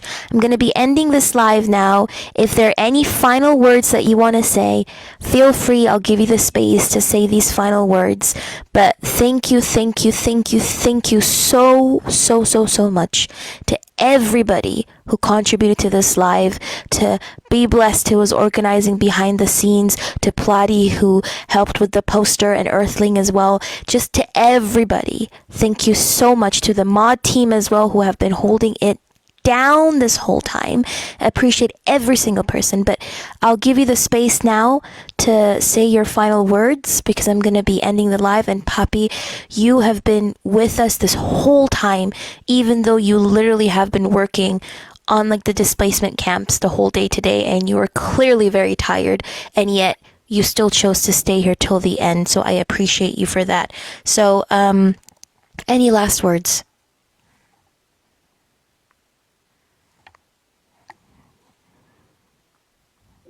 Any last words, or forever hold your peace? You can unmute whoever wants to say the last word. So I want to thank you all for joining, and thank you for Thank you, Parker. So I thank you all for the love that you have shown us. I believe even the people in the displacement camp, those who don't have the internet or cannot really listen to this conversation, I will transmit some of these messages tomorrow in a camp. I will send them the love, and I think they are also happy. And I think together, the diversity in this panel shows me hope. And I think if we work together and we keep working together towards the liberation of Congo, we will achieve our goal. Hope is what I'm carrying in my heart all the time. That's what I've been carrying since I escaped Congo as a child. And when I came back, is hope. I believe that together we will find peace and we will help liberate Congo. That's it.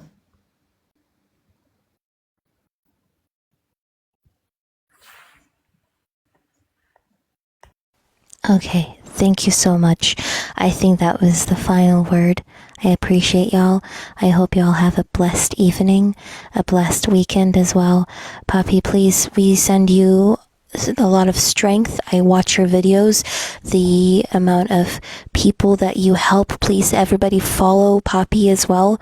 He is actively on the grounds at these displacement camps, working together with the people as well. So follow Poppy. I appreciate every single one of you. Follow Parker and Dean as well. Y'all are amazing. Follow everybody on the panel.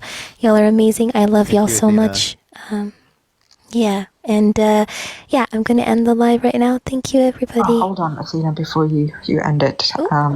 Yes. If anybody has any book recommendations, because like there's been asked for multiple times. So yeah, if anybody on the panel has that would be good. If not, and you can't think of anything now, then yes, maybe put it in your stories. Noir Canada is a very good book. Bear Gold tried to block it and tried to suppress the author. The book is called Noir Canada. Noir as in Black Canada? Yeah, Noir Canada. Yeah, it's a book. Thanks. All right. I'll put that in the chat in a second. But Athena, again, thank you so much for doing this. This is now, I think, the second time you've touched on this subject fully. The first time was bringing everybody together to show that there is, the people have a shared pain. And again, I thank To the Left for participating in that conversation. And this time where it's been focused specifically on Congo. This is not going to be the last time we're doing this. I'm hoping that more hosts are going to be taking this up so that we can keep talking about what's happening in Congo. But yeah, again, thank you, Athena, for doing this, for giving up your platform, for mobilizing everybody behind the scenes, and also for all the people who were asking for this live and actually turned up. Thank you so much, because yeah, it's important that that if we say that we're willing to learn, that we actually follow through. So yeah, thanks everybody who's on the panel, and yeah, thanks again, Athena.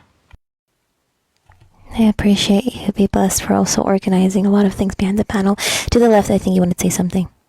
Yeah, I would recommend that folks go to the University of British Columbia, to their library, and look up Congo. They have a huge reservoir of books from different categories, so you can learn about the colonization period. You can learn about specifics with conflict minerals and things like that. So they have a huge reservoir of things. So if you can just go there, that would be a great place to, to start exploring if you're looking for book recommendations as well. And I also just wanted to briefly thank Yapapi so much, because you guys don't understand that it's literally probably like almost midnight where he's at right now, and taking the time to even be here with us is incredible. And I've been in other lives with other Congolese activists who are on the ground and work in displacement camps, and the view count is always incredibly low.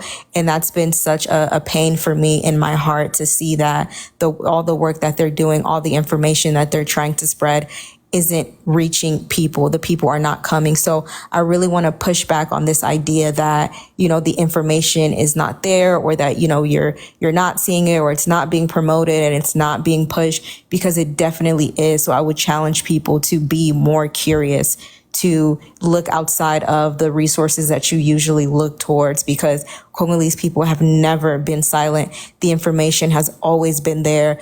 The resources have always been there, but people have just not stepped outside of their comfort zones or stepped outside of their spheres of privilege and look to it. So I really hope that you all take the opportunity to follow Yapapi, follow Focus Congo, follow the Future of Congo. There were other organizations that he listed as well.